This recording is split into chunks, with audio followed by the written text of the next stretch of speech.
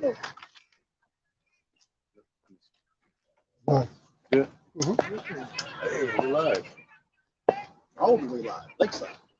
All right, Shalom. We are the Hebrew Israelites. We come out week in and week out to prophesy the downfall of this wicked kingdom called America, also known as Babylon in the scriptures.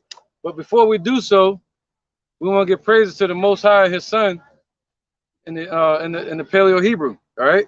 We just did a lesson prior to this, but it was like an ambush. We got ambushed, you know, by some scoffers. But so you know, this lesson we definitely want to give praises to the Most High and the Son, man, the proper way. We're gonna say Kal, Halayim, La, Yahweh, Ba'Hashem, Yahweh Shai, Ba'Hashem, Ha, Rakah, Kodash, Ma'amah. All right, double honor to the elder apostles of GMS and their elders, and shalom to Iuic and Nagwazim and children that believe in sincerity truth around the four corners of the earth, man. All right, shalom. But this lesson right here is gonna be based upon the fringes. And you know, you say fringes, the first name pop into your head would be Iuic. All right, because that's their thing. I go to all the damn Walmarts in the city, I can't find no damn fringes. I tried to buy some fringes for my garments, I had to look all over the place. Why Iuic buying all of it? See that? They put fringes on everything, t-shirts, everything. Ain't no more. You look all over the city. God damn, you know? So, this is the thing, man. We're going to go into some precepts to show that it's not about wearing fringes, man. You know? Yeah, you know, that was our custom in the ancient times. But right now, the Lord said what? Somebody get that discontinue from the heritage? Jeremiah 17:4. Thank you, man. All right, the Lord said that, man. We're going to get a precept real quick. Jeremiah chapter 17, verse 4. And thou even thyself shalt discontinue from thine heritage that I gave thee, and I will cause thee to serve thine enemies in the land which thou knowest not. Right, and our enemies was the Caucasian race, the Edomites. All right, so that was our enemies. So we served them in slavery. Now it's their time to serve us for 1,000 years. All right, so he said, what? We're going to discontinue from our heritage, and we're going to be called by bywords and proverbs. And also, what else? We good? Yeah, we good. All right. And also, we're going to lose these ways, man, but we're going to be brought back to them. Gotcha. Yep. Does somebody want to get Baruch 2 and 30 before I do? Yep. Baruch 2 and 30. Let's get this real quick, man. Kind of do an opening. All right. This is Baruch chapter 2, verse 30. Yep. For I knew that they would not hear me because it is a stiff-necked people. Right. But in No, you good. But in the land of their captivities, they shall remember themselves. Right, in the land of our captivities. This is one of those places, America. All right, where we remember in our ways, man, that the Lord gave to us. All going all the way back to Moses, the laws of Moses. And one of those customs in the book of Numbers, we're going to go into it, was how a man was supposed to dress being a priest. All right, and he's supposed to what? Put fringes on the border of his garment. But now, today, you can wear fringes. That's cool. But is that going to get you any points with the Lord? No. All right. The Lord would rather you keep the laws to the best of your ability, you know, and to the best of your ability. That's just it. But you wear fringes when you come out here and teach. In the everyday life, you don't have to wear fringes. But Iuic, they seem to think so. Or when you walk up to them, the first thing they say is, "Where's your fringes?" All right. So let's get this real quick. Can somebody get Mark 7 and 6?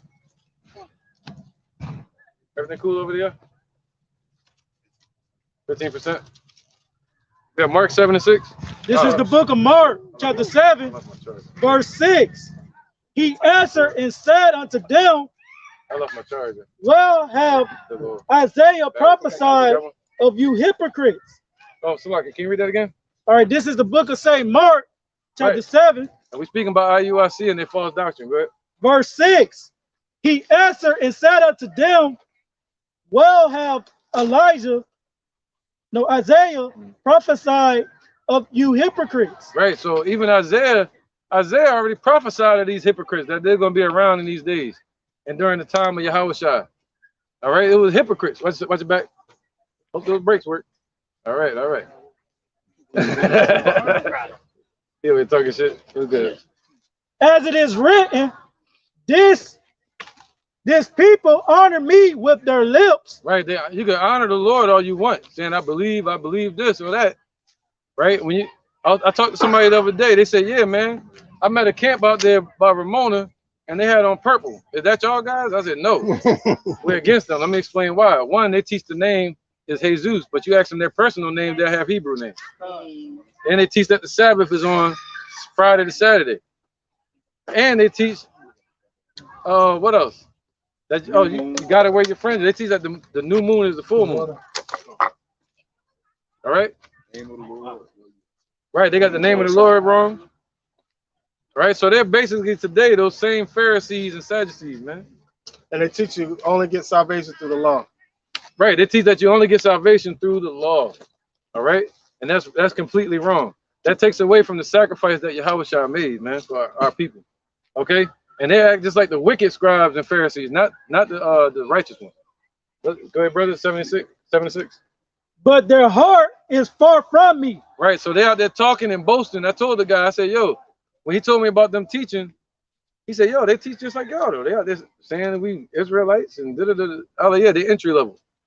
You know, but you know they honor the Lord with their mouth, but their heart is far from them. You see that? They're saying they believe in the Lord, but the heart, the la'ab, the mind, is going to be what? The Lord said He's going to put the spirit of Yahushua in our hearts, crying out, Abba, Father. See that? And Abba is Hebrew, so we're going to be calling out in the Lord's name, man, Yahushua, Yahweh Bashem Yahushua. And they're not doing that. They're saying Jesus. Even with their name, Israelites united in Christ. The Lord's name is not Christ. Go ahead, brother. Howbeit, in vain do they worship me, teaching for doctrines and commandments of men. Right, so they're teaching the commandments of men. People like Nate Satan, all right, Nathaniel 7 of the Iuic. Okay, they're teaching that. As soon as you walk up, wear your fringes out. It ain't about that, man. It's about the spiritual fringe of the heart. It's about the spiritual covenant that the Lord is making. You know, there's nothing you can do in this flesh that can keep you from being, that can give you a clean slate with Yahweh. Only thing you can do in this flesh is come out here and follow in the steps that Yahweh showed us to do, to be clean, to be given that white stone.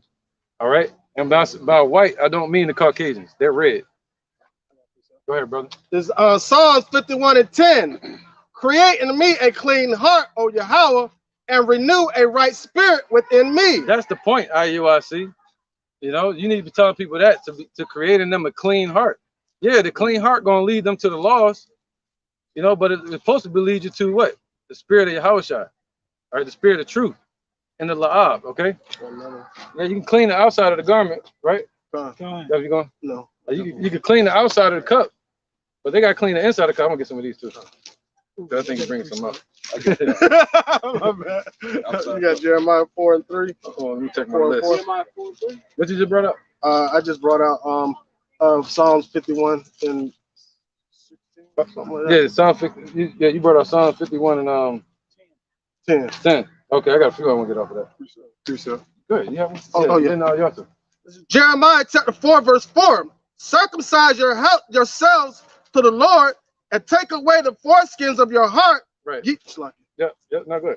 Ye men of Judah and inhabitants of Jerusalem, lest my fury come forth like fire and burn that none can quench it because of your evil, because of the evil of your doing. Right. So it's circumcision of the heart, right? But I'm gonna stick to the fringe. I want to focus on this fringe. All right. So let's get that. Let's start with that. Somebody get Matthew 23:1. It's Matthew chapter 23, verse 1. Then spake Yahushua to the multitude and to his disciples, saying, the scribes and the Pharisees sit in Moses' seat. Right. So scribes and Pharisees, they sit in Moses' seat, calling themselves priests and prophets, right? Oh, they were basically like the lawgivers at that time. Go ahead.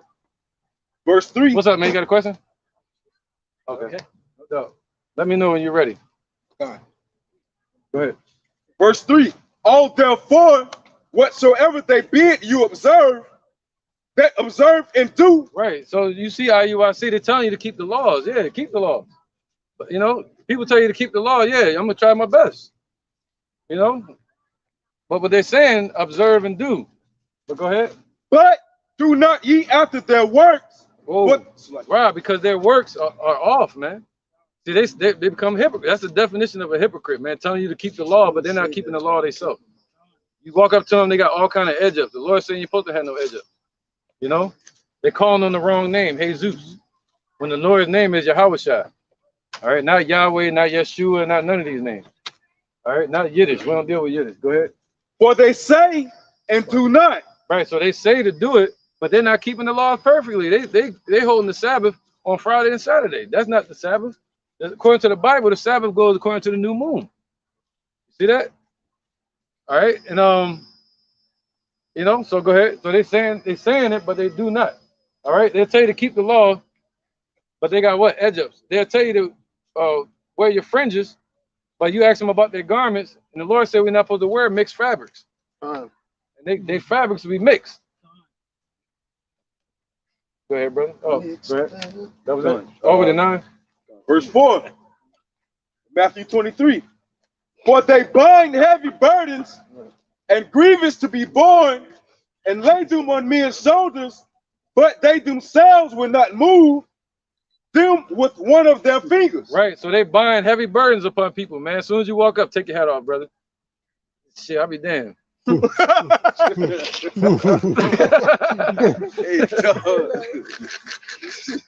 It's not joke. Yeah, man, goddamn it. No, hell no. That's why you can't just tell everybody to take their hat off. So, take the hat off. They'll say, hey, wear your fringes. All these different things. Have them marching in order. Marching up the street, meeting up just to march through the city. Marching with Masons. One of the brothers put that in the chat. You know, and the Lord ain't say do none of that. Just like Gabar did a lesson on it. You know, all around the world is running and shit. Yeah, man, this goes into that. Go ahead, precept. Interjection. Go ahead. It's Matthew chapter 23, verse 4. Verse 4. Oh, start from 1. Go ahead. All right. Start from 1. Start from 1. You gotta go to 9. All right. Then spake Yahweh to the multitude, to his disciples. Wait, you read 23? Go on. He already on it. Oh, never mind. Go ahead. You got that's it. No, that's the spirit. That's the spirit, though. Go ahead. You want to start from 4? I was at verse 5. Start from 4. It's Matthew 23 and 4. For they bind heavy burdens and grievous to be borne, and lay them on men's shoulders, but they themselves will not move them with one of their fingers. But all their works they do, for to be seen of men, they make broad their phylacteries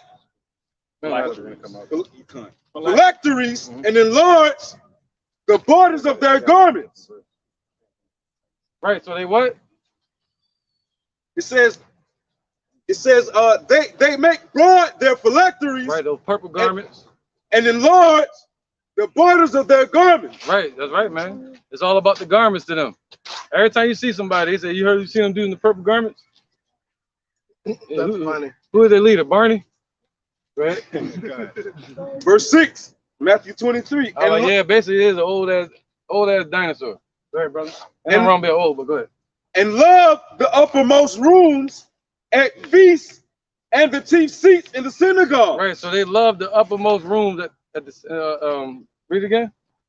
And love the uppermost rooms at feasts. Right, so at feasts they love to sit in the uppermost rooms. Go ahead. And if I may add on to that too, with the Passover just passing not too long ago, man. Hey, what was that whole catchphrase of the whole Passover, man? I'm back. You know, hey, why? Because he was on the sick bed, Nick the Snake of Iuic. So therefore, hey, they love that the upper seats in the That's next part. That's next part. All right, verse 6. It says, and love the uppermost rooms at feasts and the chief seats in the synagogues. Right, there you go. So you go into their congregation, you sit in their class, they all sitting up on the damn podium. You know? And that's actual psychological power thing that's taught by Esau. If you ever notice these companies, when you have company meetings, they make everybody else sit down while they're standing up. It's like a judge in court. Right. That's them being higher over you, meaning having rule over you. It's a psychological thing. That's not a spiritually house. Spiritually house, he came in riding on the donkey. Yeah, yep. And ISUPK do the same thing.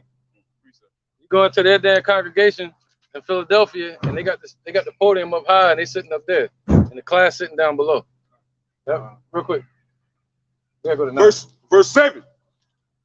And greetings in the markets, and to be called of men, Rabbi, Rabbi. Right, so in that term, you can call him saying what? Nathaniel is King David. Oh no, who they say? Elijah. They trying to say Nathaniel is Elijah. What? Yeah. You see what I'm saying? The bishop is back, calling him bishop. The bishop. You know, we say bishop now, but but it's different how they say it. Yeah, it's totally different. Like, yeah, it's like a totally worship. different. It's like a worship thing with them, man. Fine. Interjection? Bro, let me just finish it. Let's just flow. Go ahead, brother. Verse 8, Matthew 23. But be not ye called Rabbi, for one is your master, even Yahushua HaMashiach, and all ye are brethren. Right, that's right. We all brothers, man. Even though we have elders and apostles, but we still all brothers. That's why you hear the apostles saying Akim, you know? They say Ak to each other and the other brother in the camp. I don't. Yeah, come on. All right, and the thing about it is, the reason why this shit is so it's so serious is because they protect Nathaniel's name versus the Lord's name. Ooh. They tell you you can call the Lord whatever you want, but let you say Nathaniel's name wrong. They defend it. Damn it. Yeah, don't say Nathaniel's name wrong. Go ahead, Verse 9, Matthew 23. And call no man your father upon the earth, for one is your father which is in heaven. That auto verse 9? That was verse 9. Okay, come on. I think it was another verse though. But go ahead. Who had a precept? Oh, you want me to go to 10 and say neither be? Verse 10 it says, neither be ye called masters. Oh no, that's not it. Go ahead. This is Sirach chapter 3, verse 19. It says, many are in high place and of renown, but mysteries are revealed unto the meek. So as it was being stated, you know, they desire the chief seats and the upper rooms and to sit up high and to look down.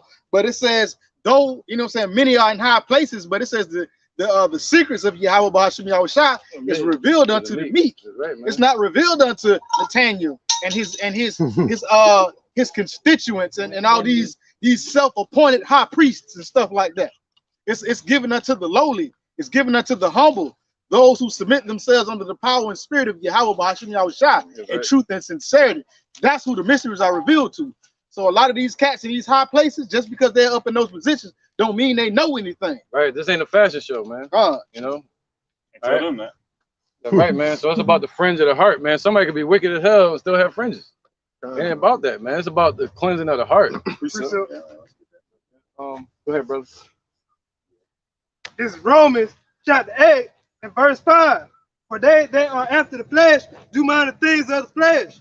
But the things that are the spirit are things of the spirit. For to be carnal minded is death, but to be spiritually minded is life and peace. There you go, man. So they worrying about the carnal stuff, man, which is going to lead them to being judged. The Lord said, yo, you want to be held under the law? I'm going to hold you there. And I'm going to judge you according to the law. And you're going to fail. So if we get judged according to Yahushua, we won't fail. Go ahead, brother. It's the book of James, chapter 2 and verse 10. For whosoever shall keep the whole law and yet offend in one point, there you go. He is guilty of all. That's right, man. Yep. So yeah, and that's just it. You know, you offend in one damn point, you're guilty of all. So we need Yahushua. That's why we got to know His name. Right, because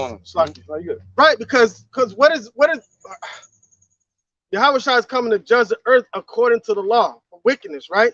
But He's judging the elect according to His mercy. So if you're trying to hold on to the law, because Yahweh sent Yahushua down there like, hey, I'm judging the whole earth because of the law, right? But I need you to bring salvation to those that are of the elect. So they're going to be judged according to my mercy, and you are my mercy. So that sacrifice that Yahushua made that's why Paul said, what all the law could not do, faith stepped in and uphold me through Yahweh B'Hashem Yahushua. Right. So therefore, the Most High is coming. That's why it says, we shall all appear in front of the judgment seat of Yahweh B'Hashem Yahushua based upon the things that we have done in our bodies, whether it be good or whether it be bad. So according to that, if the Most High looks at you to judge you, right, and He sees the image of your flesh, and He sees who you are as a person, you're going to be judged according to the law. Hell yeah, filthy rags. Boy. Right, because our righteousness is that filthy rags. Yeah. And what does it say in Ecclesiastes 7:20? There's no just man upon earth that does good and sinneth not. So we need salvation on other terms, not according to the law. That's why Yahweh Shai is our mediator. Right, man. Let's just bring these out real quick. I want to get to the lesson too. That's a good point. Yeah, I got to present back up. This is Matthew chapter 23, verse 25. Woe unto you, scribes and Pharisees, hypocrites, for ye make clean the outside of the cup. Right, can you go to 24? Go over to 28. All right. Starting at verse 24, Matthew 23. Ye blind guides, Come on, man. which strain at a net. There you go. That's the name. That's the title of the lesson. All right. Ye blind guides, man. He said what? Blind leaders of the blind, and both gonna fall into a ditch. I'm glad we went there. Because what? Ye blind guides. Let's break this down. Go ahead. This is a parable. Ye blind guides, which strain at a net, right, and swallow a camel. There you go. Go ahead. Woe unto you, scribes and Pharisees. Oh, go ahead. I'm gonna break that down. So he said what? Read it again. Ye blind guides, which strain at a net. Right. They strain at a net. So they basically treat the stuff that doesn't matter. They treat that like it's important. All right, go ahead. So they strain at a Nate. Yeah, they strain at a Nate. Yeah, yep. But yeah, so the stuff that's not important, like the fringes and all that, they real precise with that. They focusing on it. Go ahead. And swallow a camel. Right, but the weightier matters, which is the doctrine, the truth, the spirit of truth. They treat that carelessly, like they boasting, like they almost to the point like they can even swallow a camel like it's nothing. So they treat the weightier matters like they're nothing, and they treat the net. They focus on it. All right, that's what that means. So they treating the law, the fringes, and all that more important than the spiritual walk. Go ahead, brother. Verse 25. Woe unto you, scribes and Pharisees, hypocrites, for you make clean the outside of the cup, right, and of the bladder, but within they are full of extortion and excess. Right, man, full of extortion, making merchandise of the people. As soon as you join that camp, they say, hey man, you get moved up in the ranks, you can start selling your merchandise within the congregation. Look at Bishop Kanai. I remember that happened. Now he's back in the camp. So it's like a bunch of confusion, man. All right, go ahead. It's a very petty topic too, man. To deal with, you gotta wear your fringes. That shows that they're straining at a net and swallow a camel, man. They're treating the truth and the spirit of Yahweh Shai and the name of Yahweh Shai like it's not important, man. That's the wide sea. All right, go ahead, brother. You got it. Quick. This is Isaiah chapter 5, verse 20. Woe unto them that call evil good and good evil, right, that put darkness for light and light for darkness, that put bitter for sweet and sweet for bitter. That's beautiful. Strain out of that. Worrying about the lesser things if they're heavy, and not worrying about the heavy things. They're calling them less things. Right, you got it. That's right, brother. Come on. IUIC was on my street. Oh, yeah, definitely. Yeah, IUIC was on the street the other day. They'll ask me questions. I ain't in church this way. I kind of tap dance around it without letting them know too much.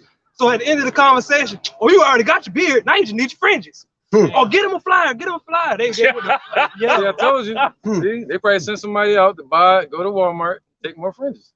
Yeah. And that person like me show up, I want to make a new garment. I can't find no damn fringes in the city. Go ahead. Verse 26 of Matthew 23. Thou blind Pharisees, cleanse first that which is within the cup, right? And bladder. So that's what we are here teaching. After the spirit of our leaders, the apostles of GMS, right? The elder apostles of GMS, and ultimately Yahweh Shai. He said, "What? Clean the inside of the cup, and deal with the outside later." So when a brother get into this truth, that's why what's that? Spirit of wisdom will walk with you. Deal with you in crooked ways in the first. Okay. When you first come into this truth, you're not going to be perfect. Because how else would the Gentiles be delivered? The Israelite Gentiles. They didn't know to keep the law. They didn't know to keep the law, so they had to be saved some kind of way, and that was through Yahweh Shai. This is Sirach chapter 4. You want me to just get straight to it? Yeah. Okay, this is Sirach chapter 4. We start at 11. Okay. Verse 11. Wisdom exalteth her children and layeth. That's right. Wisdom is going to exalt her children, not money.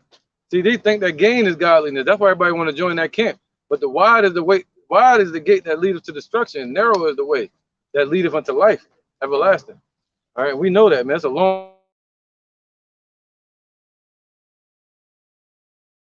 You got marriages going on. That's not like a hater, don't it? Yeah. You got married. You get married. Look at you. You know, right? But we're just marrying that.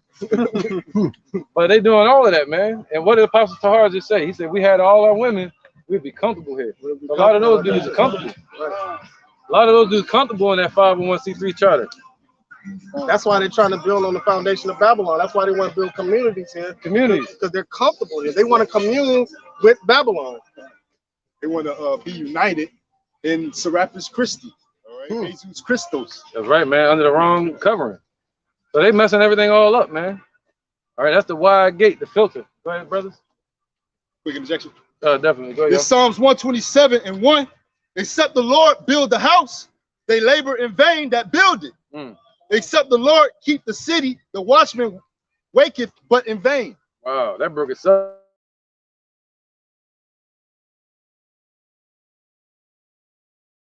And they're building in vain. See that when the prophecies play out. Yeah. When the prophecies play out, that's what's going to judge them. When the Lord bring the prophecies to pass, like the MOTB, they don't teach about that. It's June. It's June. See that? But when these prophecies play out, a lot of people are going to leave that congregation. And they're going to throw them damn garments in the trash. And the fringes. And the fringes, I guess. Yeah, you know, give me some fringes. Yeah, took all of them out the store. Verse 27 of Matthew 23. Woe unto you, scribes and Pharisees, hypocrites, for ye are like unto whited sepulchres, which indeed appear beautiful outward. Yeah, you look at the grave, that joint look beautiful. You know, they set it all up, dress it all nice, but it's full of dead bones. Go ahead. But are within full of dead men's bones. See that? So you got they got 1,000 men march at IUIC. That's dry bones. Walking, a bunch of skeletons walking, looking like a Sinbad movie. Go ahead, brother. And of all uncleanness. Right. And full of other filthiness that you will find in the grave, man. The Lord hates that congregation, man. It's clear because of the doctrine. See that? So it's more than just the fringes. That's just part of the fruit that their tree is bearing. You know? Go ahead. Even so, ye also outwardly appear righteous unto men. No, that one's just screaming too much. But he said what? And also he was comparing it parabolically, saying they seem to be righteous to men. Go ahead. That's what IUIC. You walk by and see a group of men holding the Bible. That's why the Lord said, try every spirit by the Spirit. Don't just believe us. Come up and ask us questions, man. Yeah, interjection? Yeah, go ahead. It's like 6 verses. Wait till right after this. Gotcha. Verse 28. No, it takes too long. Yeah, even so, right after this. Ye also outwardly appear righteous unto men, but within ye are full of hypocrisy and iniquity. Come on with it, man. Where you at? Verse 28. Oh, what? Matthew 23. Okay. That's right, man. So, yeah, they're full of, see, that's right there, man. All right. So the Lord said they're full of hypocrisy. Aren't they showing us that they're hypocrites, man? They say one thing and do another. All right. Hey, just a quick, just to chime in. All right, me and the brother, our car, all right, we ran into this individual at IUIC. We ran into him numerous of times in Jacksonville, IUIC Jacksonville. He has a bald fade. All right, he has dreads at the top with a bald fade, looking like Lil Boosie. You know what I'm saying? So it's like they don't keep the law. All right, but they preach the law. That's the whole doctrine of the law. But the law clearly says don't edge the corner of your head, right? Or put baldness upon your head. That's right. We out here saying Yahweh Shai, and the kingdom, and Yahweh. You know, the prophecies to warn our people, the Negroes, Latinos, and Native Americans, that we the Israelites of the Bible. That's right, man. The Lord about to give us the kingdom. The Father's true name is Yahweh, and his son named Yahweh Shai, so-called Negro that get killed, 37 AD. All right, we about to rule. Go ahead, brother. Verse 29 of Matthew 23. Yeah, whenever you want to stop, so you don't see no more points. Woe unto you, scribes and Pharisees, hypocrites, because ye build the tombs of the prophets and garnish the sepulchres of the righteous, and say, if we had been in the days of our fathers, we would not have been partakers with them in the blood of the prophets. Right. So so they're the same ones that killed the prophets back then. They're the ones that said, let that blood be upon us and our children. That's right, man. All right, so in these times they would have tried to put us to death. If we was back in the ancient times, man. So now they're putting people to death spiritually. They're the spiritual. That's describing as the spiritual hospice. Yeah. Like what is hospice do when you about to perish? They make it real comfortable for you, make it real sweet, so your mind don't even be on that you're really dying. Hey, Con. Isaiah, 30:9. Hey, don't speak unto us right things, speak unto us smooth things. Prophesy unto us deceit, man. Right, man. That's right. Go ahead. Verse 30. It's like verse 31. Isaiah. It's like Matthew 23. It says, "Wherefore ye be witnesses unto yourselves that ye are the children of them which killed the prophets." That's right. You know, they don't need to witness it. We witness it. And if not, they're going to witness it in that day when Wisdom of Solomon chapter 5, real quick. He said they're going to say this within themselves. That's right, man. Because Apostle, what's his name? Nate Satan. Chapter 5. Right. He was going around calling the apostles of GMS rapists, saying that they were bums, bummalites, you know. They're going to have to eat them words. Go ahead, brother. It's the book of Jude, chapter 1, and verse, I'll get straight to the point, verse 5. "I would therefore put you in remembrance, though ye once knew this, how the Lord, having saved the people out of the land of Egypt, afterward destroyed them that believe not." You know, so just as you had the wicked scribes and Pharisees, all right, they're willing to persecute the Lord, all right, persecute the prophets, all right. And those are the ones bringing in those damnable heresies, man. Yeah, they're back here today. The same ones that was in the wilderness, but that would be like polite and all them. They want to go back. Yeah, that would be like polite. Yeah, they want to go back into the world. You know, so yeah, but it still was a division made right in the wilderness. You know, right. And look at these times. Why didn't the wicked scribes and Pharisees want Yahushua on the scene? Because they would have to their rulership would be taken away. All right, because that's really in the verse prior to that, Salakia. Yeah, it's Jude 1 and 4. "But there are certain men crept in unawares who were before of old ordained to this condemnation. Ungodly men, turning the grace of our Lord into lavishness and denying the only Lord power and our Lord Yahushua Mashiach, because they want that glory. They want to sit in the authority seat of being the men of the Lord when the Lord didn't give them that position. Like we started off in the first scripture, they sit in the seat of Moses. And the Lord would have gave them that position if they would have just believed on me. I mean, believed on him. That's what he was saying. Believe on me. I'm the way, the truth, and the light. That's what Yahushua was saying. Right? What did he tell Peter? On the regeneration, you will be sitting on 12 thrones, judging the 12 tribes of Israel. So the Lord wants to give us rulership. He wants us to give us a high seat, but according to his will, not according to going about it our own way. And that's what they're doing. They're setting up their own foundation, trying to, you know, they're building the Tower of Babel. They're physically, carnally trying to get to the kingdom. Yeah, we're supposed to abide by the laws to the best of our ability. But if you're teaching somebody that the law is the only way that they can make it to the kingdom, if anybody in their right mind that believe that, they're gonna give up, because they're gonna find this something. And like the more they get into the scriptures, they're gonna find more and more and more and more and more and more laws that they're breaking, like having mixed fabric and shit like that. You know what I'm saying? So now they're gonna look at the scriptures as a burden. That's what I was talking about when you're laying heavy burdens in on the people, man. We're not talking.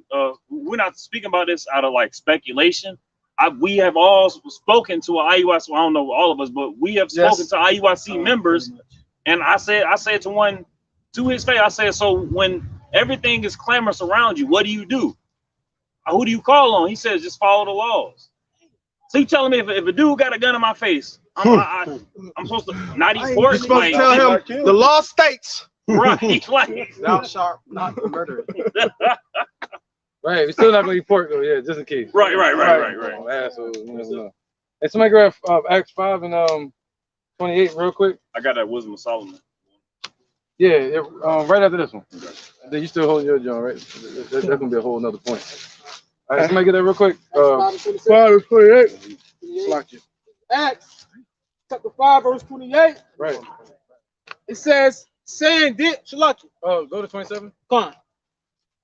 It says, and when they had brought them, they set them before the council.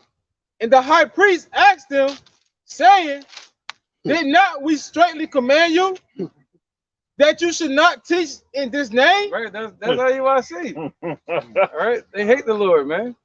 You know, so they you know, Those same ones are back here today. And that's what Nate said to his camp. Didn't I tell you don't be teaching in that name? Go ahead, keep going. It says, and behold, Come on, brother. ye have filled Jerusalem with your doctrine. Right, so that's what we're doing. We're filling our people with the doctrine of truth. You know, and that's what the wicked scribes and Pharisees were trying to stop back then. They hated the name of the Lord that much. They didn't want that blood to be upon them. Okay, they wanted to kill the Lord and then and keep their power seat as the Sanhedrin. It says, and behold, ye have filled Jerusalem with your doctrine, and intend to bring this man's blood upon us. There you go. See that? All right. So they know that they know deep down they're gonna be judged for what happened to Yahushua, man. So they don't want to hear that name. All right. Then Peter and the other apostles answered and said, that's right, man. America about to be destroyed. We ought to obey Yahweh rather than men. Right, man. So we supposed to obey the Most High rather than men. How do you obey the Most High? By what? Submitting under the mighty hand of the Lord, man. Following in the spirit of truth that He told to Yahushua, man. All right, to give to us. That's it on that point. Let's go, bro. Look at it. Precept. This is They got precepts, you know. Sirach chapter 4, verse 28. Just to back up with the point that the brothers was making. Strive for the truth unto death, and the Lord shall fight for thee.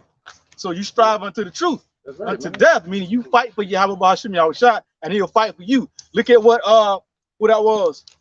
Salaki. He called his name off the top of my head right now, but he was told not to preach in the name of Yahweh Ba'ashim Yahushua. And what he said, we ought to obey man. Salaki, we ought to obey. That was Peter. We ought to obey God rather than man. Right. Now, and that was another example of striving for the truth. Right. God's name is Yahweh. God. And His son named Yahushua. Boom. No, not. No, here, not. Okay, yeah. All right, go ahead. Precept. Matthew chapter 7, verse 15. It says, beware of false prophets, which come to you in sheep's clothing. Right. But inwardly they are ravening wolves. Right. And what's a ravening wolf? It's meant to tear you apart. In this sense, they're set up to tear you away from your salvation. All right. Go ahead. So inwardly they're ravening wolves, just like the Lord said they clean the outside of the cup, but inwardly they still wicked as hell, man. Go ahead. It says, ye shall know them by their fruit. Right, and you shall know them by their fruit, man. All right, the things they teaching you, wear your fringes. But what did Paul say, man? Paul says about what? Perfecting the inner man and using the inner man to convict the flesh outwardly. So you got to start with the spirit first, not the outward cup and then the spirit. No, go ahead. The spirit, the flesh doesn't overpower the outward cup doesn't overpower the inward. It's the inner man that overpowers the flesh. It says, do men gather grapes of thorns or figs or thistles? Right, and thistles is where you can get no fruit to grow from, man. So he gathered all them thorns, them figs from what? I mean, he gathered no fruit basically, because you can't get figs from thistles. All right, go ahead. Even so, every good tree bringeth forth good fruit. All right, so the elect are going to bring forth the good fruit. What's the good fruit? The good news, man, the doctrine, all right, the truth. Not saying, hey, where your fringes? I'm focusing on the fringes, man. They go off a lot. If you try to run down that list, you'll be exhausted. You got to deal with them in increments. Micromanage they cuts. It says, but a corrupt tree bringeth forth evil fruit. Right, man. So that's how you know that whole house that they got, that whole community, IUIC, the La UIC, they bring that tree is a wicked tree, man. You know, a fucking barren tree with no fruit. They got fruit on it, but the fruit is rotten.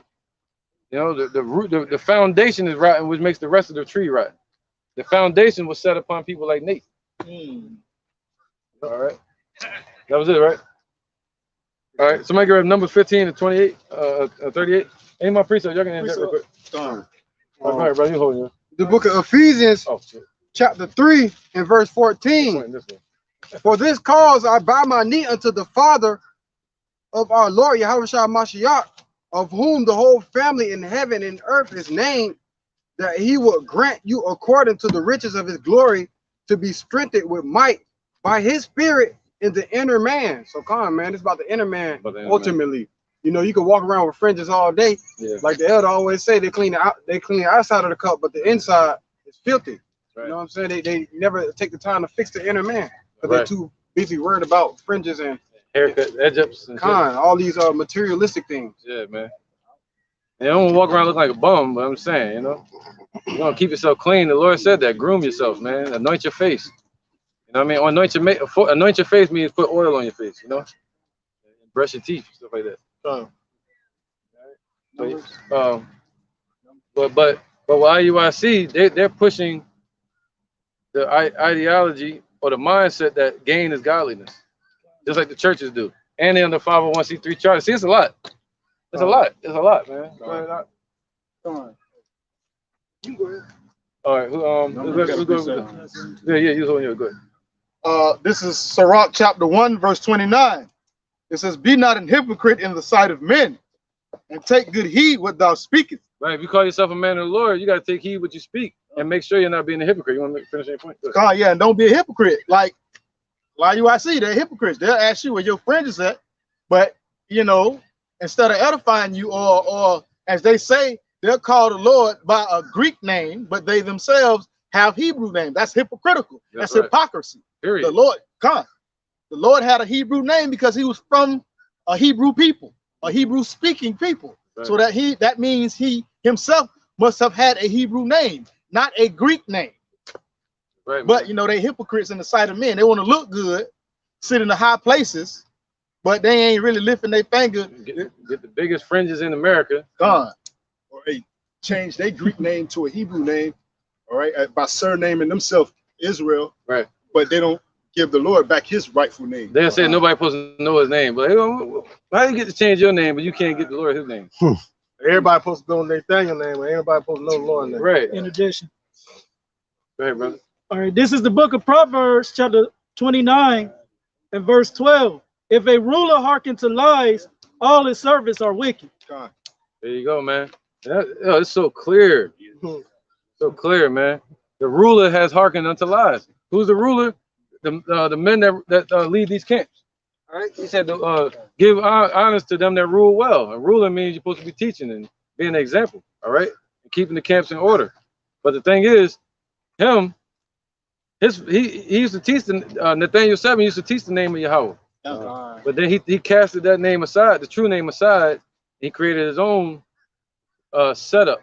You know, he created his own setup, his own community, and based it off his new doctrine. He wasn't taught all that stuff, man. He created his own doctrine, man. You know, so if the ruler hearkened to lies, all of his followers and people are wicked.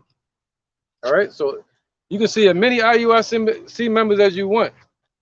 Thousands of them marching up the street. That's a bunch of wicked dudes, man. All right, because they stepped into that fold of teaching false doctrine, and that's all I know. Go ahead, bro. All right, this is 1 Corinthians chapter 11, verse 19. But there's a reason for that. Yeah, come on. For there must be also heresies among you, that they which are approved may be made manifest among you. That's right, man. See, this is how the Lord is doing the sift. You know, Israel is at the sand of the sea. So he got to have some type of way to separate everybody, man. He's using the spirit of truth to do it. You know, and he's revealing in these last days who was the ones back then that was going against them. And he's revealing them through the doctrine they're teaching, the false doctrine. All right. So that's why it had to be made. That's why this is happening. So it can be manifest that they're the wicked ones from back in the day. And it can be manifest who the true men of the Lord is. All right. By the doctrine and the prophecies backing up that doctrine. Go ahead, brother. I want to get to this lesson, though. What's that? What I'm looking at?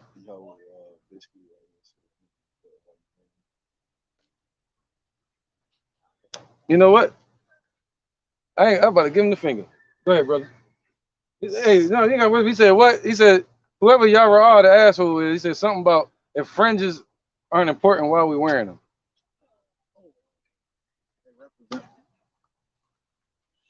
Somebody got that rehearsal right to that?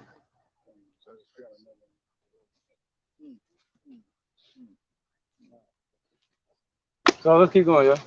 Let's keep going. Scriptures, hey, we rehearse the righteous acts. The scriptures also speak about being overly righteous. You know, you walk around with fringes out here in the world. All right, you put a big old target on your back. All right, you want to be sheep in the midst of wolves, man. Right, you can wear them. You can wear them, but it's not about that, man. You know, and the same ones selected. That's not going to lead you to salvation. got another one. Yeah, I know. Yeah, definitely. And the same ones that wear fringes out in the open, having that target on their back. If me being a person of the world was to ask them a question, they won't be able to tell me because they're not edified or built up in the spirit of truth to give an answer. It's all topical with them. It's just aesthetically pleasing to their eyes. They want to look the part rather than be the part or play the part that is actually supposed to play. And then saying, oh, where your fringes at and all that. That's just being a scapegoat of not having to answer the question that's presented to you. And that's grievousness. God. Judges. Yeah, we got you got our attention now. We're gonna check the page later. Judges chapter 5 and 11. They that are delivered from the noise of the archers and the places of drawing water, there shall they rehearse the righteous acts of the Lord, even the righteous acts towards the inhabitants of his village in Israel. Right. This is a dumbasses like this, man. This dude Yara, whatever his name is. The thing is this, man. We're not out here the reason we're teaching is not against fringes. See how they try to play on the words? And we say, yo, y'all teaching that you can be saved by the law. What you trying to say? You can't keep the law? It's like that's why I don't deal with IUIC. I don't talk to these damn demon ass niggas, man. They demonic, man. I don't talk to them. I barely even do lessons on them. Because it's except for the edify our people, you know, the ones that's listening. Because you got dumbasses out here like that that's gonna say, well, why are you wearing them?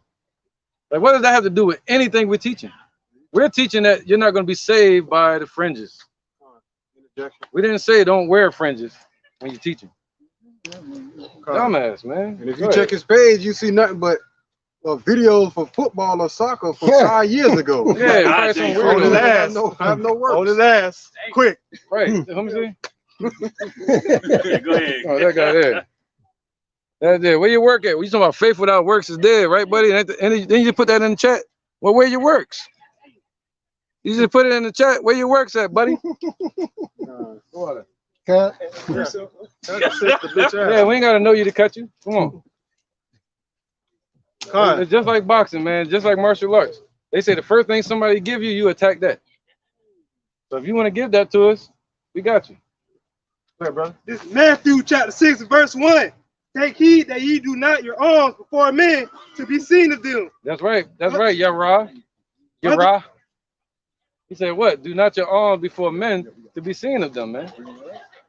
All right, that's really going into arms, though. It's going into something else. Yeah.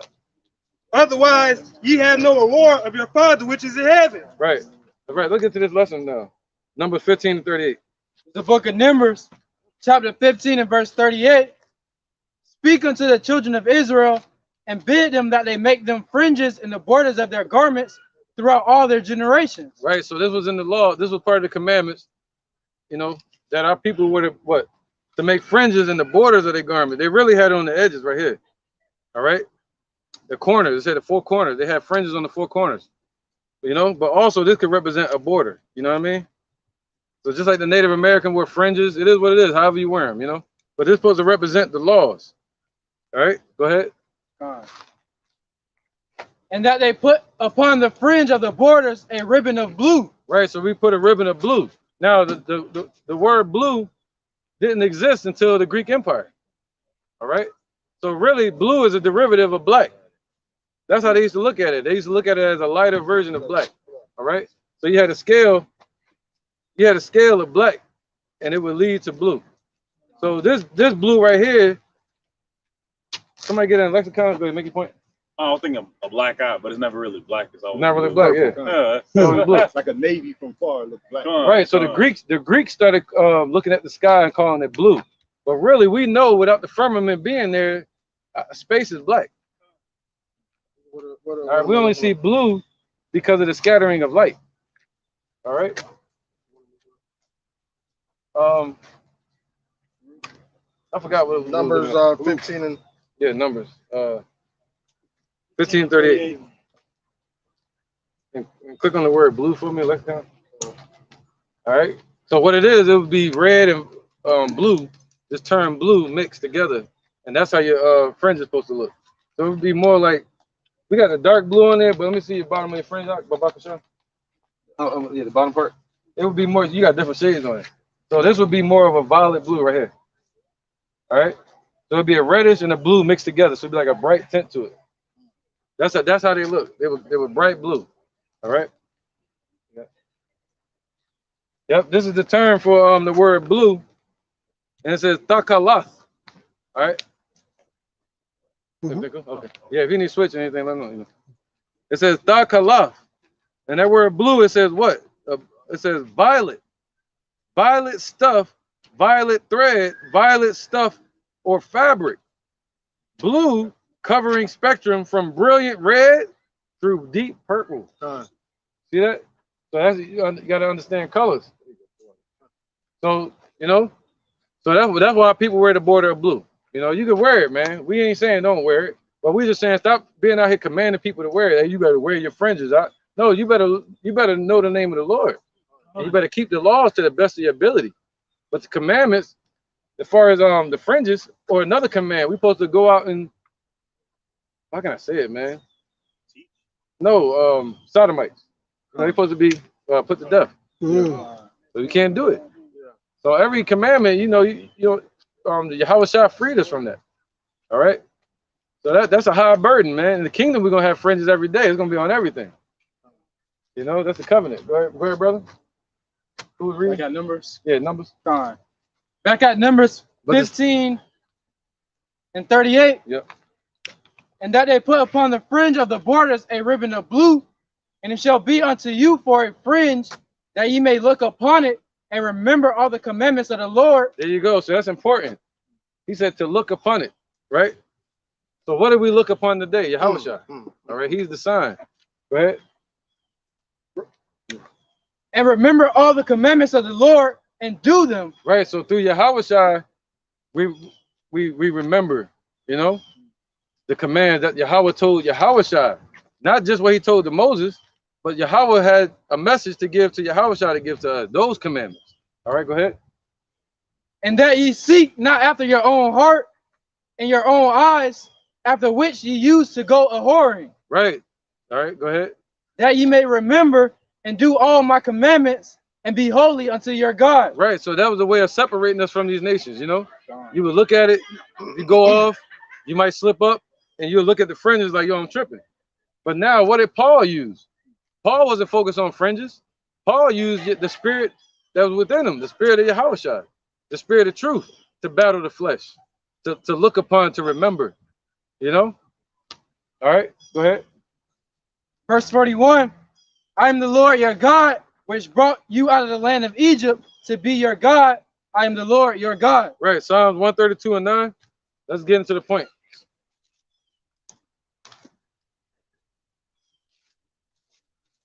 Psalms 132 and 9. Let thy priests be clothed with righteousness. Right, see, that's the point. Go ahead. And let thy saints shout for joy. Yeah, man. So it's all about the saints, man. The priests are going to be clothed in righteousness, man. You're talking about clothing, a covering, or these garments. These are just sackcloth, man. This ain't going to be saved with us.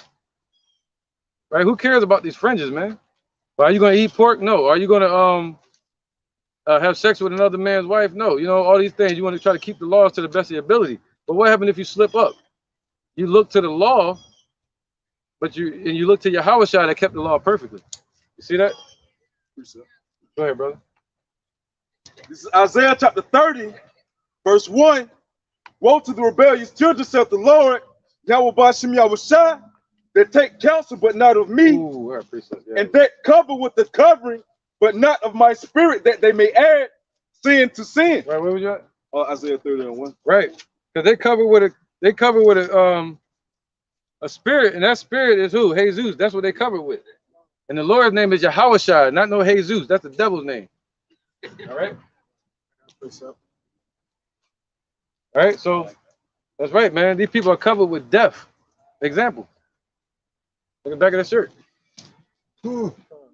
She just cringed when I said the Lord's name is not Jesus, because that's not his name.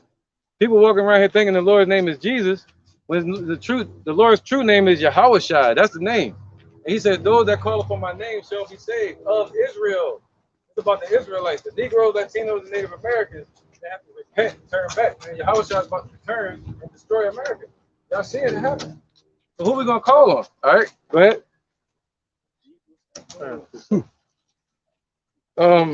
Yeah, go ahead. Go ahead. You can bring it up. I'll just check it off. We'll bring it up. It's Isaiah chapter 61 and 10. I will greatly rejoice in the Lord, Yahweh Shai. My soul shall be joyful in my power. Right, man. Yep. He just said that. Let the saints be joyful, man. Huh. All right, in the spirit, man. But for he hath clothed me with the garments of salvation. There you go. So you gotta be clothed with the garment of salvation. What's that? The righteous covering being Yahushua. And they don't have the name Yahushua, and they don't have the doctrine that Yahushua was teaching. They don't have the prophecies. So they're not covered at all, man. They still amongst the congregation of the dead. You know, it's getting clear as we bring it out. Go ahead, brother. For he hath clothed me with the garments of salvation. He hath covered me with the robe of righteousness. Right. He had covered me with the robe of righteousness, man. All right, as the Lord promised. I ain't got to break it down. Go ahead. He had covered me with the robe of righteousness, as a bridegroom decked himself with ornaments, and as a bride adorned herself with her jewels. Right, because you deck a general or a priest. They get decorated. All right, like a general is you say he got all these shields because he's a decorated soldier. You know, in the army. So we get decorated as priests. You know, but a woman, you adorn her just like you would you know, like you know how you would adorn something, cover something. All right, I'll say that. You'll put things on it like jewels. You know, like these dumbasses do with these Christmas trees. That's called adorning something. All right, I'll put it on them. So that's how you adorn something. You drape, you put things on it. All right. Okay, so that's why the Lord had a difference in the dress between a man and a woman. You know, a man would wear what we wearing today, an ephod and a head a mitre with the top uncovered. And he had on the tunic and underwear. All right. So when the men walk up the steps, nobody can see up under their robe. But the women, they would wear more fitted. They would have their hair completely covered. You know what I'm saying? So there's a difference. And a single woman, she would wear certain colors. A woman that was mourning, she would wear black. All right. Go ahead, brother. So it was a whole thing about our dress code back then. We don't have none of that here, man. The Lord said we're going to discontinue from our heritage. Somebody get Revelation 19:8. Babakasha. Revelation chapter 19, verse 8. And it says, and to her was granted that she should be arrayed in fine linen. Right. You asked out. Yeah, no, I'm not. Go ahead. It says, and to her was granted that she should be arrayed in fine linen, clean and white. For the fine linen is the righteousness of saints. Yeah, that's what we want. You know, the Lord said he dressed Israel in linen. You know, and in ancient times, what was the linen? The clothing that we wear, the garments. But you ask IUIC what they wearing today, they got mixed fabrics. I'm sure. All right, I'm sure it's not linen. I bet you. I'm on the best of money that they're not linen. I lose the money. It's cool. But the thing is, I bet you it's not full linen. Why did he tell us to wear linen? Because linen is a plant. Linen comes from flaxseed. All right, and it's the main seed and clothing that absorbs heat. You know, it absorbs heat and pushes it away. You know, it filters it. So that's why the Lord told us to wear linen. It's important. You know, and so if you're gonna do that, at least say that. Hey, where your linen at? You know, shit. Help me be cool. Like, for real. And the linen, you know, the linen. So that's the thing about the linen, man. So we basically like plants. You get what I'm saying? That's why he said we're like a field of grass, man. That's why you got to eat herbs. Everything is about the plants, man. Go ahead. So where would you at? Come on, man. Revelation 19:8, 9. All right, this is Revelation 19 and 9. Yeah, go ahead. And he said unto me, right, blessed are they which are called unto the marriage supper of the Lamb. That's right, man. And no, the ones that are called to it, man. So they're not being called. He said, many are called, but few are chosen. You see that? In IUIC, you ask them what that means, they're gonna say, yeah, you're gonna be clothed with the laws. Yeah, we're gonna be clothed in the kingdom with the laws, righteousness, man. Now here, we're gonna try our best to keep the laws, man. You know. Go ahead. It says that was it, only right? How far you want to go? That was it, over the 9. Unless you got another point. No, I'll finish 9 up. It says, blessed are they which are called unto the marriage supper of the Lamb. And he said unto me, these are the true sayings of Yahweh Ba'ashem Yahushai. All right, Psalm 51 and 17. Right, man, we're gonna let the scriptures speak, clarify. 51, 17. This is Psalm, the book of Psalms, chapter 51 and verse 17. The sacrifices of Yahweh are a broken spirit and a broken and a contrite heart. Right, so I asked IUIC, since you're doing everything perfectly, you say, hey, man, you're keeping the laws perfect, but what about sacrifice? You know, that's part of the laws. Why you not doing that? What's that sacrifice? They're gonna say, well, you're supposed to go out and teach. All right, well, that's spiritual. See that? So if you're gonna keep the law, you're supposed to keep the. If you're saying you're gonna be saved by the law, then you should be saying keep the whole law. But they're not saying that. All right. So what did the Lord say? Our sacrifice is what? Said verse 17. The sacrifices of Yahweh are a broken spirit, a broken and a contrite heart. Right, Yahweh thou would not despise. There you go. A humble spirit, man. A broken spirit, man. All right. So that's the sacrifices they're looking for, and you won't find that amongst the IUIC. Okay. That was it. Go ahead. All right, this is the book of Sirach, chapter 11. I'm gonna start at verse 1. Wisdom lift up the head of him that is of low degree, and make of him to sit among great men. Command not a man for his beauty, neither abhor a man for his outward appearance. Right, that's that gain is godliness. All right. So you don't abhor a man for their outward appearance, calling them bums because they're wearing sackcloth out there teaching, because you'll be a fool. You'll be you can be condemned for that. All right. You could be confounded. You know, you would have said the same thing about Yahushua, because Yahushua didn't have on no beautiful garment. Right. What was his name? Saul. You know, Saul, man. They thought he was going to be a great leader because he looked the part. Yeah, he had the hair. He was tall. They're like, yeah, that got to be our leader. The Lord was like, nah, man. He found a man after his own heart, King David. That's what it's about. All right, go ahead. And that's why, just to add on real quick, Babakashah, that's why the first verse said, you know what I'm saying, wisdom lift up the head of him of a low degree. Yep. Just like the precept that the brother, Barak just got, man. He of him of a low spirit and a contrite heart, just roughly paraphrasing. Those are the ones that he near. The ones that's humble, man, that's meek, that's of a low degree. Right, that's doing the work, Yara. Go ahead. All right, verse 3. The bee is little among such as fly, but her fruit is the chief of sweet things. What's that? Honey. So hey, man, the brothers in this truth are the least. He said he chose the small things of the earth to confound the wise. All right, but at the end of the day, what do we bring forth? That honey. And honey, he said, what is what did it say? Honey. It basically enlightened you. What happened when Saul's son ate that honey? When Saul's son ate the honey, he said his eyes were enlightened. You see that? And that's what he said. Basically, that's what honey represents. All right. Go ahead. Boast not that. Right. He said gonna be in the kingdom, milk and honey. Right. A land flowing with milk and honey. What does that represent? Healing and strength. Go ahead. Boast not boast not of thy clothing, and remnant. Go ahead. And exalt not thyself in the day of honor. Right, Nate. They boast themselves of their clothing, man. Sakari too. They had when they first started stepping into the merchandising game, they had their little shirt with the gold writing on it, the gold plated writing. And I got my gold shining, man. He got us out here shining. That's what he said. Yeah, ISUBK looking like the Rhinestone Cowboys. Like about to go to a Michael Jackson convention. For the works of the Lord are wonderful, and his works among men are hidden. Son, boy. Many kings have sat down upon the ground, and one that was never thought of have worn the crown. Yeah, right. All right.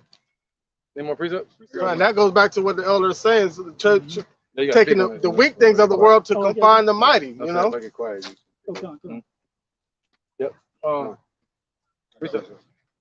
This is 1 Peter chapter 1 and verse 18.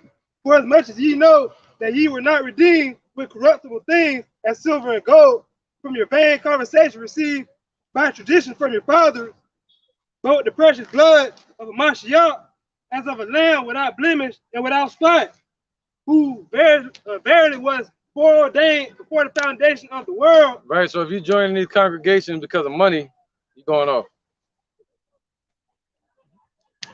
Bottom line. All right, straight like that. That's just period, man. Psalm 51:6. This is Psalm chapter 51, verse 6. Behold, thou desire truth in the inward parts. Right, that's what we're doing. We're desiring truth in the inward part. All right, not IUIC. They desiring all the damn fringes in America. Can't find no fringes. I was mad. I'm still hot about that. I had to go to 3 Walmarts. I had to go to 3 Walmarts, man, to get this cheap. Look, I can't get the fringes. Look, you know what? Look at this shit. Look what they left me with. Look at that, man. It's like little toothbrush bristles. I got. Hey, look at yours. Ain't no fringes. That's you. It's just their fault. Y'all right? Go ahead. It says, Psalm 51:6.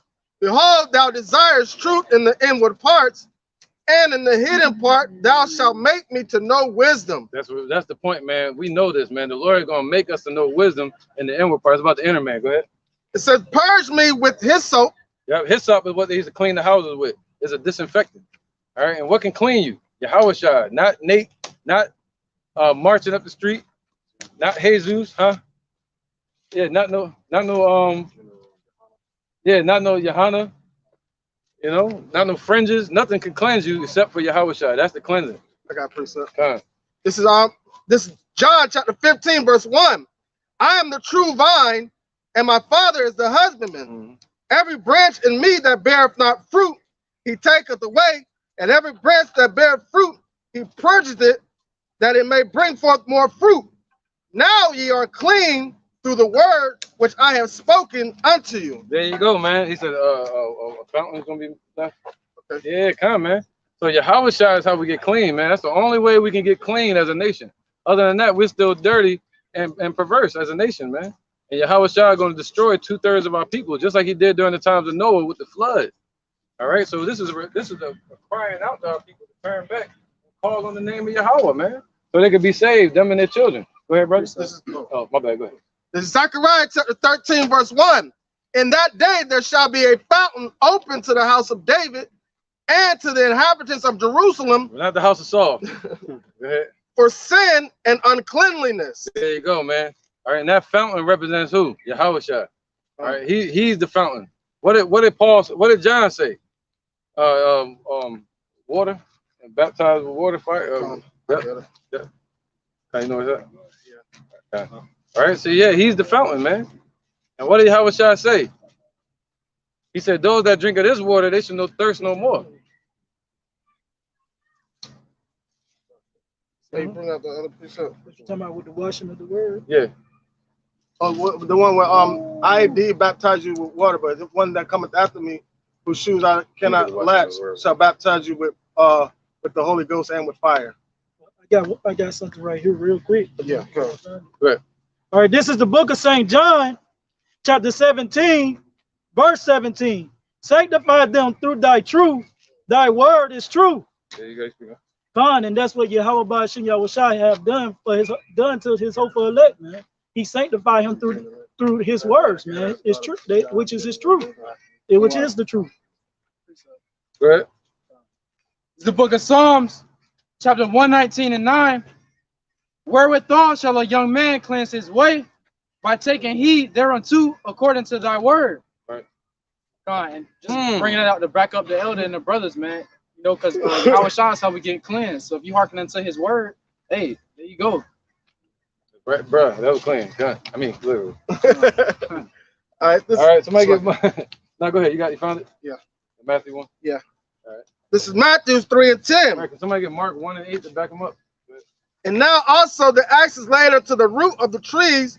Therefore, every tree which bringeth forth not fruit, bringeth forth good, not forth good fruit, is hewn down and cast into the fire. Yeah, right, man. So that ultimately, that tree that's not bringing forth good fruit, is a judgment for that. See that?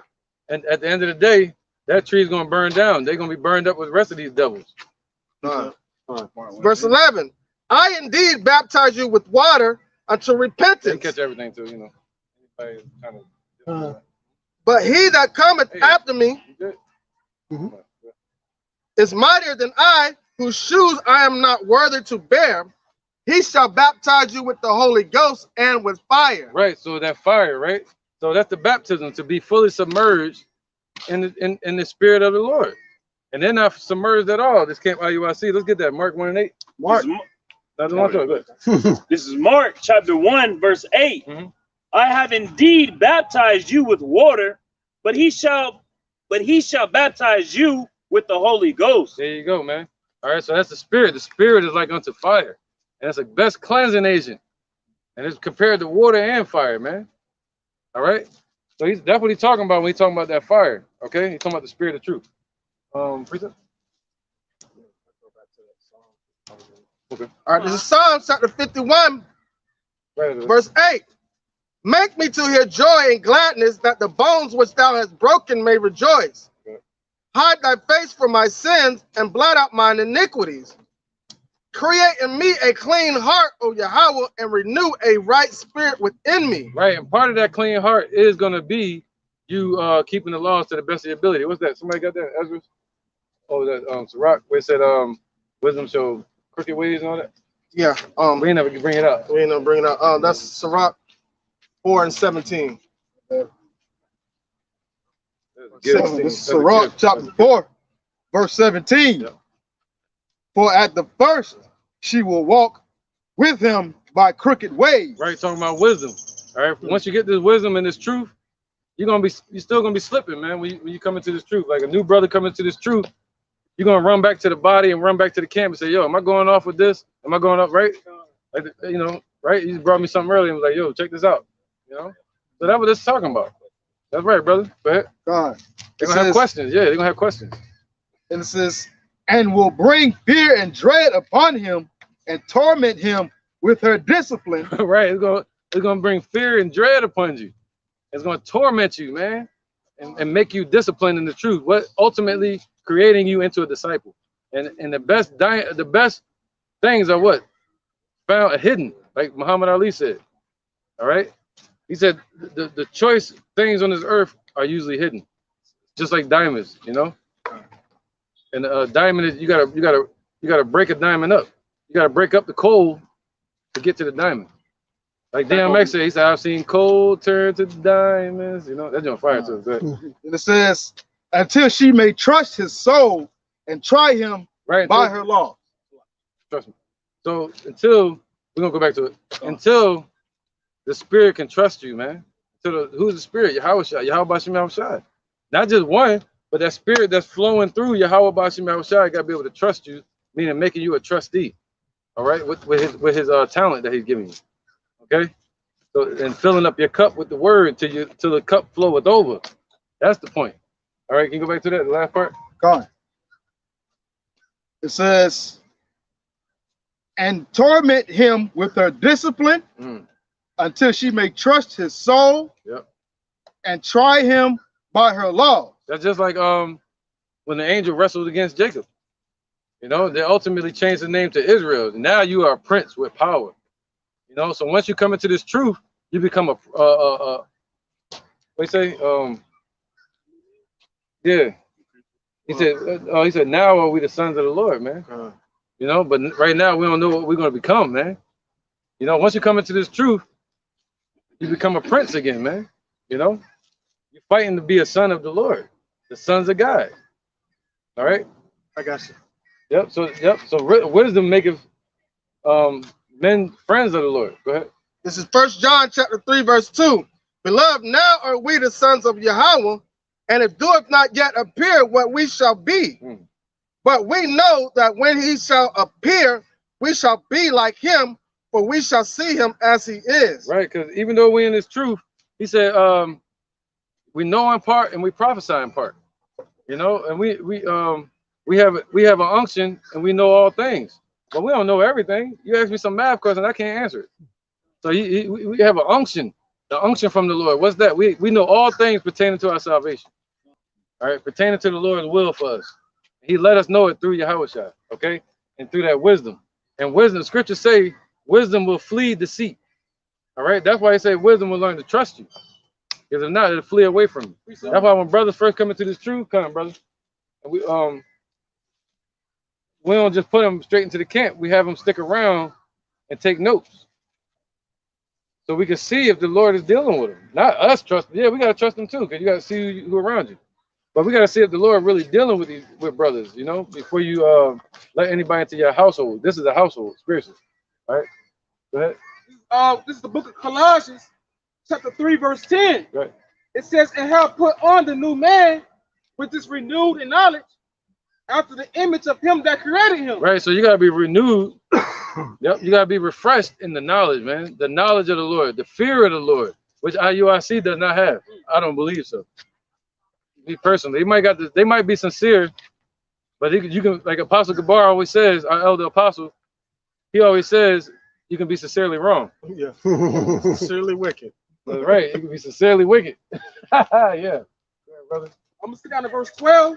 It says, put on therefore as the elect of Yahweh. Right. So put on as the elect, man. Don't just, I hope I make. Yeah, you better believe you're gonna make it. You gotta have some type of belief, and don't let nobody take your crown. Don't let anybody tell you different. Say, yeah, I'm gonna be on that chariot, and let the Lord show you otherwise.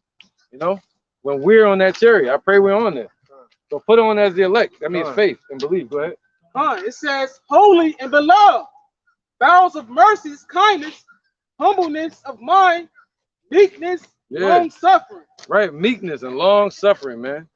You know, you got to have all these qualities, like the brother on the car was just saying, man. You know, once you come into this truth, there's a step down you got to take in life to be able to be lifted up.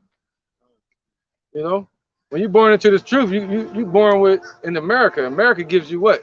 Through the entertainment and through your family, an ego. And when you come into this truth, you got to destroy that ego. You know, and you become a whole different creature, and you put on as the elect, not on as an American. You got to know that you're an Israelite. Go ahead, brother. And this is Luke chapter 9 and verse 23. And he said to them all, if any man will come after me, let him deny himself and take up his cross daily and follow me. There you go. That's right, man. You got to put on it. Hey, just denying yourself. Yeah. You know, it ain't like the elder is saying, when you come into this truth, it's ultimately about revamping yourself through the spirit, all right? Creating that new man, building upon that new man spiritually. Right. It's not about joining the camp and looking up to par. Yeah. It's about being up to par, you know? Yep, just joining the Shilohites. That's why Paul said, when I was a child, I did childish things, but when I became a man, I put away those childish things. Yeah. Meaning becoming a new man, like no longer letting the flesh control your actions. Now you're moving according to the spirit, but what spirit though? That's what you got to understand. That's where the doctrine comes in. These damn fashion savvy Israelites. The Lord said sackcloth. Sackcloth, man. Simple and plain, man. You know what? My bad. Brandon T. Jackson. He got a sneaker called Kingdom Heirs. Huh? Yeah, he got a sneaker called Kingdom Heirs. Right? He said that's how we're gonna bring the kingdom together. Like I said, fashion savvy, man. They on that, you know. Go ahead. Like I was gonna say, just to back up what the brother was saying, and the elder was saying, like, you know, this ain't this like you say, sackcloth. We're not supposed to be out here shining. We're supposed to be out here being beacons of carnality. We're supposed to be beacons of righteousness. We ain't supposed to have shiny designs and stuff on our shirts. Now, it's one thing if you wear that outside of teaching, no problem. But when you come out here do the work of Yahweh about you outside, you ain't supposed to be out here looking like you jumped straight out of Mortal Kombat or the Bible somewhere. You know what I'm saying? You supposed, you're trying to entice the people. Instead of trying to entice the people to come in and listen, you trying to entice the people by their eyes. And a lot of people are led away by what they see. And they see fake righteousness, so they're gonna go to it. And then when they find out that the ones that are out here shining and looking good and looking all together with Jordans and Balenciagas and stuff like that. You know, that was Yaradon. Go ahead. I wear Jordan every day. Ain't that right, Oscar? You know what I'm saying? So you ain't supposed to be out here looking all good. I mean, it's you know, like I say, it's no problem if outside of this, you know, a brother want to keep himself up, no problem. But when you doing the work of Yahweh Bashim Yahushua, you supposed to be dressed in sackcloth. You ain't supposed to be all out here all having extravagant looking garments, because that's how people that are in the know, the ones who have the spirit of Yahweh Bashim Yahushua, gonna be able to see, okay, yeah, you just in it for the fame. You ain't in it for the long haul. Boom. And that's why the Most High Yahweh Shem Yahushua said, judge not a man according to the outward appearance, because that's the only thing they have is the fancy garments to beautify themselves. The ones that are dressed in sackcloth that are of the elect have the wisdom to beautify them. They have the spirit of the Lord to beautify them. John. Right. John came in, John was wearing camel's hair. Huh. He ain't had no fringes on it, most likely. Who knows? They ain't never say nothing about fringes. But what did Yahweh say when he was referring? What went you out there to see? A man in soft raiment? Soft raiment. Nah. What you went out there to see? A prophet? I tell you, he's more than a prophet. That's what Yahweh was saying. Yeah, he's of the elect. So now he's beautified. You go to Ezekiel chapter 16. He talks about how he decked the children of Israel with precious gold and jewelry by beautifying us with the laws.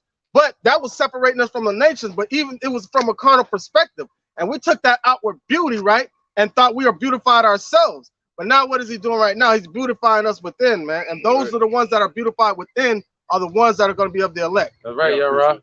And he said what? He said, put on as the elect. Hold on. And who was the elect? Paul and John, you know, all these prophets, man. And they were humble. They probably, I believe they have fringes. Who knows, man? But they was in the Roman Empire. You just don't know. You know? But it ain't about that, man. All right, go ahead, brother. Oh, you got something? Yeah, I got a precept. Yeah, Just look, scripture down. This is Colossians 3:14. It says, and above all these things, put on charity. Right, charity is teaching this truth. Okay, doing the work. All right, go ahead. It says, which is the bond of perfectness. And I was just bringing that I was just bringing it out because the point that IUIC they say law, but they're not edifying our people. You know what I'm saying? It says charity covers the multitude of sins. That's right. That's right. So they're not covered. They're not covered. You got to come out of that congregation, man. Go ahead, bro. I wasn't trying to. No, I got a precept, but I. Yeah. Go ahead. All right. This is Isaiah chapter 52, verse 1. Awake, put on thy strength, O Zion, put on thy beautiful garments, O Jerusalem, the holy city, for henceforth there shall no more come unto thee the uncircumcised and the unclean. Hey, if I ever talk to IUIC, that's the first scripture I'm bringing up. I'm going to say, break this one down for me. I don't understand it. See what I got on? This is beautiful, isn't it? See how the eclecticness of the purple is? Yeah. It's supposed to be beautiful, spotless. The beautiful garments is what? Yahushua, putting on the truth. Okay? Put on our beauty. That's the truth. Don't judge a person because of their outward appearance. That is beauty. You know, that's just in the eye. They say beauty is in the eye of the beholder. You know? So beauty, spiritually, is what? The inner man, Yahushua, okay? All right, so he said, put on thy beautiful garments, man. So we can have some type of covering. All right? Go ahead, brother. This is Ecclesiastes. These scriptures kind of speak for themselves, so I ain't doing no super breakdown on them. These Ecclesiastes chapter 8, verse 1. And this is going off the point that the brother in the car made about shining. It says, who is as the wise man, and who knoweth the interpretation of a thing? A man's wisdom maketh his face to shine, and the boldness of his face shall be changed. So the only thing that you should want to shine to people is your spirit and the wisdom that comes from you, that comes from Yahweh Hashem Yahushua. That's the only thing that we should be worrying about beautifying, which is our inner man. Right, man. Definitely good. It's Matthew chapter 5 and verse 5. Yeah, the scriptures cut them, man. You ain't gotta really break them down. It's like real simple and plain. Ain't no deep metaphors and nothing like that. No parables. You're just saying, hey, you're gonna be saved by the Spirit, not by what you wear. Very simple. Go ahead, brother. This is Matthew chapter 5 and verse 5. Blessed are the meek, for they shall inherit the earth. Blessed are they which do hunger and thirst after righteousness, for they shall be filled. IUIC don't hunger nor thirst. They put up their Passover videos. They over here eating good. They eat good. Living lavish. They living lavish. Nothing meek about them, right? Like, if you come at somebody about what they got on all brook, that's pride. That's pride, man. That's carnal. Hey, bro, where your Jordans at, bro? You coming to school, you ain't got no bro. It's same thing. Yeah, Same one, shit. but they just in the They just got older, found the truth. right, man. Because the scripture spoke about that in Ezekiel, man. The dry bones. You know, they're gonna stand upon their seat, a great exceeding army, but they're gonna have no breath in them. Some are gonna have the breath, some wasn't. Right, brother? It's the book of Jeremiah, chapter 2 and verse 13. For my people have committed 2 evils. They have forsaken me, the fountain of living waters. Whoa, there go the fountain again. And hewed them out cisterns, broken cisterns that can hold no water. Wow, man. So they've hewn them out, broken cisterns like Nate, that can hold no truth in it. All right. And another one is all those false prophets on there. He's in the number with them. Thank you, brother. Now you can, it's all good. So look at him right there. Look at that proud look. Man, look at that stoutness about the brother. The picture says, "Oh yes." Yeah, but look at GOCC. That's my favorite one right there, man. See him sitting like this? That's another proud look. That's another proud look. That's a pride look. That's the Alistair Crowley. Yeah. Whoa, it is. It is. Bro, that's a lesson. We got to do that. That's a who? That's how the same pose. My bad. What we're talking about is this right here. This guy here, man, GOCC leader. The way he's, the stance that he got, that's Alistair Crowley's stance too.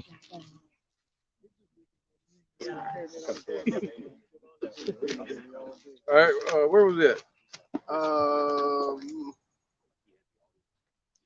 You had all the way to 17 on Psalm 51, but we read it. What was it, 17? Well, no, in parts. Oh. Somebody brought it out, and then I went back up and went through. Yeah, we already brought 17. Yeah. Now let's get Isaiah 31. We already did that to 31. Sorry, bro. This is the book of 1 Timothy, chapter 6 and verse 17. Charge them that are rich in this world, that they be not high-minded, nor trust in uncertain riches, but in the living power, who giveth us richly all things to enjoy, that they do good, that they be rich in good works, ready to distribute, willing to communicate. Right. That's right. They're not, and it's about the works. Yara. Not the law. The laws is not the works. Okay, doing this work is teaching. Okay, that's the work, and it got to be good work. You know, again, like Apostle Gabar always says, they can be sincerely wicked, man. And so all their works is basically going against the Lord, man. If you're blessed enough to find the Lord, all right, and you say you love Him, to show your love, to show your faith in Him, you're gonna do the laws. It just goes hand in hand. They go hand in hand. That's right. All right, because naturally, you believing in Yahweh Shem Yahushua is gonna separate you. How are you gonna be separated? By following the law. That's just gonna it's just gonna cause that separation. And if you use that as your focus, then you still have no hope. Yahushua came down here and gave us hope. Going back to Ecclesiastes 7:20 again, there's no just man upon earth that doeth good and sin not. So now us focusing on the laws and realizing that we're breaking the laws, what we don't do? We ain't gonna have no hope. What we're gonna do? Start covering ourselves with leaves and figs and stuff, like going back into these nations, man. That's what we're gonna do. That's what we did in Genesis. You feel what I'm saying? So now, what we have now is hope. Okay, all right. I know I'm a sinner. Just like the publican and the scribe or whatever that went to pray. And one of them was like, yo, I keep the laws, I do this, I do that. I'm glad I am not like this individual down here that got on these sackcloths, you know, roughly paraphrasing the scriptures. But the one that was a sinner said, hey, I am a sinner, you're my only hope. I pray that you lifted up his head. Right. He couldn't even lift up his head because why? But now we have hope in Yahweh Shai, man. He delivers us to Yahweh because, right, the law is perfect. The law is perfect, but we're the ones that are wicked. You know, so you can't say nothing about keeping the law because our righteousness is as filthy rags. So what are you going to say then? You're cleansed through the word of Yahweh by Shem Yahweh Shai. And that's the only way. He said, I'm the only way. So if you don't even want to know his name, you ain't trying to get into the kingdom. Right, man. Precept. I call not going up into the gap. That's sunny, man. Joke right now. What you think the tree's going to block me? Let's bring them all up. Yeah. Good. It's Hebrews 7 and 19. Like he's ripped out. Hebrews 7 and 19. Just the great, hey, just going into the law. All right, how just like the bishop was saying, man, the law made nothing perfect, but the greater hope did. And this is Hebrews 7 and 19. For the law made nothing perfect, but the bringing in of a better hope did. Ooh. By the which we draw nigh unto Yahweh by Shem Yahweh Shai. You know, so that's ultimately what draw you unto Yahweh Shai. All right, that mediator, man. Yep. That's gonna cleanse you of your sins. All right, that's gonna give you the exemption for your sins. All right, just believing in him. All right, brother. Yep, bringing in of a better hope than the laws, man. That was our hope, the laws, but we hoped and we failed. You know, yeah, I'm gonna keep these laws. Yeah, we're gonna do it great. And Paul said that. You know, Paul said I was alive until the law came. You know, so he was alive, meaning he was calling himself keeping the laws perfectly and in the spirit. You know, because that's what we thought was in the truth at the time, the laws. But no, being in the truth is knowing what pleases the Father ultimately. You know, knowing about the Son, knowing about Yahweh Shai, knowing about the prophecy. That's the truth. All right, because Paul was a perfect example of that. Yeah. All right, because he was persecuting the Israelites. That's but right. When he got woken up to the truth, the real law. All right, there came the balance. He realized it. Yep. Yep. So that's when he said he died. and he died spiritually, man, to the world. You know. And if you're trying to walk according to the law, that's actually kind of walking after the flesh, because the law was put there to govern the flesh. So if you're walking according to the flesh, that's enmity to the Most High, because guess what? He put the laws in place knowing that our fleshly bodies could not go to the laws 100%. So within that, all before we even created, he already had the mediator set. Everything was already set in stone before we even existed. So for you to try to change our existence, we don't exist according to the law, because of, what is the wages of breaking the laws? Death. So we're all punishable to death. So wouldn't be no humanity on earth if it was according to the law. So you're going against the Most High setup, man. Right, and that's what Yahweh Shai said, man. It's not what goes into man, but what comes out of him that defiles him. So what they're teaching is defiled, man. All right, they're teaching false doctrine. See, we're not telling people to not keep to not keep the laws. We got to be clear on that. But we're telling people that you're not going to be saved by the law, and you got to teach it that way. That's what Yahweh Shai came to do, and say, yo, I'm about to go up here on this cross for you. So don't be, when I leave, don't be walking around here saying you're going to make it to the kingdom off your behalf. No, you're going to make it to the kingdom off of him. You slap like Chris Rock. Right, and we got to do that. We got to teach it that way, man. Right? Go ahead, brother. We're running down here. All right. This is Romans chapter 8, verse 1. Therefore now, there is therefore now no condemnation to them which are in Yahweh Shai HaMashiach, who walk not after the flesh, but after the spirit. For the law of the spirit of life in Yahweh Shai HaMashiach hath made me free from the law of sin and death. There you go, man. Made you free from it. All right. So one, it should make you not want to break the laws. All right. And ultimately, you're free from it, meaning the pathway to the kingdom is wide open. You know, we're free from what? What is it called?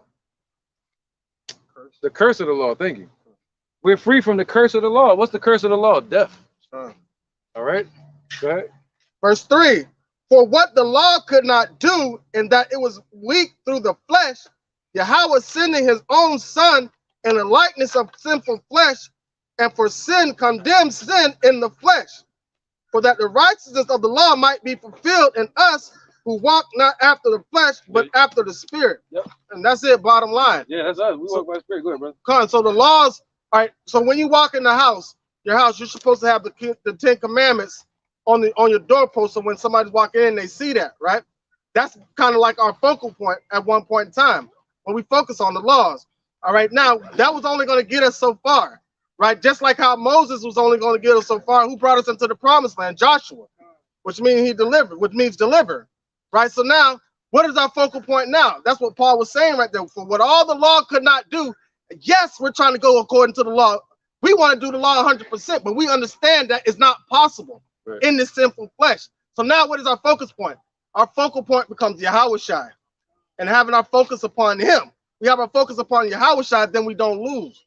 So Yahushua is not the minister of sin. So so if you're in the spirit of Yahushua, you're not going to be operating under that breaking of the law mindset. You know? Sorry, bro. Oh, my bad. That was a good bar. Yeah. It's the book of Romans, chapter 3 and verse 31. Do we then make void the law through faith? Yahweh forbid. Yeah, we establish the law. That's establishing the law through faith. Because what did Yahushua do? He fulfilled. So now we have for faith that he fulfilled everything, and that those that believe on his holy name, Yahushua, you got to know that, right, will be saved, man. So that's the fulfillment of the law within us, having faith in Yahushua.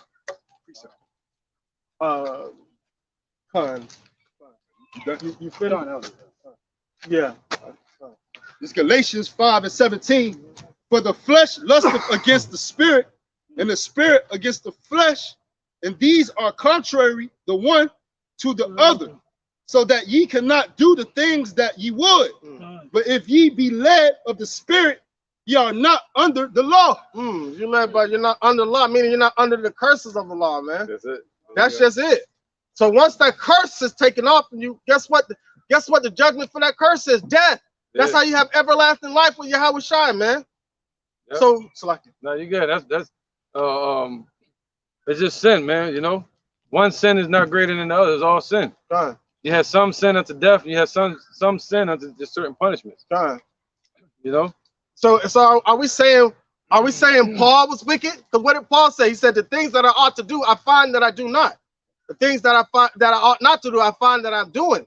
So therefore, it's not that me that's doing it. It's the sin that worketh within my members. That's what Paul was saying. So now having a Redeemer, Yahushua, we're not subject unto death because of that, by having faith on him, man. There ain't no way we was gonna make it according to the law. Ain't no way. We weren't built for that. But so you mean to tell me, IUIC, y'all got the new covenant already? Right. Damn, that's what I was thinking. Y'all got the new covenant already. Y'all the first fruits. It was Yahushua, then y'all, right? That don't make no sense. Right. Because the hopefully elect, that's ultimately what we hoping for, a new heaven and a new earth, man. We're in dwelling righteousness. Yeah. And we want to dwell there. Right. Where we can be righteous. Perfect. Bottom line, where we can be, we want to be righteous too. We know, man, come on, man. And our righteousness now is as filthy rags. Right. So, man, listen, man. Straight up wicked. Revelations 11 and 13. Go ahead. This is 2 Corinthians chapter 5 and verse 7. For we walk by faith, not by sight. Right. We walk by faith, not by sight, IUIC. So when somebody walk up, first thing you saying, where are your fringes? We don't care about how it looks, man. We worry about the spirit behind it. Okay, go ahead. We are confident, I say, and willing rather to be absent from the body and be present with Yahweh. Right. That's kind of going to something else, dealing with spiritual realm. That's right. So go ahead. That's what we present our body as a living sacrifice, man. Revelation. Yeah, thank you.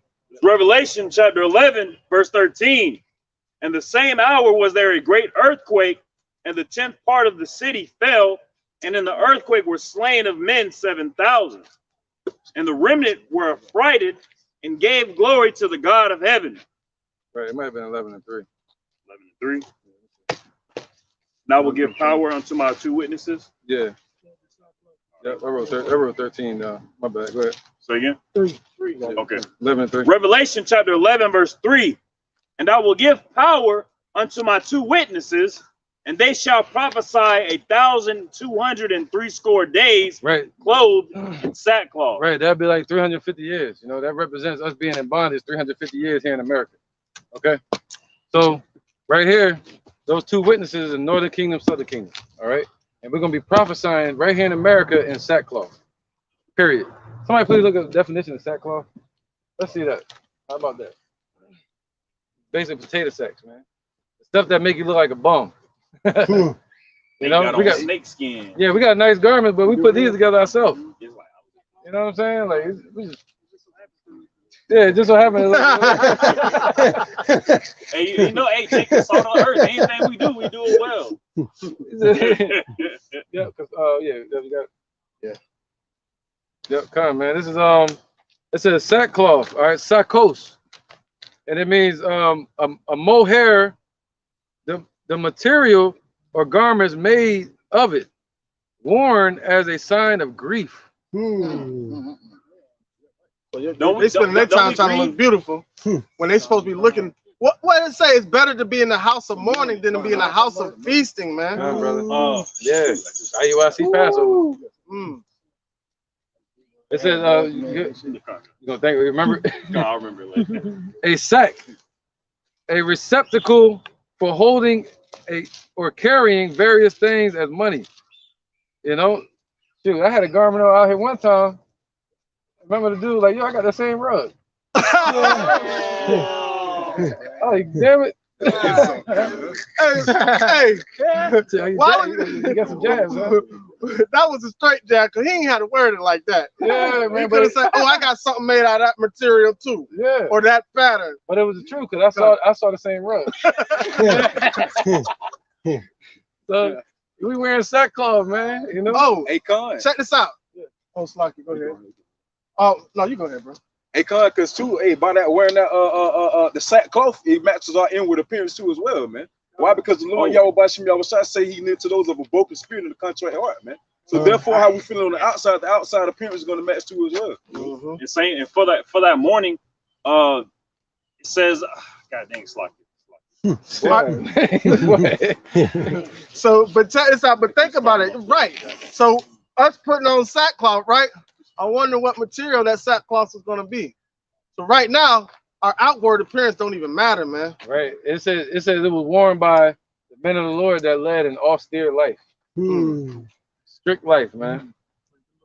That's right, man. You know, but just like how they were ruling in authority. So they had to be what? In a lowly manner. When you come into this truth and you start teaching, you kind of in the place of a prophet, a priest. You know, the priests were what was the word back then, man? They were respected. You know, they were hated at the same time, man, but they would fear when a prophet would show up. You know what I mean? So once you come into this truth, you become a ruler in the sense of being in the truth, all right? Teaching our people, you got to humble yourself, all right? So we got to do what the Lord said, though. He said you're going to be prophesying in sackcloth, not going out and everybody 501c3 charter. Hey, bro, you just joined the camp. You got a new shirt you just made? All right, cool. I'm gonna let you sell it to the camp, but you gotta give me a percentage. Right? Deuteronomy 22:5. That's Bishop Kanai, you right? Look at Deuteronomy chapter 22 and verse 5. I hate talking about IUIC. I just want to say that one time. Go ahead, brother. Darn. It's like one of the worst topics for me. Deuteronomy 22 and verse 5. The woman shall not wear that which pertaineth unto a man, neither shall a man put on a woman's garment, for all that do so are abomination unto the Lord thy God. There you go. So that's that's important. So we're going into the garments now. We're getting back to the garments. So we read the part about the fringes, and now he's saying, yo, the women they supposed to wear what? Oh, I heard about that. IUIC talking some you women they supposed to be wearing pants. You know, telling women, it's a woman that keep coming up to me. She said, I was with an IUIC member. And he said he couldn't be with me because I couldn't wear pants. That's right. That's right. I'm in the kings, man. We kings. We have whatever we want. Whatever we like. Right, man. Right. So she was telling me like, yo, they were telling me he couldn't wear pants. Now they just misunderstand that scripture, you know, because in these times, you know, it would be like a tunic, you know what I'm saying? And I would rather my woman wear pants, you know, something to cover it. Not a skirt out here. Hell no. Not in this queen. Yeah, they got the fans, everything. They shit to look up under. Yeah. You have your daughter out there wearing that, and she run. They look at that differently here. So whatever. What that's saying is that scripture there is not talking about pants, man. All right. What that's talking about is the priesthood. All right, the priest, Aaron was dressed a certain way. You know, he had to have an ephod, you know, the stones on the mantle. He had a mitre on. He was dressing a priest. So a woman wasn't supposed to wear that, you know, and men's garment like we wear. You know what I mean? And because you would say that's a priest. Or she wasn't supposed to shave her head bald or walk around uncovered. That's why Paul said that. If you're going to walk around with your head uncovered, you might as well shave your head bald and be a man all the way. You know, you don't even have to say that to these women because they already got the head bald. But with the woman will wear a dress. It's different, you know. Well, the word dress goes back to dressing something. So that's not it. You know what I mean? So we wore robes, and women wore, I forgot what it's like, a blouse. You know what I'm saying? And they were adorned for beauty. Is that where that term comes from? Oh, you don't wear the pants, I do? Because the pants is not literally That pants, come from Esau. I wear the pants in this house. That started here, man. Hell yeah, man. You know, so it ain't about the pants, man. You know, you wear that. I do ask this question, like, damn, why a woman got on the zipper? You know, so I get that part. But in this society, it's better to, you know, wear pants. It is what it is. All right. So it's not about that. It's about the priesthood, how it was set up. The Lord was saying the woman not supposed to be walking around dressed like a priest. All right, go ahead, brother. Keep going. Oh, I think you read it already, right? Not up yet. Deuteronomy 22 and 11. Let's get to 11 all the way to 12. Book of Deuteronomy 22 and verse 11. Thou shalt not wear a garment of diverse sorts, or of woolen and linen together. Thou shalt make thee fringes upon the four quarters of thy vesture. Right. So IUIC, I want to ask them this question, man. What is that fabric made of? Because the scriptures told us we're supposed to make it of linen, pure linen. You know, flaxseed. You know, it's just like what do you say? Don't mix plants together. You know what I mean? In the soil. So you're not supposed to mix garments together. And we got all kinds of stuff right now. We don't know. We walk up to IUIC, they got on this. If I talk to him, he say that damn garment. He said the garment is linen. I'm gonna say, what's the t-shirt? I said that. What's the jeans? Listen, I asked them that. I said, okay, y'all getting on me about fringes, but I said, what about mixed fabric? Right. And they were like, and what about it? I said, so you mean to tell me all y'all up there shirts is 100% linen? I said, because I bet I can guarantee that your shirts that you get printed from the printing press are polyester. I guarantee that all your shirts that you get printed from the printing press, because ain't nobody, you not going to these print places and tell them I want straight linen shirts. That's it. No, you're buying these masks that the same t-shirts that you're selling to your congregation. Yep, wearing Nikes. Huh? Man, I don't think I got a Nike, but ain't nothing wrong with wearing Ain't Nikes. nothing wrong with that, but I'm not gonna base my salvation on what I got on. Right, man. That's right. You walking around talking like that, you shouldn't be wearing none of that stuff. Right. You know, but hey, man, we wearing Nikes, all kind of stuff, man. We should be Adidas. That's go back to Egypt. Got a pyramid on there. Nike too. It's Greek. It's Greek. Glory or something like that. It was an idol named Nike. Goddess of victory. And not only that, if you rocking around here talking about where your fringes at, your whole attire need to be what we was wearing back in those days. Like the car said, you look like you jumped straight out the Bible. Right. That's what you need to look like. You jumped straight out the Bible. Like you need to have everything. The way we used to dress back then. If you worried about fringes, the way we used to dress back then, that's how you should be dressing now. And phylacteries. You're supposed to have phylacteries and everything. You're putting fringes on European attire. Sorry. Come on, that don't make no sense. You're putting fringes on a European attire and forcing people to do that. Yep, that's it, man.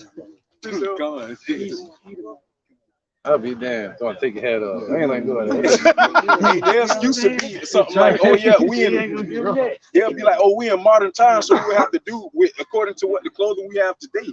That's the same BS they try to put with the name of the Lord, man. Oh, everybody know about it. No, look at the generations of old, man. And Babako Shah. I'm saying Babako Shah.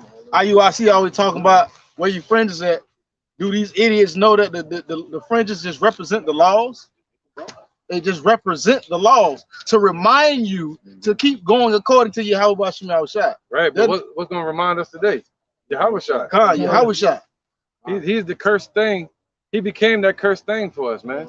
Just like Moses held up the serpent. Yep. You know, and he said, "Yo, look at you're gonna have to look at this." And our people were like, "Yo, it's a serpent." He was like, "You're gonna have to look at it, and you'll be healed." It was a forerunner, a precursor to what Yahushua was going to represent, becoming a curse for us. And that snake, that serpent that Moses held up, it later on was called Nehushtan by Hezekiah. Nehushtan just means an iron or brass object, you know. But before that, since Moses held it up, there was a shift that happened. Some people started worshiping that snake, Nehushtan, and then when Hezekiah showed up, he said, "No, it's just a brass object, man." He destroyed it. All right. But the ones that were righteous, they looked at it and got the point, meaning follow what the Lord said. He tell you to do it, you got to do it. That's just it. If you don't do it, you're going to perish. Now, today, Yahushua became that curse upon the cross. He said, "Cursed is any man that hangeth on the cross." So he became that curse that we look upon today as a sign and as remembrance, all right? And he's in the heavens on the right hand of the Father eternally for us to look upon. All right, go ahead. You got a point? You had a point? I had a point.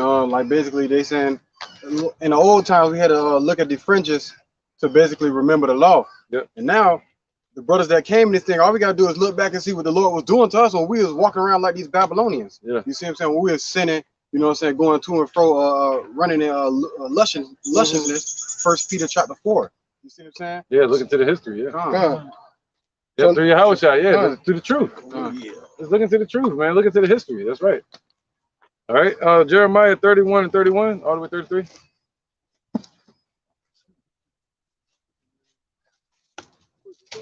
Come on. Colossians chapter 2 and verse 8. Beware lest any man spoil you through philosophy and vain deceit, after the traditions of men, after the rudiment of the world, and not after a Mashiach. Yep. So they can spoil you through that, man. Through the rudiments of the world. The Lord said, what do you say? Friendship with the world is enmity with the Most High, man. And they got that 501c3 charter. So they friendships with the government. You know, they're friends with the government, man. They friends with Uncle Sam. Oh, that's my dog Biden over there. Yeah, that's my dog right there. Yep. 31, I think, yeah, 31 to 33. It's Jeremiah chapter 31, verse 33. No, 31 and 31 all the way to 33. Okay. Verse 31, chapter 31, verse 31 of Jeremiah. Behold, the days come, saith the Lord, that I will make a new covenant with the house of Israel and with the house of Judah, not according to the covenant that I made with their fathers in the day that I took them by the hand to bring them out of the land of Egypt, with my covenant, which my covenant they break, although I was an husband unto them, saith the Lord. But this shall be the covenant that I will make with the house of Israel after those days, saith the Lord. Right. I will put my laws in their inward parts and write in their hearts, and will be their God, and they shall be my people. There you go, man. That's right. So what? We're waiting for Yahushua to do that. Yahushua is gonna make us perfect, man. All right. So we don't walk around teaching, hey man, you gotta be perfect in the law. No, man, you gotta be perfect in faith. And that faith is gonna make you try your best in the law. You know what I mean? Like you might try to keep the Sabbath, but you might have the day wrong. Or we might say the Passover was on this day, but it could be next month. So we're not doing everything perfect. You know what I mean? You gotta admit that. And even if you ask some of them guys in the IUIC, the Negroes, Latinos, Native Americans are the Israelites of the Bible. We are here to get the Negroes, Latinos, Native Americans to repent and turn back to Yahweh by Shemel Shah. You ask IUIC members if they have the commandments on their front door. You know, the Lord said you're supposed to do that. There's a lot of things you go down the list. You say, hey, you keeping it? Yeah, hey, how you get to the Lord? They're gonna say, keep the laws perfectly. Okay, let's go through the laws. You know what I mean? And you're gonna find out that they're not keeping them. So that's why the Lord said, as they everything that they say, observe and do. But as they're doing, don't do that. You know, don't follow after their ways. All right. So all the way 33. You already ready?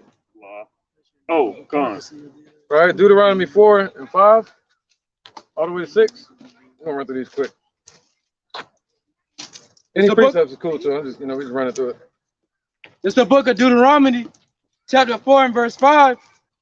Behold, I have taught you statutes and judgments, even as the Lord my God commanded me. that ye shall do so in the land whether you go to possess it. That's right. Go ahead. Keep their Yep. So this was Moses. Go ahead.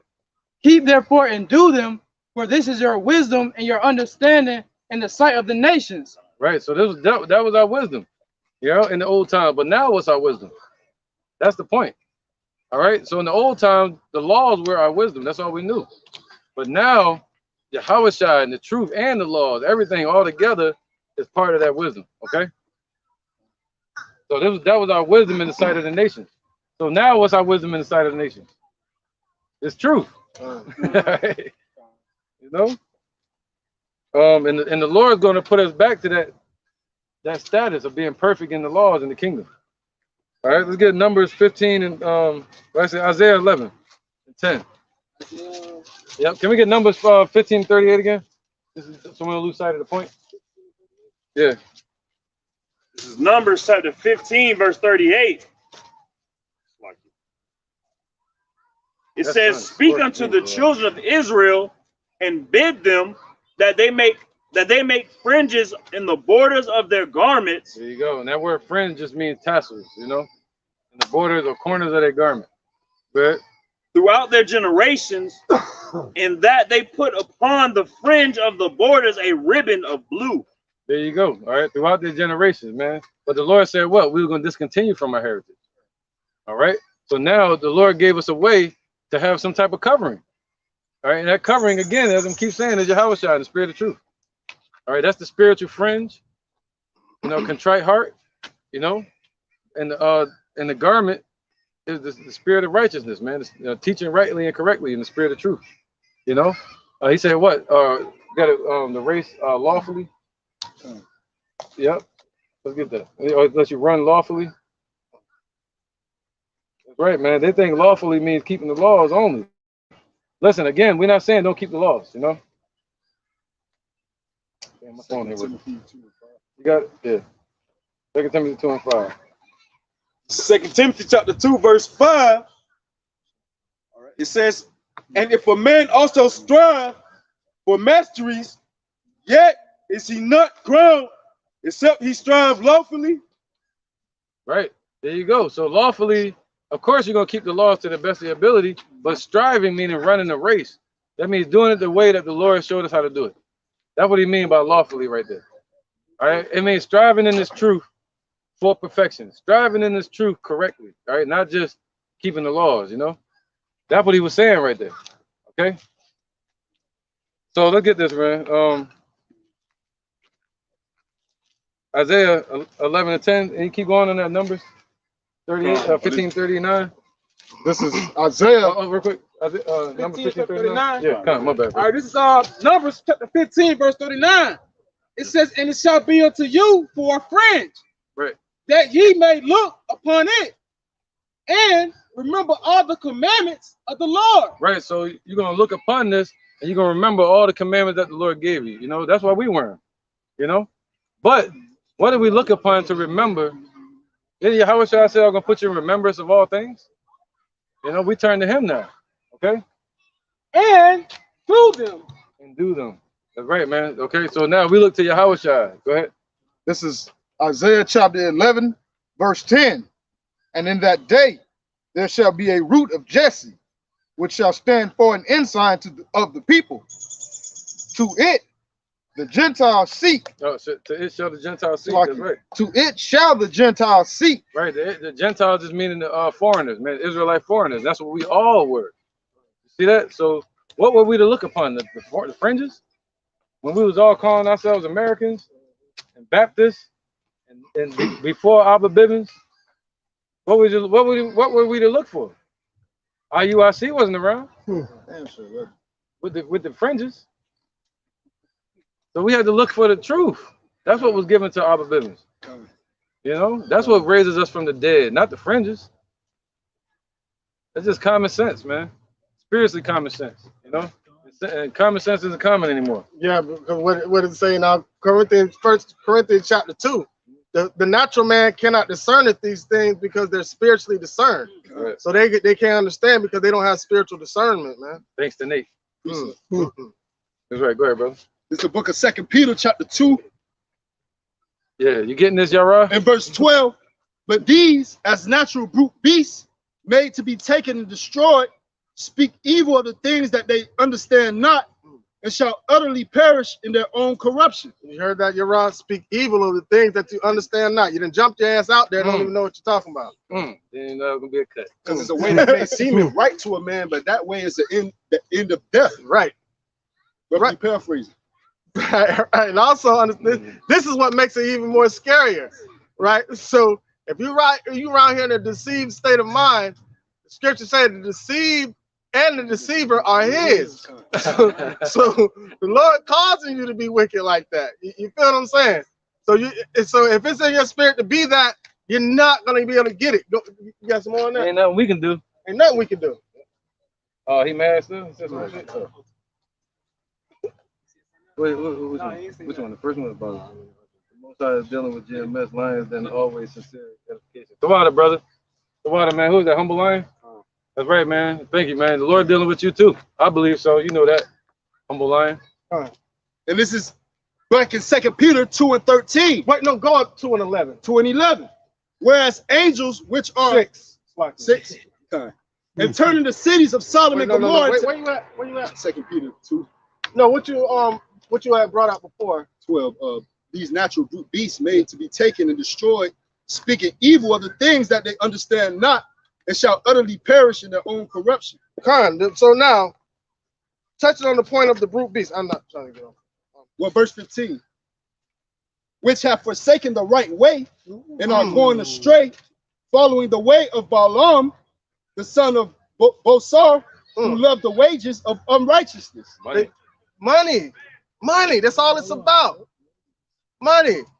That's all it's about. Their fringes, each fringes count for $1 for them. Damn. Because that's what they focus upon, that money. Probably get a discount. Is that what it is? IUIC matter of fact, I tell you what, get an IUIC shirt and go up in there. go up in there. Oh, we got him in the back for you. I'm like, yeah, I knew it. I'm gonna give me an IUIC. Special inventory for you. So now, hey, Babak, sorry, you can get 1 Corinthians chapter 2, verse 6. So now, those brute beasts, right? They have erred from the way of the faith, from the way of righteousness, because they're going at it. They're going about it all the wrong way. Yep. But the Lord Yahweh Shai is putting perfection in His saints. It is 1 Corinthians chapter 2 and verse 6. Howbeit we speak wisdom among them that are perfect, yet not the wisdom of this world, nor of the princes of this world that come to naught. Now, if you ask them that, I guarantee. It says, howbeit we speak wisdom to them that are perfect. I guarantee they're going to say, according to the laws. But that's not what that's talking about. That are perfect in faith. And what is that faith going to get you? The truth. All right? Keep going. Verse 7, but we speak the wisdom of Yahweh Ba'ashem Yahushua in a mystery, even a hidden wisdom, which Yahweh Ba'ashem Yahushua ordained before the world, unto our glory. All right, so now, even before Fringes was even on the earth, this was spoken of and written out. It's just being manifested in these times. All right, keep going. Which none of the princes of this world knew, for had they knew it, they would not have crucified the Lord of glory. So that's not just talking about Esau right there. They're talking about its wicked Pharisees and Sadducees also. That crucified the Lord of glory. And you're trying to crucify him of flesh. All right, crucifying him of flesh is getting our people to sin, right? And what is that one sin that they're causing our people to do? Not have faith in the Messiah. Not have faith in the Messiah and his sacrifice that he did when he came down here on this earth. Right. That's the wisdom that we're speaking to them that are perfect. Pulling up the robe, pulling up the garment. As they walk by securely, you just see somebody in the truth that's doing it correctly, and they'll say, where your fringes? Jump to the point. Take that righteousness off. Yeah, they try to snatch the righteousness away from you, man. Jump to the point. Go ahead, brother. No, keep going. And this verse 9, but as it is written, I have not seen nor ear heard, neither have entered into the heart of man the things which Yahweh Ba'ashem Yahushua have prepared for them that love him. They don't love Yahushua, they love Nate. So they're preparing the things for Nate. They're going off of whatever Nate says. Nate could be dead ass wrong, but they're not going to go against it. Keep going. But Yahweh Ba'ashem Yahushua have revealed them unto us by his spirit. For the spirit searcheth all things, yeah, the deep things of Yahweh Ba'ashim Yahushua. So can you do that according to the law? No. Well, are we supposed to uphold the law to the best of our ability? Yes. But the wisdom is going to get you there. Keep going. For what man knoweth the things of a man, save the spirit of man which is in him. All right, so now they got the spirit of man within them. Somebody get Ecclesiastes 3:11. Yeah, they got spirit of this world. Come on, man. Man, I think it's Ecclesiastes 3:11. He put the world in he made everything beautiful in his son, put the world in their hearts. Oh, can you go there? Yeah. I got some of that. Yep. This is the book of Ecclesiastes, chapter 3, and verse 11. He hath made everything beautiful in his times. Also, he hath set the world in their heart. Why? So that no man can find out the work that Yahweh maketh from the beginning to the end. So that no man can find the works. Now, because he made everything beautiful in his time, the earth looks beautiful outside of Esau's rulership. All right, what does Isaiah 6:10 say? Make the hearts of these people fat and their ears dull of hearing, heavy and dull of hearing. So they won't be able to get the truth. Let me bring this out real quick, This is Wisdom of Solomon, chapter 13, verse 1. Surely vain are all men by nature who are ignorant of Yahweh and could not out of the good things that are seen know him, that is, neither by considering the works did they acknowledge the work master. So they're so busy on the physicality of things, on the outward appearance. They're so filled with carnality, they can't understand the spirit of Yahweh Ba'ashim Yahushua. It's back in 1 Corinthians chapter 2 and verse 11. For what man knoweth the things of a man, save the spirit of man which is in him? So they can't get past the carnal realm. What did Yahweh what he say? If I told you earthly things and you couldn't understand it, how can you understand heavenly things? Isn't that what the angel told Ezra? All right, I think it was Ezra. I could be mistaken. All right, so now how are you going to be able to understand these things if you're not closing these eyes and going according to the spirit? You're not going to be able to grasp that concept of what Yahweh is speaking to us. You know? Verse 12. Right.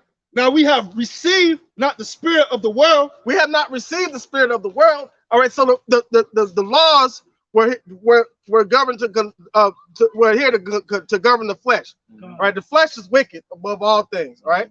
So now, with that being said, how am I going to get these people to me? All right, I'm gonna send my son down there. I'm gonna put my spirit on my son, and he's gonna pour his spirit out on my elect, and they're gonna gather unto me according to the spirit. That's what Yahweh is saying. That's Revelation 21. All right. This is verse 12, back in 1 Corinthians 2 and 12.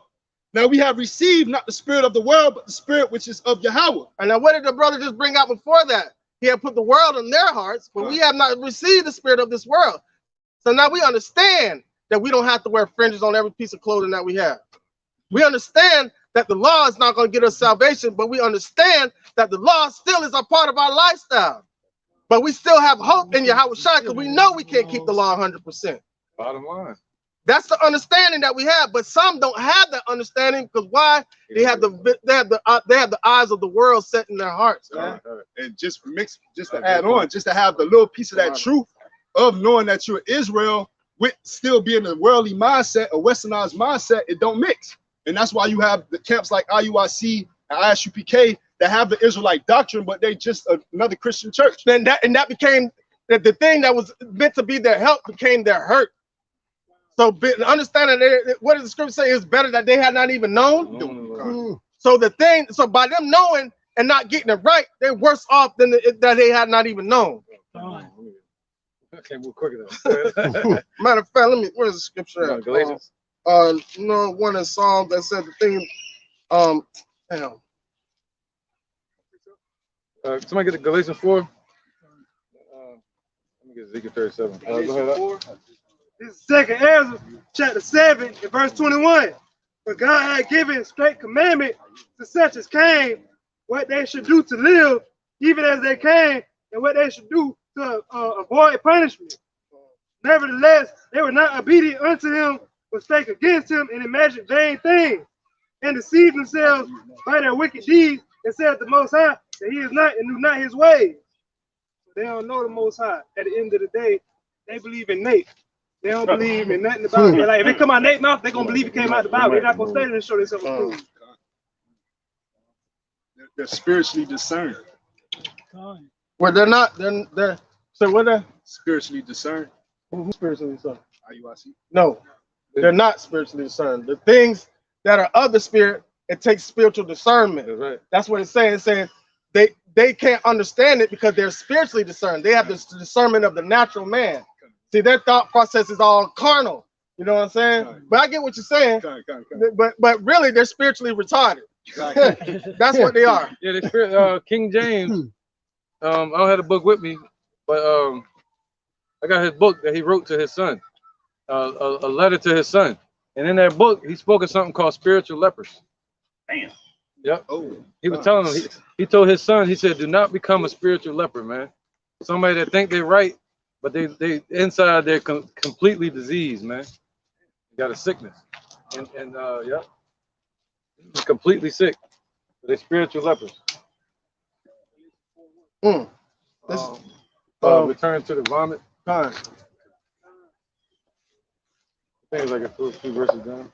Somebody get Psalm 69, and after this comes out, Psalm 69 and 22. All the way to 23. Got it? Not the dog return to his vomit, but it should be down a little. Don't look for that. I got you too. Galatians chapter 4. That's on your point. I'm gonna start at verse 8. It says, "Howbeit then, when ye knew not Yahweh Bashem Yahushai, ye did services unto them which by natures are no gods. But now, after that ye have known Yahweh Bashem Yahushai, or rather are known of Yahweh Bashem Yahushai, how turn ye again to the weak and beggarly elements, whereunto ye desire again to be in bondage?" Because they're leader. Right. Hearken not the lies. That goes back to the circumcision that Paul was talking about, right? What he said, all foolish Galatians, about going back into bondage under the curse of the law. So now the Yahushua lift the yoke up off the people, and they put it right back. No, put this yoke right back on you, and that's exactly what they're doing. So now, ultimately, bring that out, Babak. Psalms chapter 69, verse 22. Let the table become a snare before them, and that which they have been for their welfare, let it become a trap. So what should have been for their welfare, which is these scriptures, their lack of understanding has become a trap and a snare unto them. And it's going to lead them all the way to the destruction, man. What, it bend their back down always? Romans 11 and 7. Right. So they're going to be in that same spirit all the way to the end. All right. Verse 23 too. Verse 23. Let the eyes be darkened that they see not, to make their loins continually to shake. So they're gonna stay in that state all the way to the end, man. Because the Lord's gonna keep them in that state of derision, letting their eyes be darkened. They ain't talking about no physical eyes. That's talking about spiritually, man. Ezekiel 37 and 7. So I prophesied as I was commanded. That's a command. To prophesy. You gotta be able to tell the things that's going to happen before they happen. MOTB is one of them. IUIC. The spirit of the Lord is the spirit of prophecy. The spirit of the Lord is the spirit of prophecy. So I prophesied. That's a commandment. IUIC. So I prophesied as I was commanded, and as I prophesied, there was a noise, and behold, a shaking, and the bones came together, bone to his bone. That's what you see, Israelites. Yeah, one gonna cling to their like. You know, the brothers that's chasing sincerity in the spirit, they're gonna cling unto each other. And the ones that's chasing gain and godliness, thinking that gain is godliness, they're gonna cling unto the money. They're gonna cling unto the majority. Majority rules, just like a democracy. You know. Right. Go ahead. Like a democracy, they're not voting. All right, so they're not putting in the office who's more righteous. They're putting in the office really the electoral college is putting people in the office, but you get what I'm saying. Yeah, that's democracy, majority rule. Right, right. Mm-hmm. So it don't matter how wicked they are. If the majority, if the majority picks them, that's what they're gonna put in the office. Yep. To be a puppet. Yep. So people see that big congregation and they're like, I want to be a part of that. Just like Cool J said on that movie. He said everybody want to be a part of something. Everybody want to be a part of something. You know, that always stuck with me, man. Don't be like that. You know, you see a group of people, don't try to, I gotta be a part of something. You know, they want to call themselves an Israelite. And that's when you get stuff like this. It says what?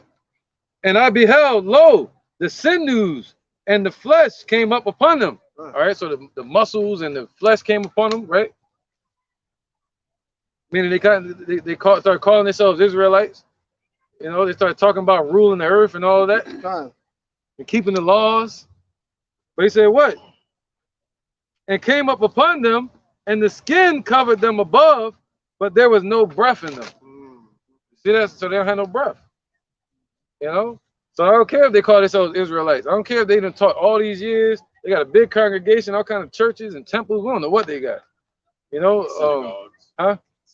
Synagogues and stuff. Right. And check it out. What is this? Songs of Solomon said, kiss me with the kiss of his lips. Thy word is like sweet ointment. Therefore, that roughly paraphrased, therefore the virgins love thee. So you got to have that breath. Come on with it. The kiss is sung lest he be angry. So that breath, that means worship Yahweh Shai. I give reverence unto him. But the kiss me the kiss of thy lips, meaning give that breath unto him, man.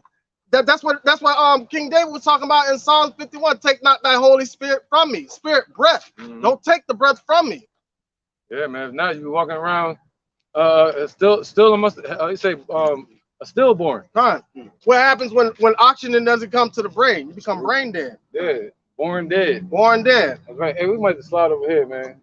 Get everybody some heat. If it's too much, you know what I'm saying? I think we could bear it. Well. Turn around, see smoke coming from me. So we don't need no more tan. Yeah, we start grabbing these signs. We kind of shift over here and finish these precepts out. It'd been a lot easier. All right, so any newer brothers start grabbing signs and stuff like that. And hey, bear with us. We can walk in, and you can kind of see the serene. You know, you can kind of show while we're walking.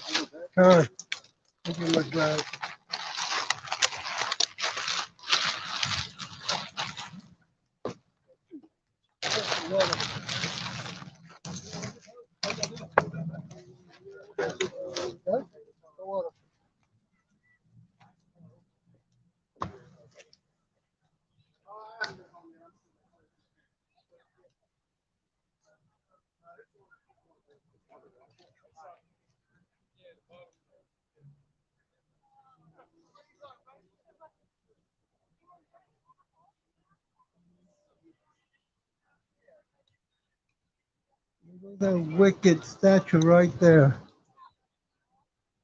That's what Yahweh Shah is going to knock down.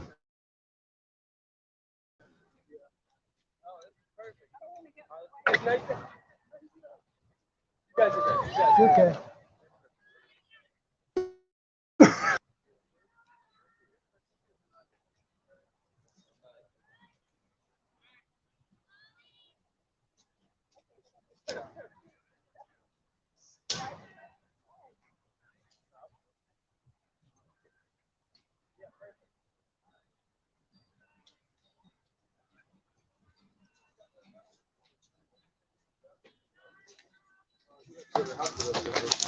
Tomorrow morning. Say that. I think it is. Yeah, I'm about to. Well, I kind of feel like I'm wrong, brother. Yeah, you do. Yeah, I used to hate that. I take 14 hours that day. I just need notes for hard work. I take that note for hey, man, I know. Like, I feel better now, but it's hurting early. I stayed home. Oh, yeah, right to notes for work. Got you. And they're going to check you. They're going to keep you there for like an hour. Oh, yeah. All right, well, that's time. fine. I like they get paid by it. Yeah, it's kind of too late to use the priest mode because it's like you into the day.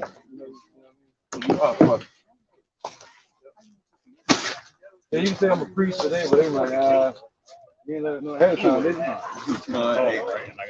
Kind of that? Yeah, but not specific. Not today, yeah. So maybe next week. Maybe let them know. Well, if you're going to do the hospital thing, if you are, maybe in a couple of days, let them know. This ain't like, and, I'm a priest, man. I teach on Saturday, but I had the hospital. Yeah, I definitely told you about Saturday. Yeah, man. So now bring it to them, like, yo. I was the manager, like, yo, remember I told you about the whole priest thing? It's cool. Yeah, they can learn from it. Remember the whole priest thing? Yeah, next, if we just talk, just take it off of it next time. Okay. What's up?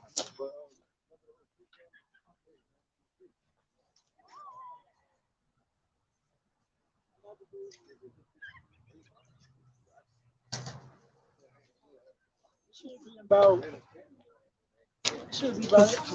I said good. Cool.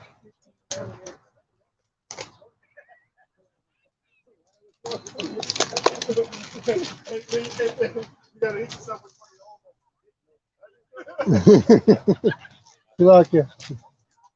Hey, look at it, y'all. Come on, come on. Right, where was it? Oh, IUIC.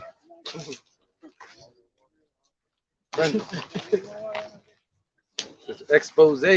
Oh, no. This is John, somebody get John 3 and 14, Babaka Shah?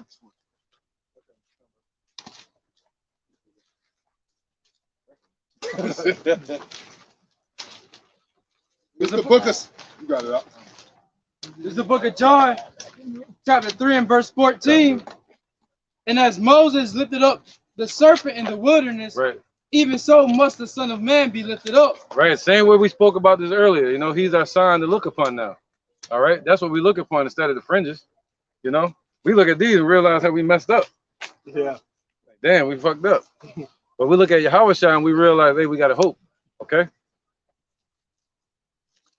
Over the 15.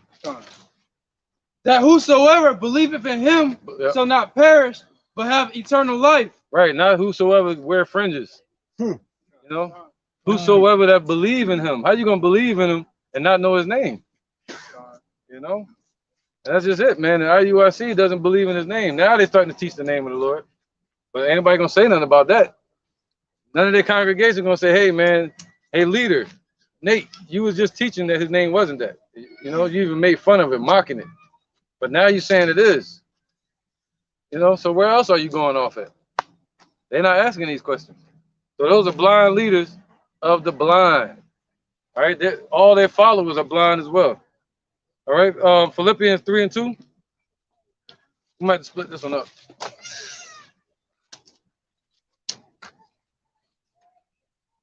Yeah. And it's the book of Philippians, chapter 3, verse 2. Beware of dogs, beware of evil workers, beware of the concision. Right, the concision also represents the circumcision. All right, the ones that are cut off, man. Today, all right, the concision, the division. Beware of them, man. Beware of IUIC, people like that. The Pharisees described at that time. Go ahead. Quick interjection. Yeah, come on. And it's the book of Titus, chapter 1 and verse 10. But there are many unruly and vain talkers and deceivers, especially they of the circumcision, whose mouths must be stopped, who subvert whole houses, teaching things which they ought not for filthy lucre's sake. Yep, for money. And that was the foundation of their church, man. IUIC, through that 501c3 charter, through Nate Satan, through the congregation giving their money, and the whole household giving money. They subvert whole household. Hey, that's the only reason that you would have to get a 501c3. And on the IUIC website, they tell you that they have a 501c3, and they say we do it because the scriptures say, I forget what scripture they use to justify themselves, but the only reason you will be doing it is for the filthy lucre's sake. Money. So that way you can be tax exempt. Yeah. The same reason. If you're not dealing with money, why you need to be tax exempt? Why you need to quick interjection? Why you need to deal with money anyway? Why do you? Of course, we have to have it as a defense and as to pay our bills, give rent under. But that's in the world, though. Right. But what is our defense in the? I mean, this is our defense. Right. I mean, I don't know. What need do you have for a booster club? What need do you have for people to give a certain amount of money a month to move up? That sounds just like Christian insanity. Yeah. That's what that sounds Right. like. What were they doing? Yeah. What they had at their Passover? They was selling corsages. Really? Yeah. Talking about that prom shit? Yeah. They said get your corsage, man. It was either ISUPK or IUIC. Was that Jill's? Huh? That's a corsage, like the little flower they wear at the prom. And you know that goes back to Greek. The Greek. So they were giving out corsages, and they said, yeah, the price for it is this. Like the women get your corsages before the Passover come up. You don't want to be the only one there without a corsage. See the hustle? Yeah. Greeks now too. Yeah, and the corsage cost like a bunch. It was a lot of money, man. Burdens. Heck yeah. Burdens, man. Burdens. Casting burdens.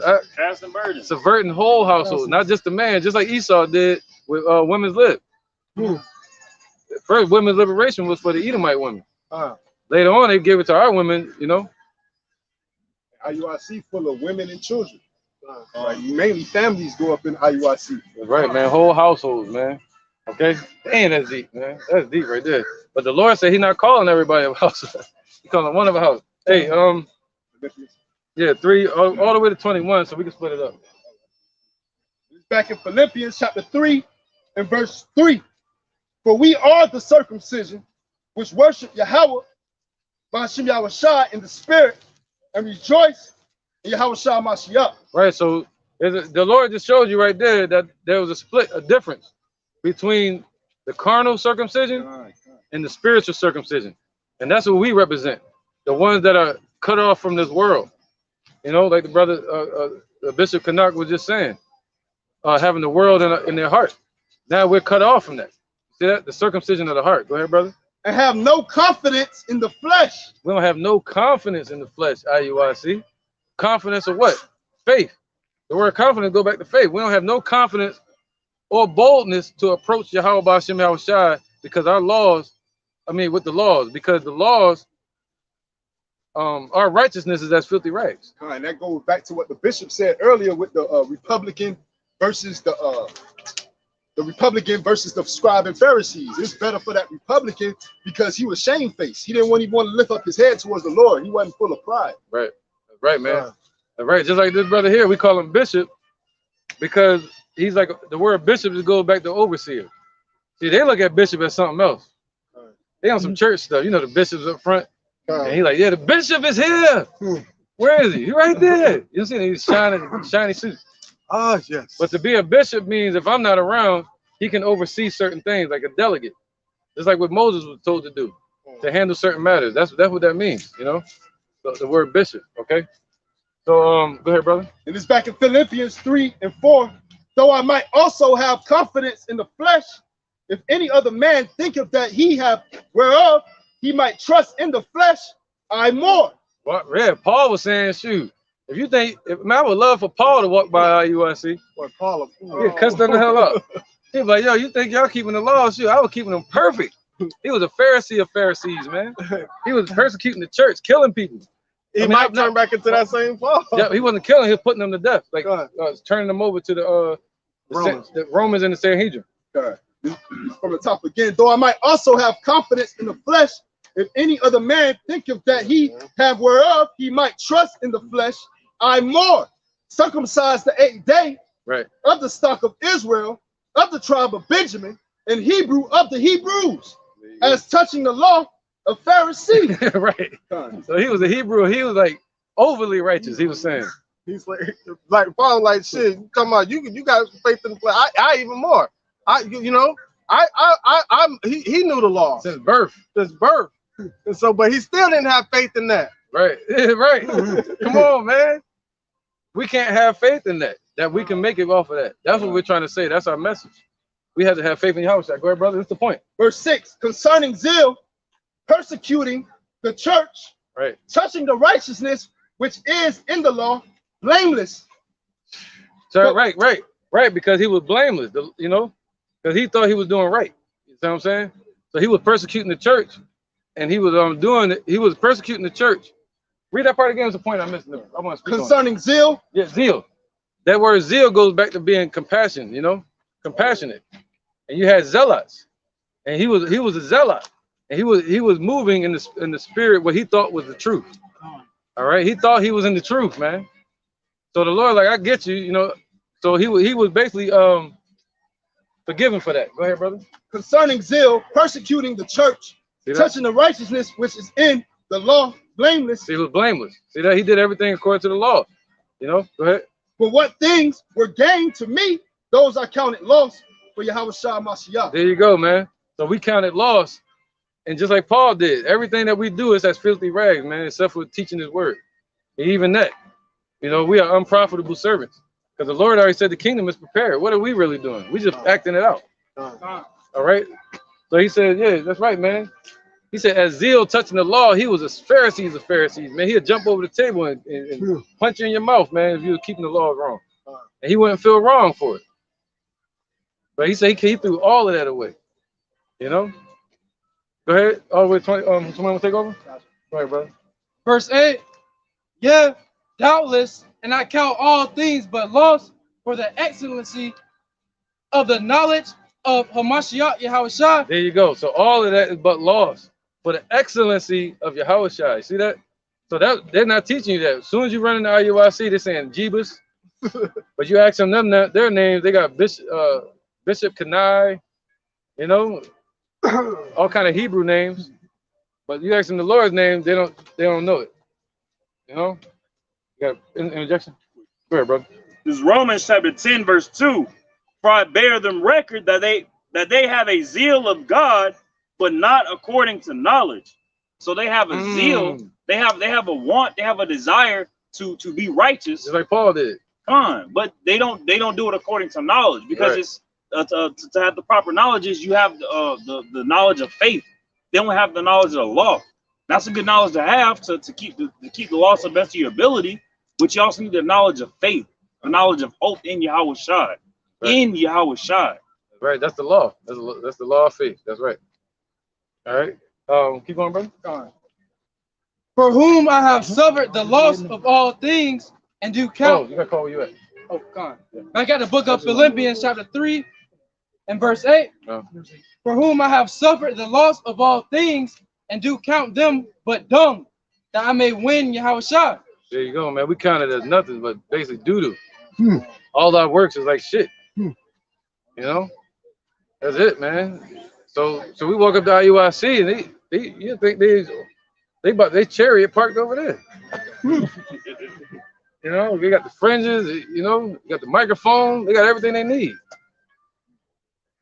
They got a rich leader. Got money, got record label. They got a record label. They are record label. Like, what is the Lord? I mean, come on, man. Paul was a tent maker. You see that? He ain't joined the Roman Empire like the Sanhedrin did. Yahweh was a carpenter. The carpenter. Majority of the disciples were fishermen. That's right, man. So he said, put on as the elect. You know, go that route. Desire your daily bread, man. We ain't about to make no Lions Den entertainment.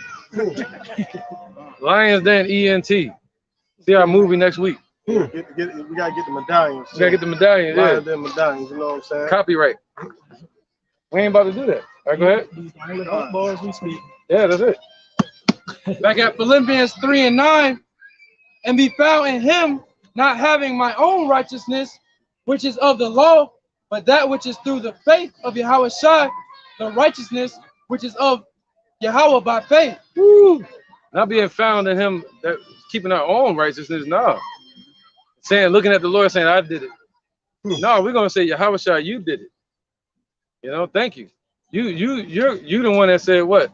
Behold, I make all things new. You know, he's gonna refresh us and make us perfect. You know, go ahead, brother.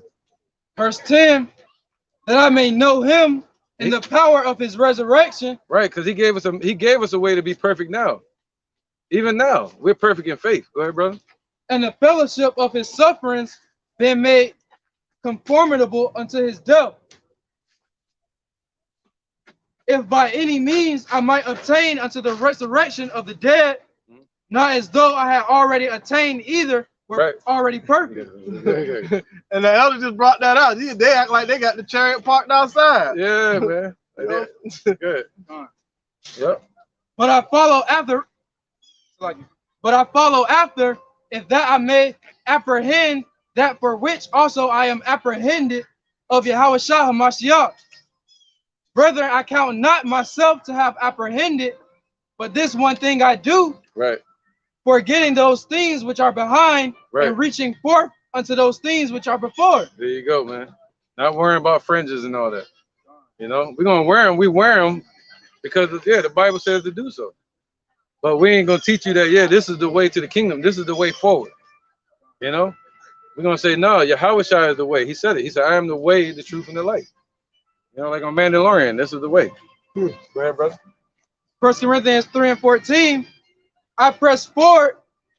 I press toward the mark of the prize of the high calling of Yahushua and of Yahweh and Yahushua HaMashiach. Right. So we're pressing towards that mark of exemption. All right. That's what we're pressing towards. We're pressing towards being forgiven, man. You can't walk up to the Lord and say, "I'm keeping the laws perfect. Forgive me." No, He's gonna destroy you, man. Because you go off one, you go off in all of them. All right. And the wages of sin is death. You know. So yeah, I missed the point on that, but go ahead, keep going. Let us therefore, as many as be perfect, be thus minded. Right. Perfect in faith. That's right. If you want to be perfect, yeah.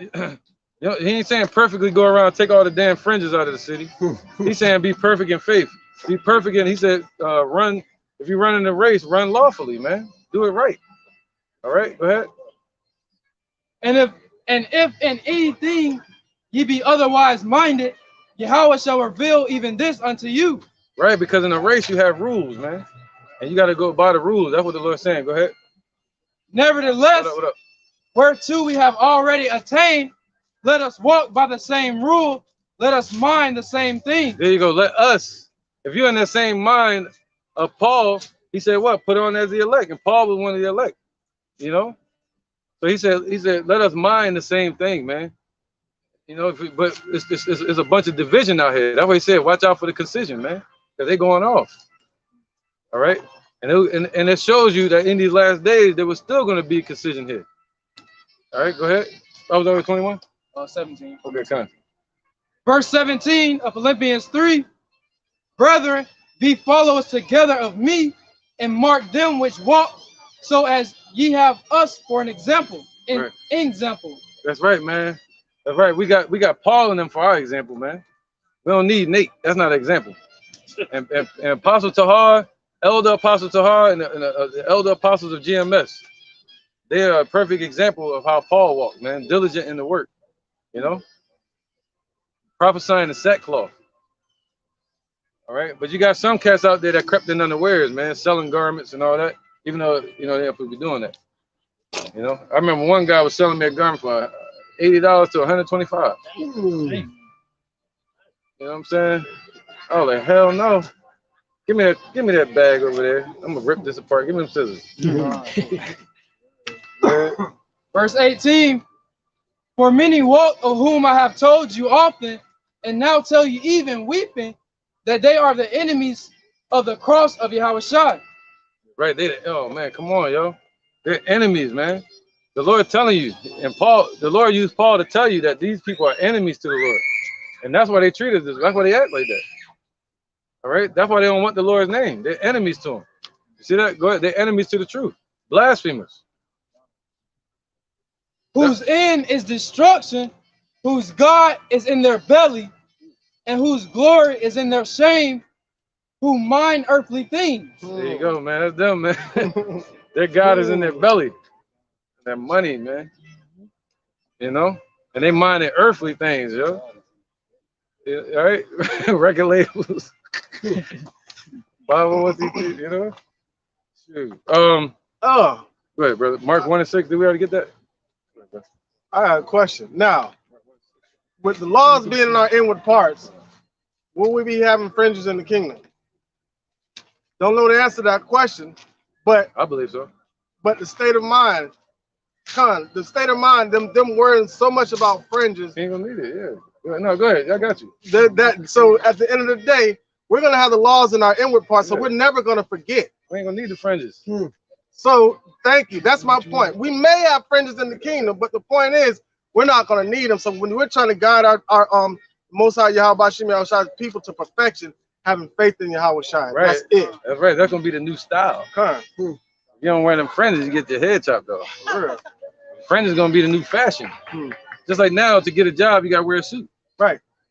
In the kingdom, to deal with us, you're gonna have to wear the fringes and the covenant. And the nation that don't want to do it, they're gonna off with his head. Hey, and one quick statement, like they asked me where my fringes, and I said, "Where's your garment?" Right? They thought I was talking about. They thought I meant like, "Where's your covering?" Yep. You ain't. They don't even understand they're not covered, man. They try to cover themselves under the laws. That's gonna be their doom. Right. Right. Hassan Chop. Right, bro. Just a quick cut. This is 1 John chapter 1, verse 8. If we say that we have no sin, we deceive ourselves, and the truth is not in us. And pretty much IUIC says that we have fallen short, and from time to time we will transgress if we are not paying attention. You know, these bodies are sinful. We have gone against the Heavenly Father. So if you say within yourself that you don't have no sin, you're deceiving yourself and you're lying to yourself. And this is I almost said Esau. This is what IUIC do. You know, they pretty much basically say they don't have no sin because they follow all 613 laws, and that's pretty much impossible in these chains of darkness, this flesh. It's not gonna happen. You know, of course we can follow not eating pork. You know, you give sacrifice. Yeah, we can follow those simple laws, but there's other things that we may fall short at that we may not even know of. You know, IUIC, do you understand that it's a commandment for us to get wisdom by the Heavenly Father? That's a commandment. And they're stupid. You know what I'm saying? So this boasting in the law and saying that you're following all 613, we're gonna say laws or guidelines properly, you're a liar and you're deceiving yourself. That's why you get the moniker or the nickname IUIC. Right, man. Because y'all, I see y'all lying. Yeah, Israelites united in lies. Yep. Yeah, bring that on first. Let me get this. This is 1 Timothy chapter 1, and I'm gonna start at verse 6. From which some, having swayed, have turned aside into vain jangling, desiring to be teachers of the law, understanding neither what they say nor whereof they affirm.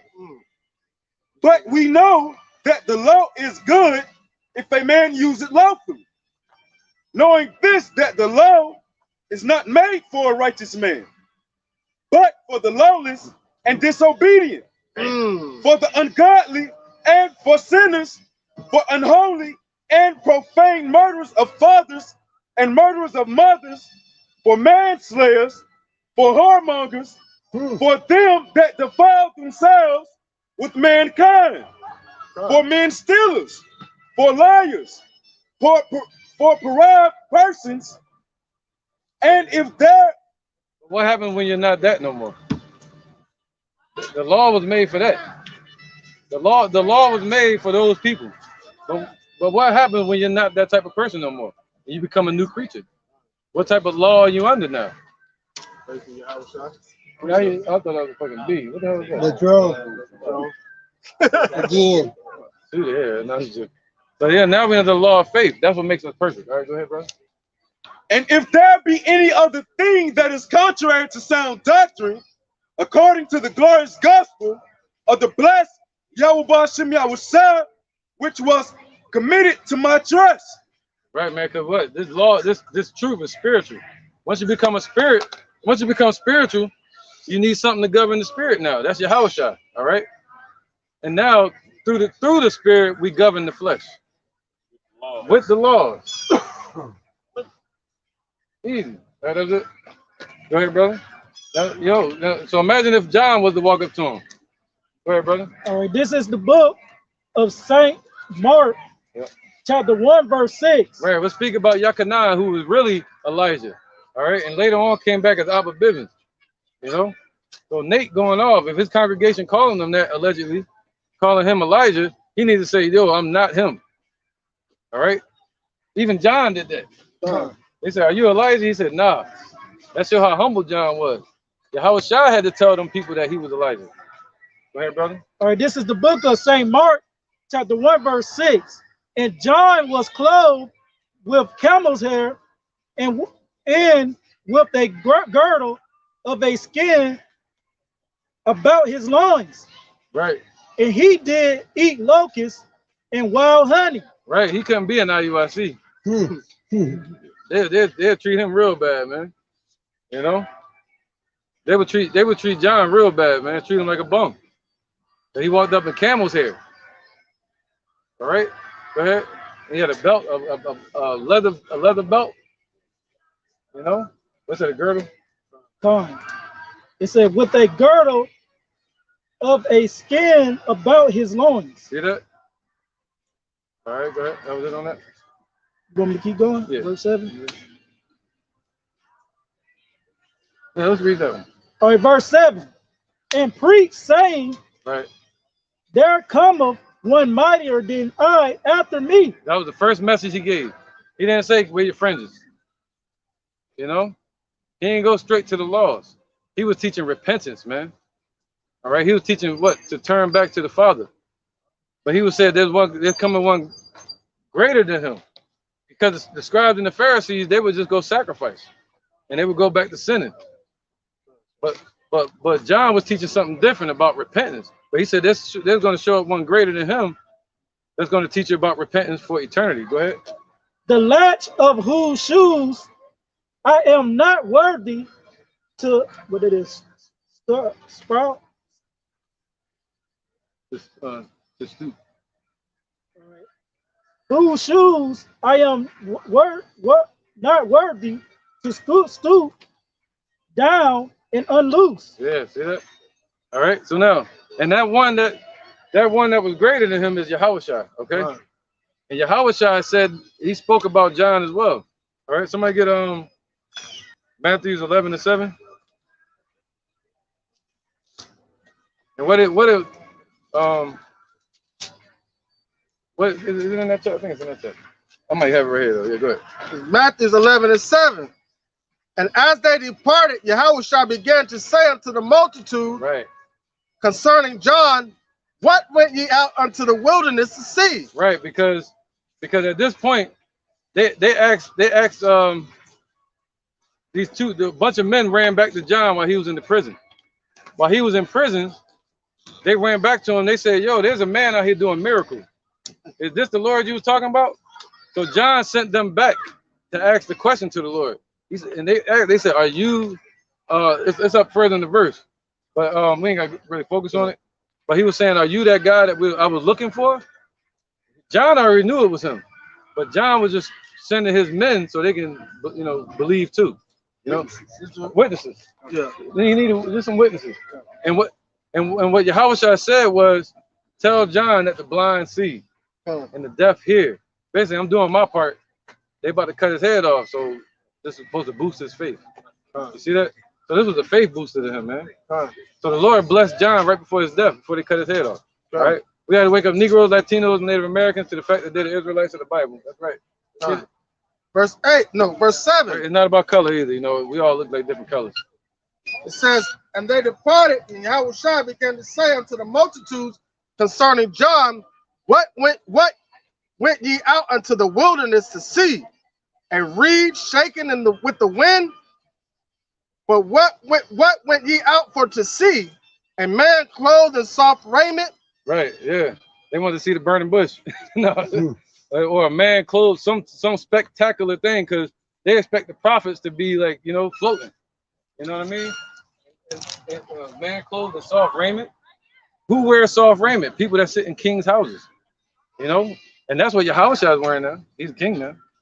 But but it said that John was wearing camel's hair. So people today would have looked at John like a bum. All right, that's why the Lord told us to come out and prophesy in sackcloth. You got to have a garment down to your knees at least, when you're teaching. All right, when you're in this truth, when you come out the camp. Go ahead. It says, behold, they that wear soft clothing are in king's houses. But what went ye out for to see? Right. A prophet? Yea, I say unto you, and more than a prophet. See, John was more than just a prophet. But he humbled himself, man. He lived a humble life. He said how he spoke about Yahweh Shai. You don't hear Nate speaking like that. You see that? How humble is Nate? Nate walking around these glorious garments. What the hell he had on? It was like a Ninja Turtle outfit. Hey, It was like something for Power Rangers. he always wears snake skin or alligator It was like skin. snakes and reptile type stuff, right? You know? Nate the snake. All right. Alligator ain't cheap. Right, that was it on 9. All right. Let's get the so that's what the Lord said, put on as the elect, man. Don't follow after these snakes and fakes. All right, Matthew 7 and 13. It's Matthew chapter 7. Oh, slacking. Chapter 7, verse 13. I know it seemed like it was gonna be right.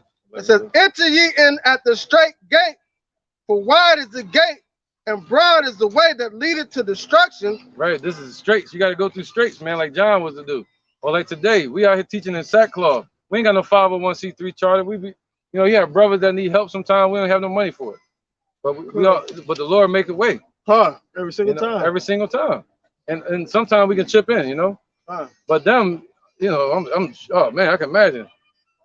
You had a lot of people like that dude Yoradon. He's be getting $10,000, $5,000, $20,000. Like that dude that used to be over there in what was that called, man? Overseas, not Haiti, but Trinidad.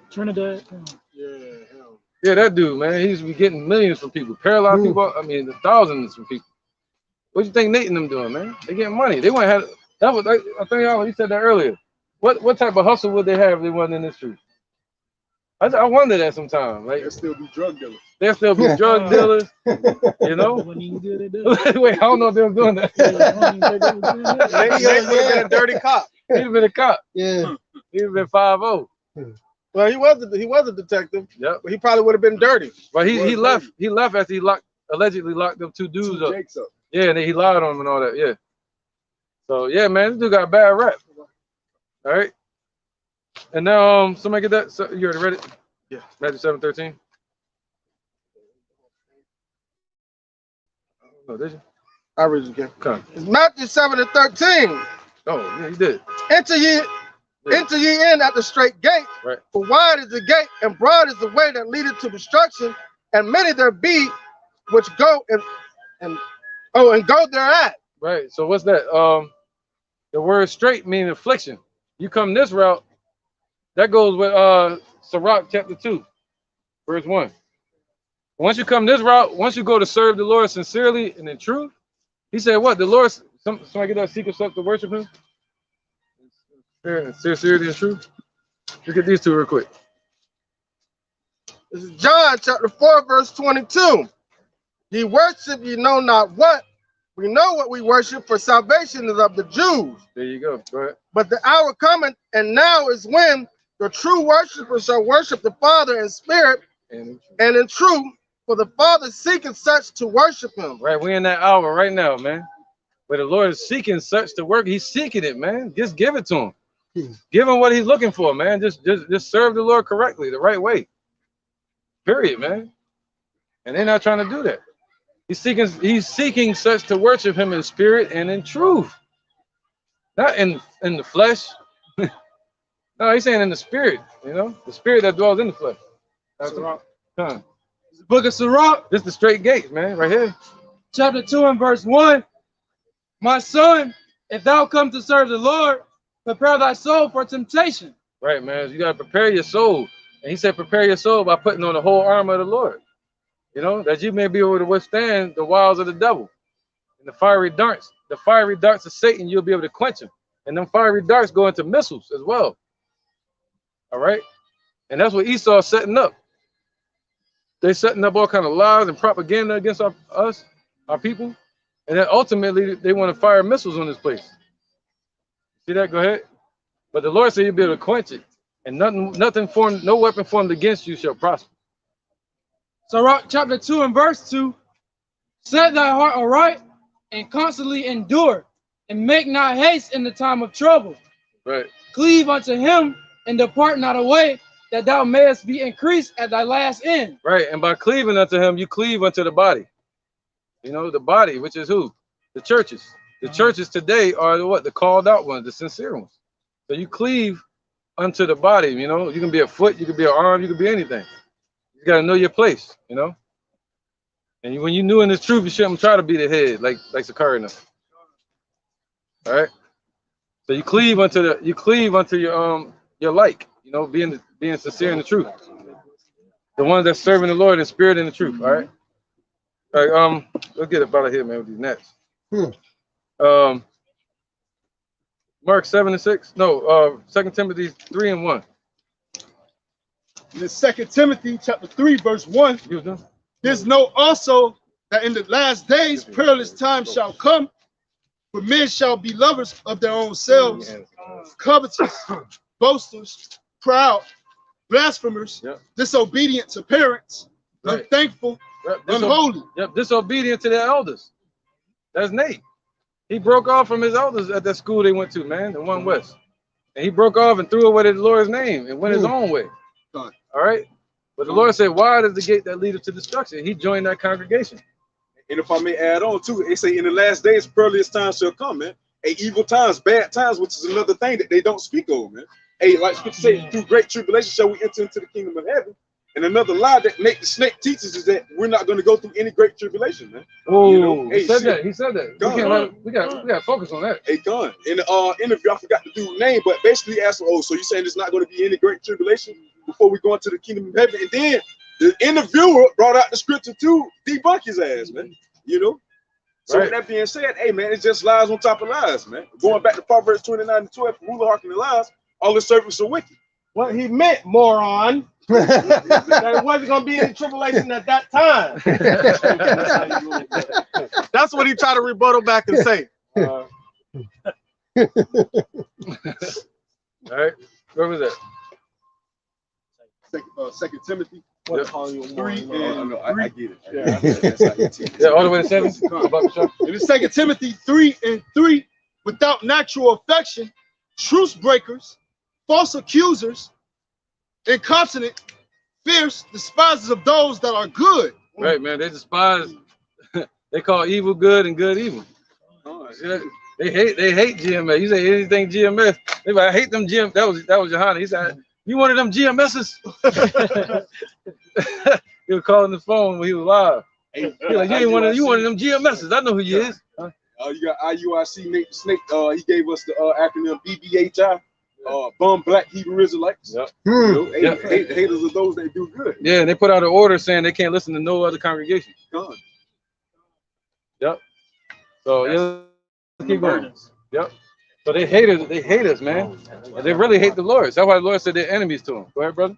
2 Timothy chapter 3 and 4, traitors, heady, high-minded, lovers of pleasures more than lovers of God. That's right, man. They love this world, like the brother Bishop Canuck said a minute ago. His brother Canuck.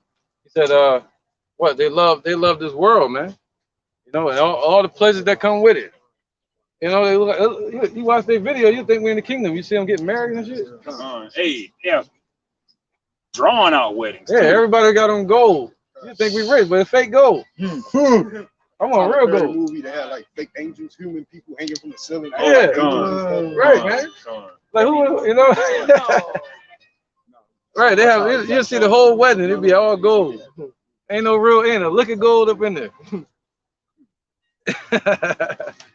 All right, let's get it, brother. And it's 2 Timothy 3 and 6. For this sort are they which crept into houses and lead captive silly women, laden with sins, led away with diverse lusts, ever learning and never able to come to the knowledge of the truth. Right, man. Yep. You heard about a lot of deaths in their camp with the women, a lot of abuse. A lot of women approach me about the abuse that certain members are doing. I'm like, damn. I don't like making accusations, so I don't do no lessons on it. You know what I mean? But they are out there. All right. So they subvert whole households and then they treat, I don't want to say allegedly treating the women like shit. All right, go ahead. Oh, that was it. Always 7, right? All right, come on. So yeah, man, that's them, man. Traitors, heady, high-minded, man. What's that dude's name, man? They call him the lemur, the dude with the big eyes, man. Y'all know what I'm talking about in IUIC. The dude with the big eyes, right, Uriah? All right, it might be him. You know, this dude said the Lord's name could be anything. It could be called Yo Play Yogurt. Yeah, that dude. Yeah. You know what I mean? That was like blasphemy. That was blasphemy, And man. that was similar to what ISUPK did concerning John the Baptist. Right. And they didn't repent of that, man. They ain't put no video out denouncing what they did. You know? Romans 8:1 over to 10. Go ahead, make your point, bro. I would say, but when they do make a blunder, and the true congregation of Yahweh Bashim Yahushua corrects it, instead of them, like the elder was saying, instead of them putting out a video saying that they were wrong, they just try to smooth over it like they didn't say it. Like it never happened. Yeah. Like it never happened. Like Nate, when he was blaspheming in the name of Yahweh Bashim Yahushua, and then he came back with a rebuttal video trying to smooth it over. Yep. You can't doll up. You cannot make blasphemy look good. Once you do it, it's done. Lord gonna blaspheme that ass. And that's spiritual. That's what they do to themselves, putting on that cleaning the outside of the cup, but not the inward side. Right. Right, man. Where we at? Somebody got something? Yeah, kind of all the way to 10. Bring that out real quick, bro. This is Luke chapter 18, verse 19. We were talking about it a lot, so I just wanted to bring it out. So like in Luke chapter 18, verse 9, and he spake this parable unto certain which trusted in themselves that they were righteous and despised other. 2 men went up into the temple to pray, the one a Pharisee and the other a publican. The Pharisee stood and prayed thus with himself, God, I thank thee that I am not as other men are, extorters, unjust, adulterers, or even as this publican. I fast twice in the week. I give tithes of all that I possess. And the publican, standing afar off, would not lift up so much as his eyes unto heaven, but smote upon his breast, saying, God, me merciful to me a sinner. Yeah, break it down, brother. Gone. And so this Pharisee saying that, oh, I do all this, I'm better than he is. Even through the neighbor under the bus. And that's wickedness. Boasting against the branches. Because if you truly humble yourself, you'll know that you are but a speck of dust to Yahweh Shem Yahushua, and you would feel powerless, and you wouldn't want to lift up your eyes unto heaven as well. And the scriptures also say that. Go ahead. No. I was just agreeing with you, and I got into not necessarily debate, a conversation with an individual, and I was just basically like, "Yo, you don't matter. We don't matter. Oh, I do matter to the Lord. You ain't gonna tell me I don't matter to the Lord, man. All that kind of stuff." But at the end of the day, what I was trying to understand, the spirit is within us that matters, because that fleshly person on the outside means nothing. This flesh is going to perish. We need to be concerned with the spirit being transitioned to the new flesh. So then we realize that we don't matter. Look, what did he say? I could raise up rocks to worship me. You know? Right, man. That's why you say take the humble route. Take the road less traveled. One more verse. Verse 14. I tell you, this man went down to his house justified rather than the other. For everyone that exalts himself shall be abased. And right. Esau exalted themselves. And even amongst our people, they exalt themselves, man. Like these celebrities. They become, like Apostle Ryan did a lesson on it a few weeks ago about these entertainers and these celebrities.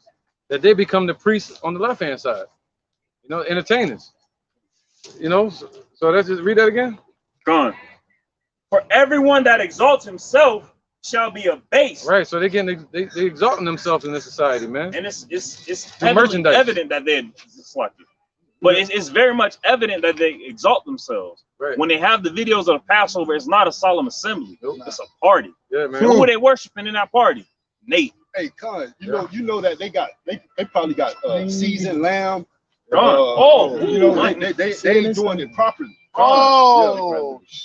Allegedly. Yo, no, this is fun. They ain't even hasty. Look, hey, did you see the video of the Passover? He said, everybody line up and get in order for the prayer. And then they said the prayer, everybody got quiet. And they was like, oh, here go the prayer. And I was waiting for them to say like Jesus or something. And they're like, Mother down the sea, Mother did the sea. They're doing the army chant. Yeah, they did the whole damn chant, and after that, they're like, "All right, come on, let's move on to the next day." Where the prayer? What happened to the prayer, man? I wanted to pray. Where the prayer at? They're like, hey, the sun is to the left, right, right. Oh, that was their prayer, man. That was their prayer. I'm gonna do a lesson on it so everybody can see it. And he that humbleth himself shall be exalted. Yeah. So if you exalt yourself, you're going to be put down. But if you're already at a lower state, which we all are, all of us are, especially in this society, we call ourselves trying to be righteous, then we're put low. You're going to be exalted. Right. If you humble yourself before Yahweh Shem Yahushua. Right. Anything that's prideful, the Lord said He's gonna meet you with pride. Yep. Anything that's lowly, He's gonna meet you with mercy. He's gonna raise you up, raise us up. All right. So it's better to take the low route. The Lord saying, "Get low. I'm about to flame the place." Cry now, laugh later. That's right, man. Well, laugh now, cry later. No, in this society, they're laughing right now because they're in league with the world. Right now, we're crying in mourning. Got you. Yeah, that's backwards for us. Yeah. I got you. I'm with you, brother. Romans 8:1 out of 10. God bless you all. All right, This is the book of Romans, chapter 8, and verse 1. There is therefore now no condemnation to them which are in Yahweh Shah Mashiach. Right, man. So ain't no condemnation to the men of the Lord that's in the truth, man. You got to know this. All right. So, but they act like they don't have no condemnation, you know, because they got the fringes. They got all the fringes in the damn city. Go ahead, brother. God, it's a famine on Fringes. It's a famine on Fringes because a lot of Iuic. They hoarding all the fringes. Oh man. And in that day, the fringe famine because of Iuic. Thanks for y'all. They're not storm or they ain't hoarding all the food for the herd. They hoarding all the fringes. Yeah, they got fringes on everything. Wait a minute. That might be some truth on that. Since they say fringes gonna get you salvation, they holding all the salvation and they were hiding it from the people. This is back in Romans 8:1. Mm-hmm. There is therefore now no condemnation to them which are in Yahweh Shah Mashiach, who walk not after the flesh, but after the spirit. Right, we're walking after the spirit, man, not the flesh. Okay, go ahead. For the law of the spirit of life in Yahweh Shah Mashiach. Whoa, what? The law of what? Of the spirit of life. Whoa, so that's the law. That's the law of the spirit of life. See that? So we're not focused on the flesh. And in that spirit, the law of the spirit of life, there is no condemnation. As long as we walk correctly. But when you say you're keeping the law perfectly, they condemned already. See that? Go ahead. Interjection? No, after this. Okay. Go ahead, bro. It's Romans 8:2. For the law of the spirit of for the law of the spirit of life and Yahweh Shah Mashiach have made me free from the law of sin and death. Right, man. See that? That faith in the true spirit of life is gonna lead you away from sinning, man. You see some pork, you ain't gonna eat it. See what I'm saying? You see a man's wife, you're not gonna talk to her because the spirit of the Lord is within you. All right, leading you correctly. And if you go off, you're gonna look to the law. You're gonna look in the Bible in the spirit of truth, and you're gonna go through the laws. And you're gonna say, all right, yeah, I'm gonna make sure I'm doing that correctly. You know, and that's why Yahweh Shai said it. I came not to break. Let's get that. Matthew, I think it's 5. I get a quick interjection. Yeah. This is Galatians chapter 3, verse 24. Wherefore the law was our schoolmaster to bring us unto a Mashiach, that we might be justified by faith. But after that faith is come, we are no longer under a schoolmaster. So oh wow. You just said everything we just talking about. Right, because but wherefore right. The law is our schoolmaster. So we make sure we conduct ourselves in that manner, but that we might be justified. But that we might be justified by faith. Man. Because if you have faith the size of a grain of a mustard seed, you shall move mountains. Right. If you got fringes on, you're supposed to be able to move mountains. Oh, bro, you can. Hey, you go like this to the mountain. Right. Yeah. And those that believe in Yahweh Shai are justified already. Right. See that? Damn, that was on point, man. The laws is our schoolmaster, right? So it's what? To teach the flesh how to be righteous. God damn. The spirit is willing, but the flesh is weak. So now that Yahweh Shai is sitting on the right hand of the Father, and his spirit was poured down here on his elect, that becomes our teacher of righteousness. Right. Yep. That's called graduation. Done. Because school, if you look at a school of fish, that was Israel as a nation. But now you have to have some that graduate from that. You know what I mean? Done. And that's what the elect have done. The elect have graduated to another level.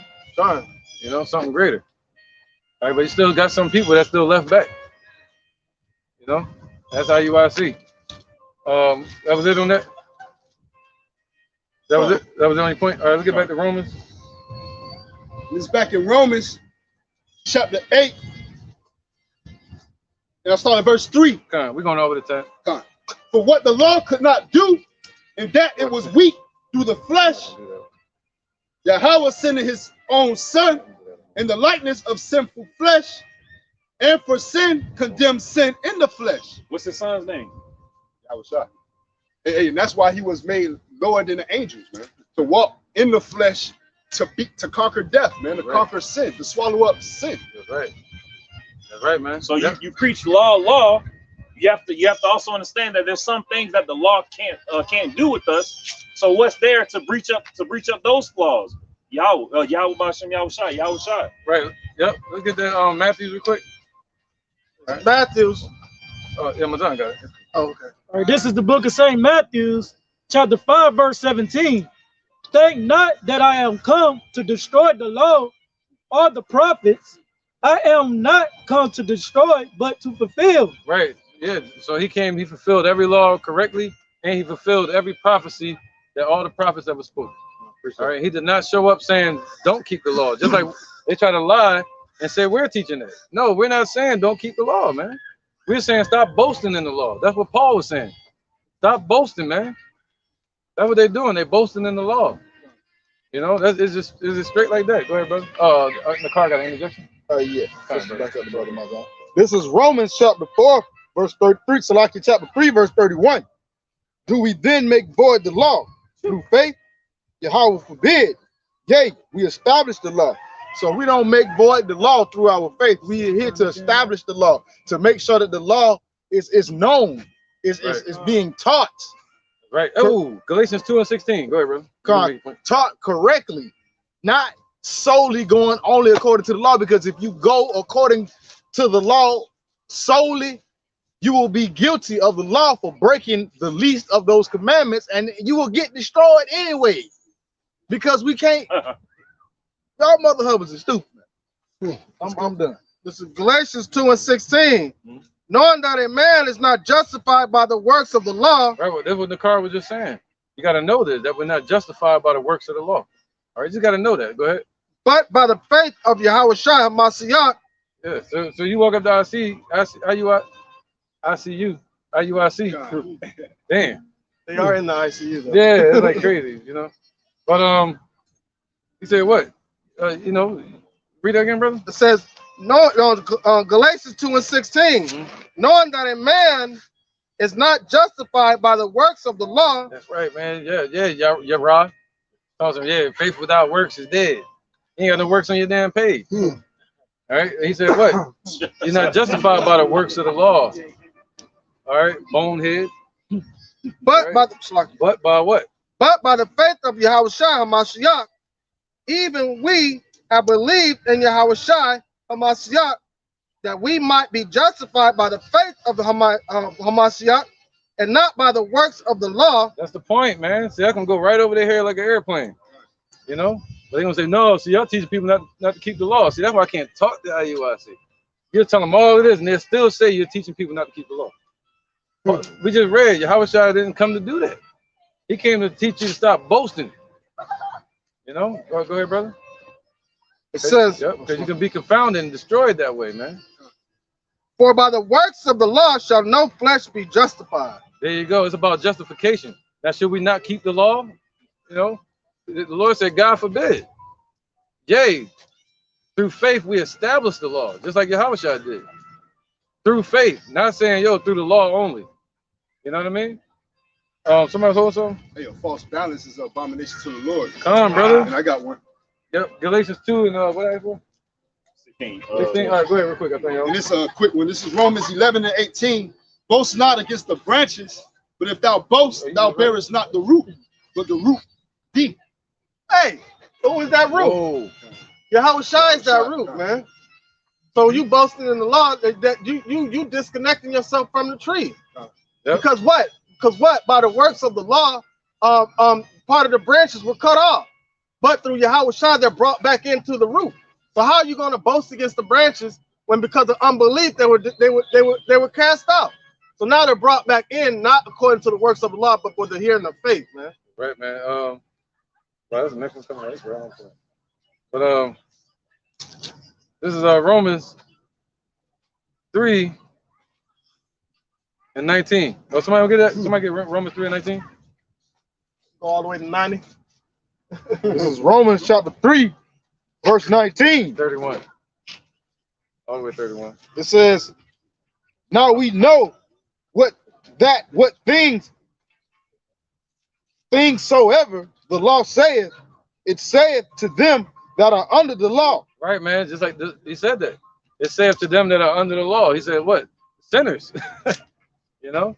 But the Lord said he is you're justified if you believe in Yahweh Shai. All right? Go ahead. So those that claim to be, yeah, I'm under the law, I'm not under this under Yahweh Shai. Right? Go ahead.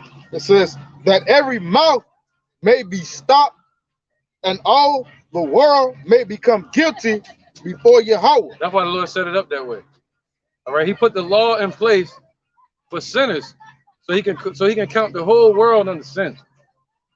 And through that, you have to turn to him to be perfect. All right, without that law there, where was sin? You know? So he put the law there just to show that how imperfect we are. Like a reflection in our face, man. Go ahead, brother. Verse 20. And to show his purity, his perfection. Go ahead, brother. It says, therefore, by the deeds of the law, there shall no flesh be justified in his sight. Period, man. All right, so we're not saying don't keep them. Live in the law. All right, but don't go around boasting, saying you're going to be saved by the law. All right? Because no man and no flesh is justified by the law. Period. Go ahead, brother. It says, that's the end of the conversation. But with them, you have to keep going to try to prove the point. It says, for by the law is the knowledge of sin. Right, so there you go. See, without the law, we would have no knowledge of sin. See, the law was our schoolmaster. It taught us what sin was. All right, go ahead. Verse 21. But now the righteousness of Yahweh without the law is manifest, being witnessed by the law and the prophet. Being witnessed by the law and the prophet, the same one that Yahweh Shai said he didn't come to do away with. All right, and it's witnessed by the law and the prophets. Okay, read that part again. I won't lose no point on it. It says, but now the righteousness of Yahweh without the law is manifest. Right, the spirit of truth, the spirit of Yahweh Shai, him sacrificing himself on the cross for us. That's our righteousness. Let me look at it. He said, go ahead. It says, oh man, so he's revealing what our righteousness is now. He said in the flesh, our righteousness is as filthy rags. So what type of righteousness could we have right now? Revealed through Yahweh Shai. God. It says, being witnessed by the law and the prophets. Verse 22. Yeah, come on, bring that power, brother. Even the righteousness of Yahweh, which is by faith of Yahweh Shai HaMashiach, unto all and upon all them that believe, for there is no difference. For all have sinned and come short of the glory. Right, somebody speak on it real quick. So basically, all have sinned. That's right. Now go ahead, bro. No.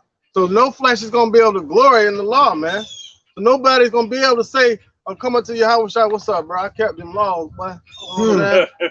I ain't, you know what I'm saying? You ain't even have to go up there on that cross. I had you. You feel me? Can't nobody boast on that, so you can't glory in none of that. So the Lord made a way for us to come back to him through hope. And that hope is in faith in Yahweh Shai. Right. Hey, this is Jeremiah 23:6. In his days, Judah shall be saved, and Israel shall dwell safely. And this is the name, and this is his name, whereby he shall be called the Lord our righteousness. See that? So he's our righteousness, and he's doing that now. He's setting it up to where he's our righteousness, not our own. Precept. All right, that's prophecy, right? That was prophecy, man. Going back to Jeremiah. All right, go ahead, brother. And this is 1 John chapter 3, verse 23. Right. And this is his commandment, that we should believe on the name of his son, Yahushua HaMashiach, and love one another as he gave us commandment. Hey, you know, just to further back that up, man. Hey, the way of salvation and the way of righteousness is through the Lord Yahweh B'Shem Yahushua. In order to attain that way of salvation and righteousness by calling upon his name, you know, going back to Romans 10 and 13, for whosoever call upon the name of the Lord shall be saved, man. And also dealing with the law, statutes, commandments, commandment, call upon his name. So therefore, by you saying his name, is not giving you all just in a big ball of bullshit, man. You ain't gonna be able to get out of it, man. Also, hey, let those that name the name of the Lord depart from iniquity. So therefore, you're gonna have your ass down here swimming in the fiery pit, man. Right, go ahead, brother. And then we're gonna go back to Romans. This Judges chapter 10 and verse 14 or 13. Yet ye have forsaken me and served other gods, wherefore I will deliver you no more. Go and cry unto the gods which ye have chosen, let them deliver you in the time of your tribulation. Wow. Let's let them laws deliver you in the time of the tribulation. Jesus. Come on. They still calling by they still calling on the name Baal. So the husband, Yahweh's not going to send the husbandman to deliver IUIC. They're not part of the bride, all right, unless they repent and leave that congregation, man. All right. So the Lord gonna leave them and say, yeah, no, call on that Jebus name. Call on that. Call on Jebus Christian. And let's see who's correct. Yeah, let's see who's correct. Call on Nate. Yeah, that too. Yeah. A lot of them probably would. Yeah, they do that too. You talk to them like, they call him and shit. Yeah. And then he'll be like, don't talk to him. Hey, you gonna be like with that Ricky Bobby on Talladega Nights when he thought he was on fire. Tom Cruise. He call on everything. That boy called everybody but the Heavenly Father. Yeah, hey man, that Labyrinth, that's a good movie, man. You only speak English. Oh, thank you. All right, thank you, bro. All right, yeah, no offense. I wouldn't think. All right, no, yeah, that's a good one, man. That's good shit. Romans. Yeah, Romans. It's back at Romans chapter 8, in verse 4, that the righteousness of the law might be fulfilled in us. We'll read up a little bit. Verse 3.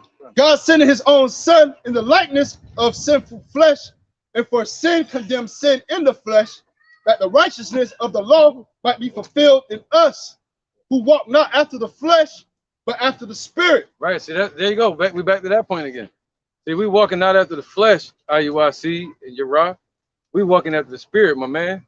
All right. And that's the whole difference, and it does matter.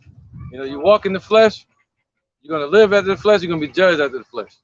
You walk in the spirit, you're gonna live after the spirit and conquer the flesh, man. Through the spirit. You see that? All right, that's why he told the Jews, he said, I'm gonna deliver them. I forgot what he said to them, but then he said to the Gentiles through faith. All right, through faith, they're gonna conquer the flesh. You know? It's back. All right, come on. So they couldn't imagine that. They try to come into the truth, and you say you got to keep the laws perfectly. They'll bow out. They'll bow out. So you say, hey, believe in Yahushua, believe in the truth, and then you hit them with the laws along the way. Hey, stop eating pork, stop eating lobster, stop doing it. You know, and it builds up at the time. All right. See, a lot of people turn away from it because they feel like they can't keep the laws perfectly. You know, so we have to give them some type of hope. Yahushua is that hope. He's the hope. All right, go ahead. It is back in Romans. You know, you want to pass it off. Anybody can grab it. Yeah, all the way to 31. So, you know, help them out. I'm in verse 5. This Romans 8 and 5. But they that are after the flesh do mind the things of the flesh, but they that are after the spirit, the things of the spirit. Oh, you still in Romans 8? All right. Okay, yeah, we're going all the way to 10. All right. For to be carnally minded is death, but to be spiritually minded is life and peace. Yep. Because the carnal mind is enmity against Yahweh B'Shem Yahushua. Yeah. For it is not subject to the law of Yahweh B'Shem Yahushua. Right, because what did he say? The Most High said he's looking for those to worship him in spirit and in truth. If you're dealing with the flesh, you're at enmity with the Lord right now. You know, all right, dealing with things of the flesh. Go ahead, brother. For it is not subject to the law of Yahweh Ba'ashim Yahushai, neither indeed can be. So then they that are in the flesh cannot please Yahweh Ba'ashim Yahushai. But ye are not in the flesh, but in the spirit. If so be that the spirit of Yahweh Ba'ashim Yahushai dwell in you. Right. Now, if any man have not the spirit of Yahweh Shai Mashiach, he is none of his. Wow. So, hey, like we say, wide is the gate that leads to destruction, man. Hey, they got so many IUIC members, they can fill up this whole field right here. I was just in Jacksonville. Yeah, man. Yep. Yeah, they marching like a whole army. But it's the army of the dead. Yeah. It's funny. But, yep. Verse 10. And if Yahweh Shai Mashiach be in you, the body is dead because of sin, but the spirit is life because of righteousness. Right, man. See that? So if the Lord be in you, you know, the body's gonna be dead because of sin. You're gonna conquer the flesh. You see that? All right. You're gonna conquer the flesh, man. That's what Paul said. He said, "I keep under my body." You know, he every day he wrestling. He keep it focused, you know, through the spirit, man. All right. And you gotta tell others to do the same. And you gotta tell them that a just man falls 7 times. You're not gonna be perfect in the flesh, but you're gonna be perfect someday. The Lord gonna make us perfect. He's gonna give us new bodies. You know, we're gonna have everything right. We're gonna have garments made of stardust. You know, diamonds and stuff like that, man. He said, what? Those that sit in soft raiment, they're in king's houses. That's what we're gonna be wearing in the kingdom. All right. That's why when you see Yahushua in Revelations, he was wearing a robe. Abba Bivin said he saw him. He was wearing a blue robe. You know, he said he's wearing a girdle around his waist. You know, so warriors, they wear girdles around their loins so they don't get hit in their loins. But a king, they will wear, once you get on the royalty, they wear like a prince, you know, a girdle, you got the whole princely gear, you know what I'm saying? And that's what we're going to be wearing, man. And yes, I would love to have fringes on mine. Period. You know what I'm saying? Everything that's Israel, yeah, I want it in the kingdom. I don't want no tuxedo.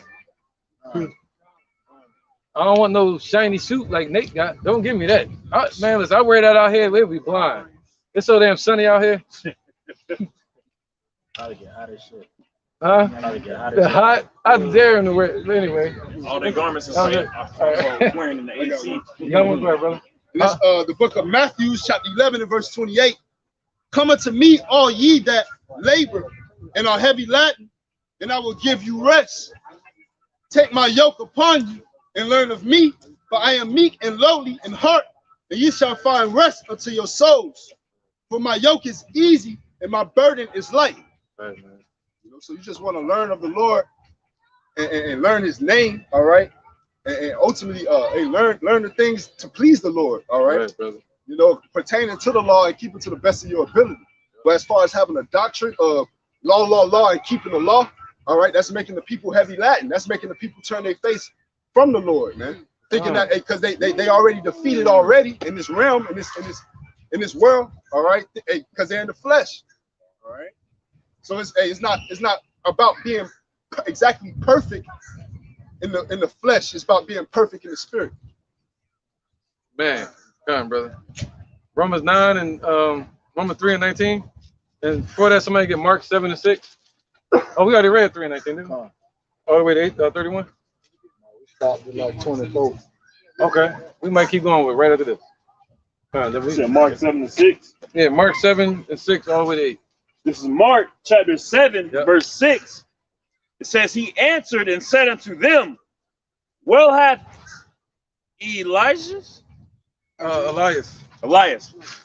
He answered and said unto them, well hath Elijah's. Basically Elijah. Okay. Elijah prophesied of you hypocrites, as it is written, this people honoreth me with their lips, but their heart is far from me. We went back to that again. As you go out there, you see IUIC, they're honoring the God of the Bible with their lips, but their heart, where wisdom is supposed to dwell, is far from the Lord. Far from him, meaning in darkness. See that? Go ahead. Howbeit in vain do they worship me. In vain they're worshiping him, man.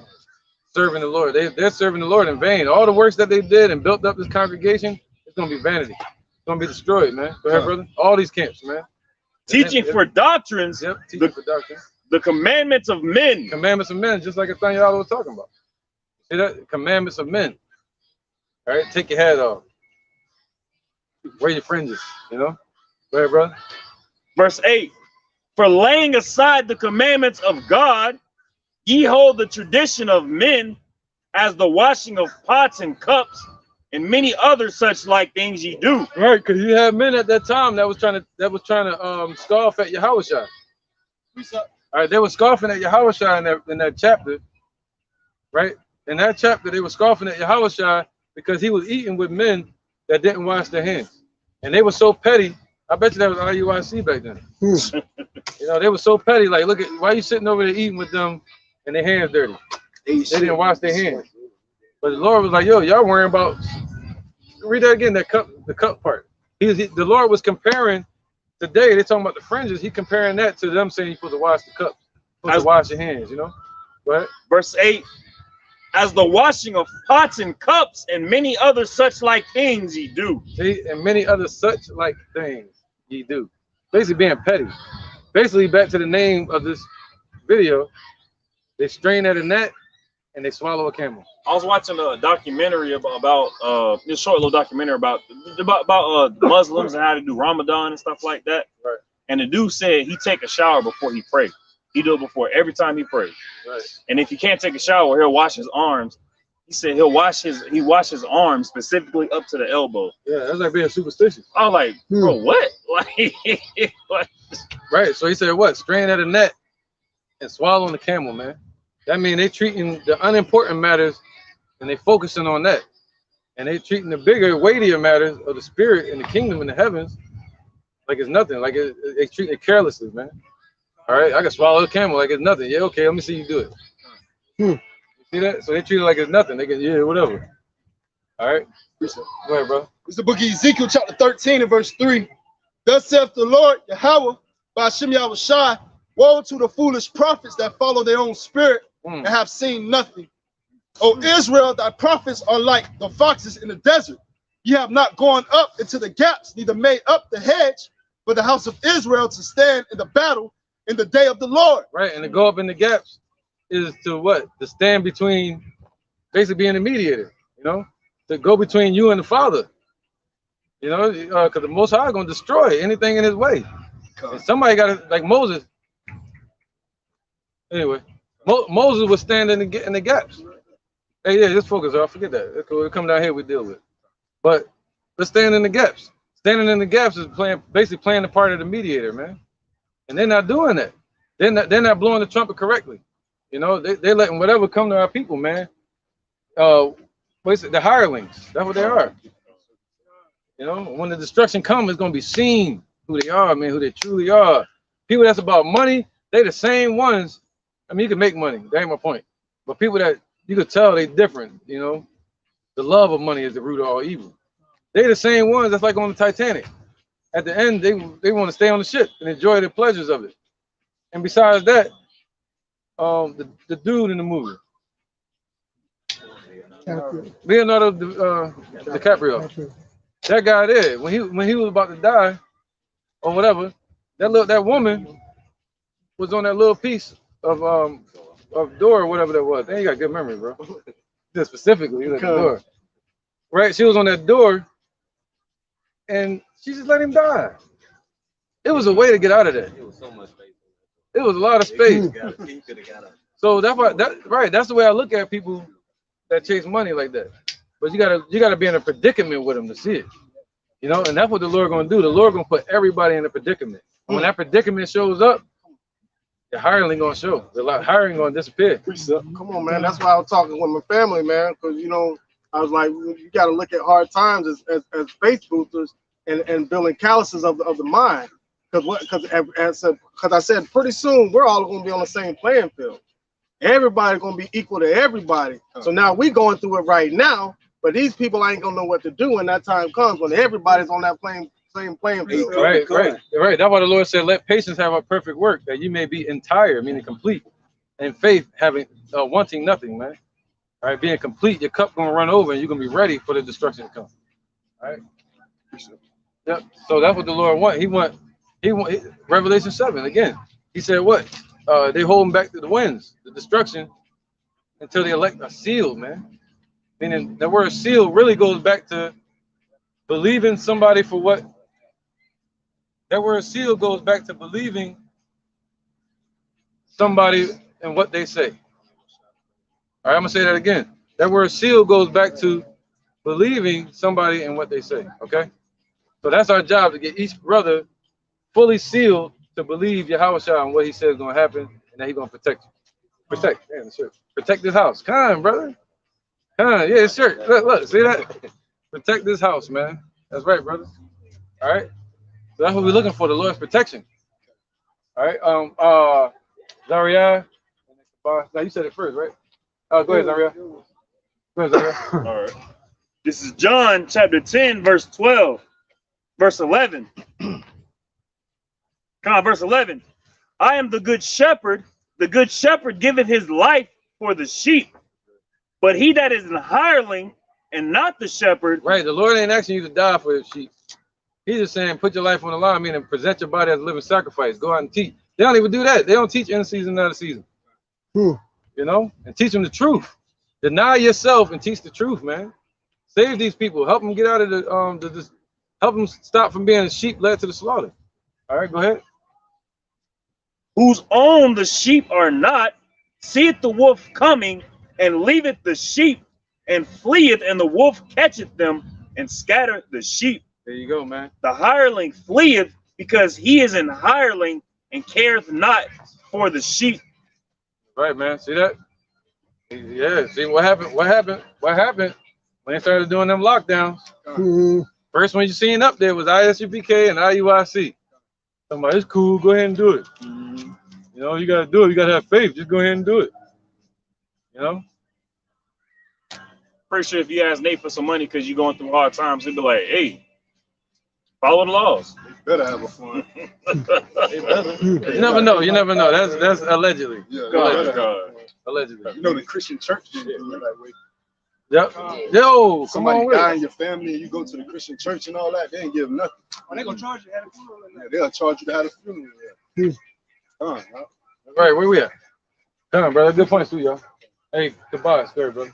This is Proverbs chapter 16, verse 18.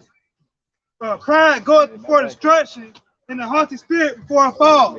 So pride, you feel your pride raising up, you feel your check engine light turning on. IUIC check engine light on. Cause they so proud. They putting their suit on, they in the casket. They don't even know. Speaking of funeral.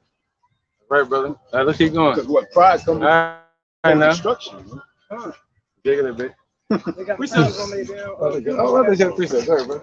This is Jeremiah I wouldn't be 17. surprised. I believe it. This is Jeremiah 17:5. It says, "Thus saith the Lord, cursed be the man that trusteth in man, and maketh flesh his arm, and whose heart departed from the Lord." And our people, they full of pride. They full of pride. They full of worshiping men's doctrines, man. You know, and also falling after the wickedness of the world. Right. It says, "Cursed be the man that trusteth in man." Like the scripture says in Isaiah 31:1, it says, "Woe to them that go down to Egypt for help." You know, they're trusting in the strength of men instead of trusting in the strength of Yahweh Shah, man. That's right, man. That's right. Hey, let's finish that up. IUIC gonna start sounding like Islam. The honorable Nathaniel gave us this truth. Right, they did the same thing with Islam. You're right. Yeah. They don't say the honorable Allah. They say Elijah, Muhammad. They say the man. They give more praise to the creation more than the creator. Well, yeah. Allah is not a name. Come on. That's just a title. But where we at? Romans chapter 3. Romans 8. Romans 3. And he was going to start on 24. Come on, let's do that. All right. Let's do that. Close it out. Any more precepts too, after that. This is back at Romans chapter 3, verse 24. It says, "Being justified freely by his grace through the redemption." Right, freely. There was nothing we can do for it. We didn't do anything for it, Yahweh Shah gave his life for us. He gave it to us freely, man. That's a gift. All right, that's the gift. To give you something freely, that's grace. To give you a gift for something that you didn't deserve, that you did nothing for. So us having a chance of salvation, that's given to us freely, man. Go ahead. And justification, that means the Lord's name. He said, it's in the prayer. He said, anybody asking the Lord for wisdom, ask the Most High. He'll give it to you, because he upbraideth not, meaning he ain't keeping it away. You know, he give it what? Freely. You know, ask the Lord who giveth freely and upbraideth not. Now, upbraided means to keep away. So he's like, yo, it's open to you. The door is open. But they don't want to tell nobody that, man. Go ahead, brother. God, it says, being justified freely by his grace. Right. Not keeping the laws perfectly. God. Through the redemption that is in Yahweh Shai HaMashiach. Right, man. Yep. That's where we get our justification from. Not the keeping of the laws. We love the laws, but we ain't justified by it. That's just a fact, man. You know, go ahead. Verse 25. Yeah, I would hate to talk to an IUIC member, man, because they ain't gonna hear none of this. Exactly. I don't want to talk to them.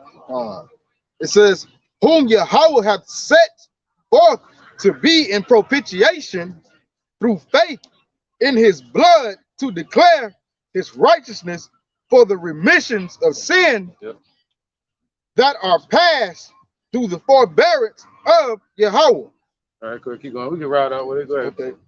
It says, to declare, I say, at this time, his righteousness. What? See? To declare at this time his righteousness. All right? And now, not our righteousness, but to declare his righteousness. What did I say? A cherry or something? I want in. Let me know. I'm searching. All right, go ahead. It says, yeah, a bunch of Nimbus clouds, though. To declare, I say, at this time his righteousness, that he might be just and the justifier of him who believeth in Yahweh Shai. There you go, man. All right, so that's how we're justified through Yahweh Shai, man, period. All right, go ahead. Let's go through it. God, it says, where is... Where you at? Verse 27. All right, let's run through it. Yeah, it says, where is boasting then? Right, where is boasting at, IUIC?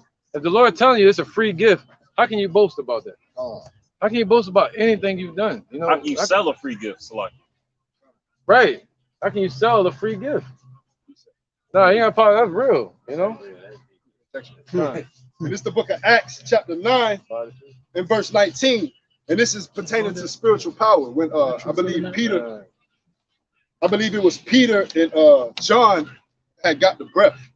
And it's Acts 9 and 19 saying, give me also this power that on whomsoever I lay hands, he may receive the Holy Spirit. But Peter said unto him, thy money perisheth with thee, because thou hast thought that the gift of Yahweh may be purchased with money. You know, and that's how these carnal 2/3 of our people think it is, man. Gain is godliness. They think they can purchase and buy into what the Lord is giving, but it's ultimately a gift spiritually. But that was another dude that was teaching right around the time Peter and them were teaching, but he had a lot of money, right? But he didn't have the power that they had. He couldn't do the things that, because he had a little movement too, but he couldn't do the things that they were doing. So he saw how the people were cleaving onto Peter.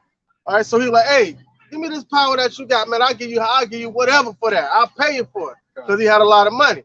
But Peter like, man, come on, man. You already done fucked up because you think the money gonna get you what you need to get.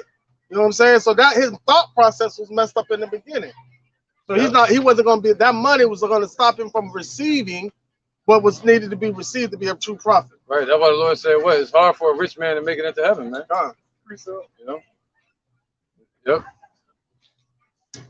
This is Beckett. What was it? About this, say that. Oh, bring this out real quick. Real quick. All right. This is the book of... This is the book of Proverbs, chapter 23, verse 23. Right.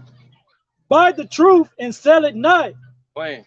Also wisdom and instructions and understanding. That's right, man. See that?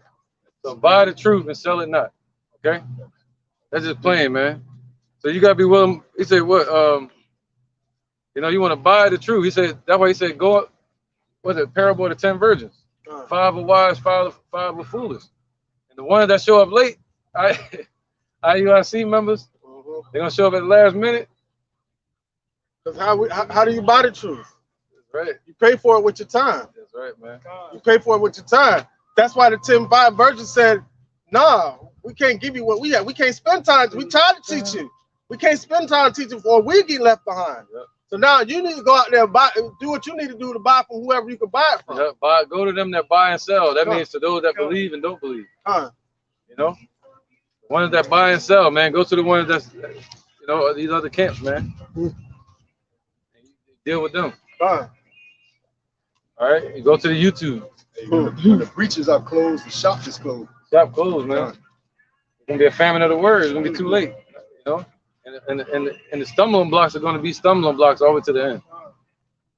That's it. They set there to be a stumbling block and to separate and make a sift amongst Israel. So they're gonna be there for that sift. You know, as long as like ICGJC, the comfy dude. The Lord destroyed their leader, man, and scattered that whole camp. All right. If the Lord, yeah, you want Nate to be destroyed. No, we don't. But we do want wickedness to stop. You know, how the Lord stops the wickedness is He destroys it. This dude was calling himself the Comforter, walking a thin line, buddy boy. Calling himself Elijah. Next thing, I'm the Lord. I mean, well, they do got that picture. I don't know if somebody else did it, where they got him and the other dudes talking about the Father, Son, and the Holy Spirit. I did a video on that a while back. I ain't got the picture, but I did a video on that a while back. He's playing with fire, man. General Yohana. And then when he did this, real quick, he called General Yohana calling himself the next thing under God. Mm-hmm. Go ahead, brother. When they were doing the Nathaniel's back for being sick, they had a halo around and said making him look like Greek deities. They had them lit up, looking like Cesare Borgia. Right, man. Those halos with our afros. You know, you look at all the old pictures on the you look at all the old pictures on the what's it called, the catacombs. They all got the afro, man. The light behind them, you see that glow. You know, yeah, I'm gonna have my halo.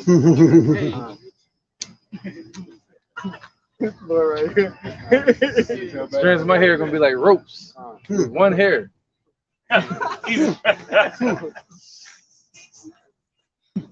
So yeah, now the halo is spiritual. You know, I'm kind of being sarcastic, but the halo is gonna be the elect glowing, man. You know, he said those that lead many to righteousness shall shine like the firmament of heaven.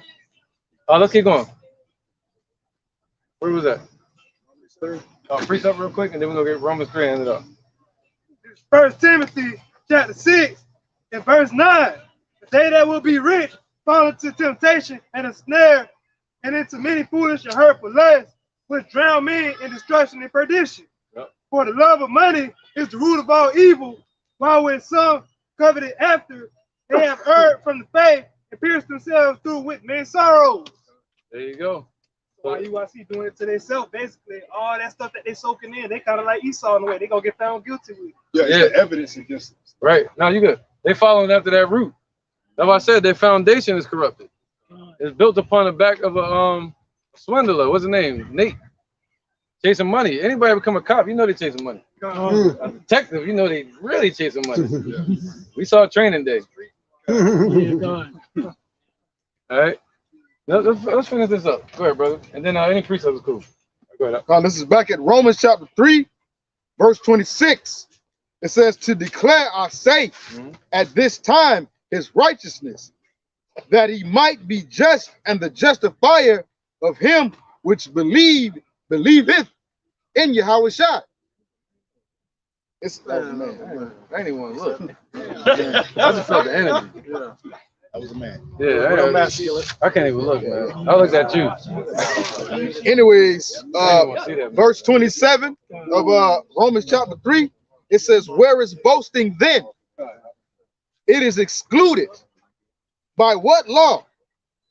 Of works? Nay, but by the law of faith. Therefore, we conclude that a man is justified by faith without the deeds of the law. There you go. So we justified by faith without the deeds of the law, man. All right. You got to know that. Does that mean don't keep the law? Keep going. It says, verse 29, is he the God of the Jews only? Is he not also of the Gentiles? Yes, of the Gentiles also. Oh, so right. No, good. So understanding that, because if it was just justified just only by the law, how are those that weren't going according to the law, that were blind to the law at that time, that were in a Gentile state of mind, how are they going to be brought back in? All right, so they made a way for them to come back in through Yahweh Shai, man. Right. Did somebody read Galatians 2 already? 16. Yeah, go, you read 17 too? I don't think I read. No, 17. no, I don't think so. Yeah, let's go to 17 real fast and interjection. And this is the book of Galatians, chapter 2, and verse 17.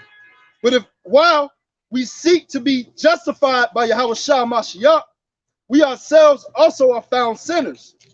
Is therefore Yahweh Shah Mashiach the minister of sin? Yahweh forbid. See that? That's the point. See, Yahweh Shah is not the minister of sin. He came to teach us how to keep the law. And he kept the law perfectly. But he wanted to tell us, like, yo, stop boasting, man. He mainly was cutting the circumcision, saying stop boasting against the branches that were broken off, because they could be grafted back in. You know, stop telling them they got to be circumcised to be grafted back in, because that ain't going to get them saved no more. That's not going to be able to bring them back into the sheepfold no more. All right? All right, man. Howdy doody. Tiddly doodly, neighbor. All right, let's keep going. Quick interjection. Yeah, come on, brother. And it's Romans 11 and 19. God would say then, the branches were broken off that I might be grafted in. Well, because of unbelief, they were broken off. And thou standest by faith.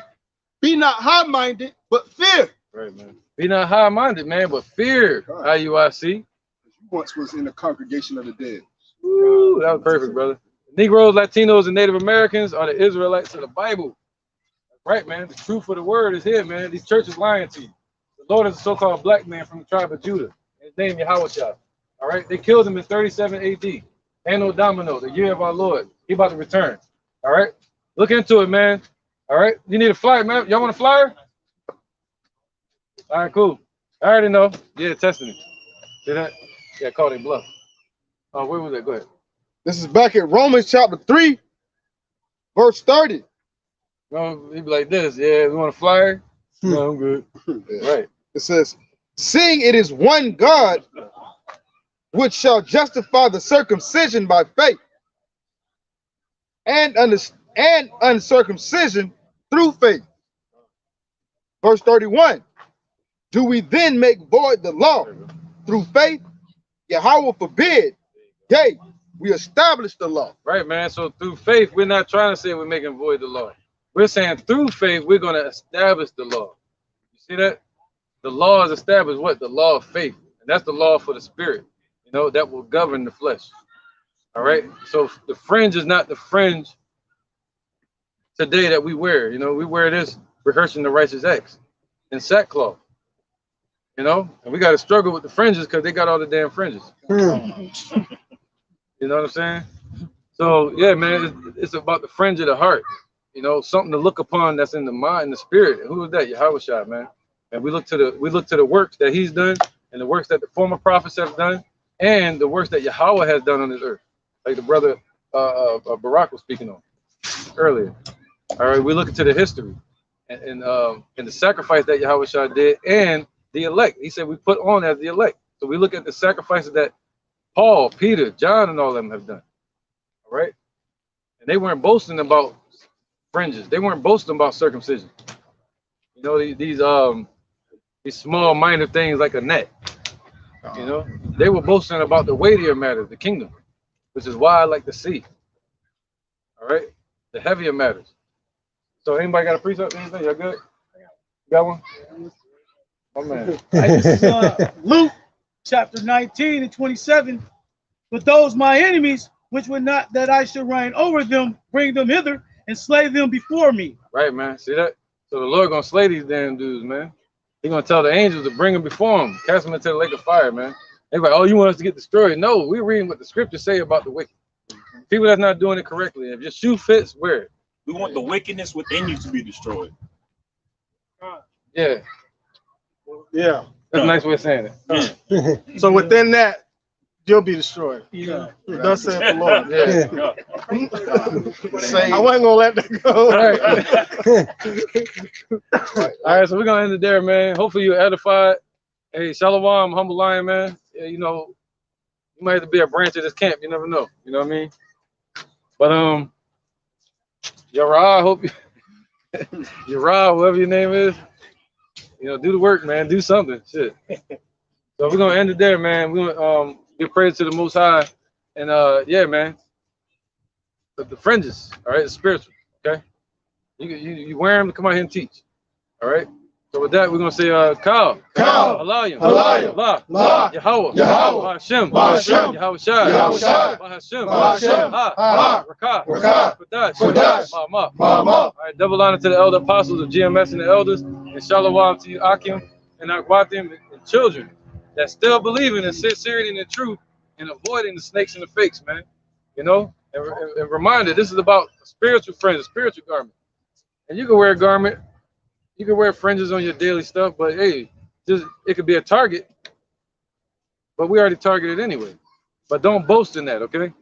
Don't boast in the law. Don't boast in saying you keeping the law perfectly and all that. All right?